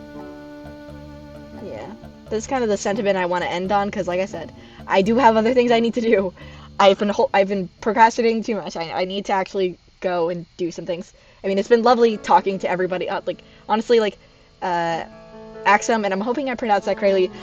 Thank you so much for sticking around after the raid, especially because you were one of the people who raided in. Like, dude, if you're like, how are you not exhausted right now? Like, you were, where it's like, but like, thank you for staying, like, and listening to me yap. But anyway, yeah, I do need to go and do something, so I'm going to wrap it here. But I do want to end on this little sentiment that is that, Axiom, okay. Okay, kind of like the Pokemon, kind of like, yeah, Axiom. Yeah, well, or Axiom, you know what I mean. You know what I mean. Where it's like, yeah, I kind of want to end on this little note that it's like, as Ember starts trusting Blaze more, she starts wishing that he was the hero she was looking for, because she wants to stay, like, keep hanging out with him and keep being a team together, like they are, you know, with Ember being kind of an unofficial tamer. So it's like, and we will get to see more about, well, how the fact that Blaze kind of is the hero she was looking for. Well, actually, literally is. The gate was like, the gate was triggered on him. Yeah, okay, so now it's time to, yeah.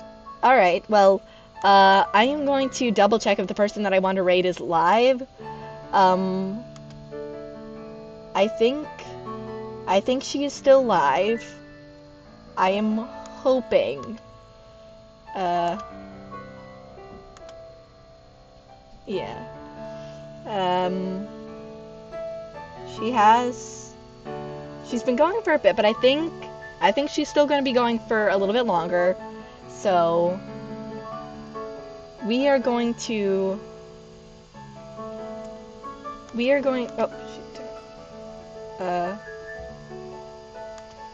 We are going to be raiding into, Neko Lacey, who is currently celebrating, her 1-year anniversary of her rebrand. So, last year she rebranded from an I don't know girl, PNG tuber to a cat girl PNG tuber. So she is currently celebrating 1 year of that current model. So, let's go join the celebration. Let's go join, in all the fun festivities. So, thank you again, for everyone hanging out. Thank you to the 5-person raid from Ruby and all of her friends. So, so I think it was Ruby, Proto, Sunai, Void, and of course, Axiom, who was, again, thank you for sticking around this entire time, even after your own stream. Very sweet of you. But yeah, so yeah, thank you for everyone who showed up and stuck around, and I will announce on my Blue Sky when I will be live next, and we will pick up where we left off. So yeah, thank you everybody for sticking around, and please stay for the raid. Bye-bye!